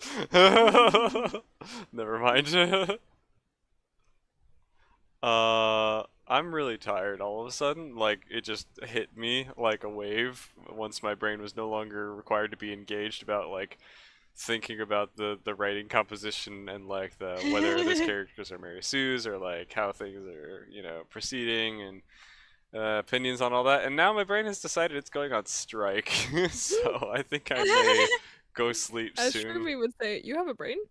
Hey. Ah. But thank you for saying that my work is good. This makes me feel validated and happy. I'm glad people are enjoying my work and my story. Those of you who are paying attention, of course. I'm sorry we interrupted We it have the so exact much. same brain. Yay, I'm glad. So you like it so far? Of course, yes. Yay. I liked it back when I read it too. I I'm remember glad. enjoying their dynamic. I hope and you everything. continue to When I like it, because I don't remember how it goes for the rest. When I was like watching just like not in call, I was like laughing and stuff with you guys because like because I wasn't afraid of interrupting, so I Mhm. was like laughing so much and then I was having a good time. So Good, yay. Yay. You can still laugh. That's fine. I always have a good time with you guys though. You guys Yay. are fun. Yay. Thank you. Yeah. Okay. Samway says, EJ, did you like my drama class? This was a class teaching us how to. Oh no. I thought you were teaching us how to eat like everything. I thought you were like doing a Kirby roleplay or something. Yeah, maybe it's Kirby. A Kirby roleplay. Oh boy. Man thought he was Kirby like Gordon roleplay. Ramsay, but like the opposite. But like the opposite. I don't know, man. It's like this right here, beautiful. The lab sauce. That accent was suffering a little bit. I can't do frickin' accents. Leave me be. Freaking accent. I But c- And I'm you do it up Canadian, and I stuff. definitely can't do accents. Oh dear. Also, how were you able to get her to be nice? Who? What? Huh? Oh, are they asking about I don't know. Saphira? Hello, Saphira? Abdab. How's it going? Welcome to Hello. the chaos. We're about to end the stream. I'm very tired, but I appreciate you all being here. It was a real fun time to vibe with you all. I hope to see you next week for more. Are you going to be available next Monday, McKay, or is I Tuesday? think so. When does your I'll let you know Monday if I'm commitment not. start? I don't know because I don't know if it ever will because Oh. that was I love it's commitments that never happen. I Reminds just me of said that D&D. I might need to be at church on Monday nights for practice, but then I don't think my Mm. practice buddy will be there on Mondays, so it might not become a thing. I don't know, but I'll tell you if that changes. Okay, interesting. Well, yeah, just we'll surprise you stream. We'll probably do streams on Mondays, but maybe sometimes we won't, and you'll just have to find out, and it'll be a good time. Mhm. I will be back from Austin at that point, and I have like 4 days off, so I'll be around. Whoa, that's You are going to the land of the yeehaw. Yes, the Yeehaw State. oh my gosh. Someone said they Oh, were awesome! Thank you, going- Stella. I'm sorry, I didn't mean to like put pressure It's you okay. to finish the dragon. I was just, curious if you had finished it. Someone called like the central part of Texas Central Yeehaw, and I thought that was really funny. Central Yeehaw! That's great. Honestly, y'all would be the star of the show in drama class. Nah, I don't know, cause I like, was shy in drama class, but that was when I was a tiny child. I wasn't tiny, I was like 13. yeah, I mean, Insert that one video that McKay posted of what's it called? Good morning. Oh yeah! haha. That one wasn't bad because I had like a shred of confidence, but now I would be a lot better. I hope. Ayo. So yeah, when I was in drama class, I was, not really the popular kid or whatever, so I was kind of keeping to myself. It was a class of like 20, 30 people, so I just kind of stuck to my own Ooh. little group and did my own little thing. Even today though, if I were in a drama class, just because I'm like having a great time and I can let loose, I have to be around the right group to do that. If I'm not supposed to be the center of attention, I'm not gonna like get everyone's attention and force them to pay attention to me. I don't know. Yeah, that's not I'm the me. same. I'm too introverted I to don't. demand attention. I'm too anxious to like express myself in a group of random people. I have to like they have to vibe with me. Yeah. Yeah. In small groups with people that I trust, I will Mhm. go crazy, I will let loose, I will do insane things, but Same. if I don't know them all yet, or like I don't want to annoy them, or like I'm not in a position where I should, be on stage, I don't know. But if I am on stage, yeah, I can do whatever. I don't know. This is what I'm doing right now. I'm on stage in the stream. Wow. Well, My hair tickled the back of my neck and it was really creepy. hope you all have a Anyways. good night. God bless. Love y'all. Bye. Oh yeah. Yep. Hmm? That's it. Yeah. Okay. Sorry. Abrupt end.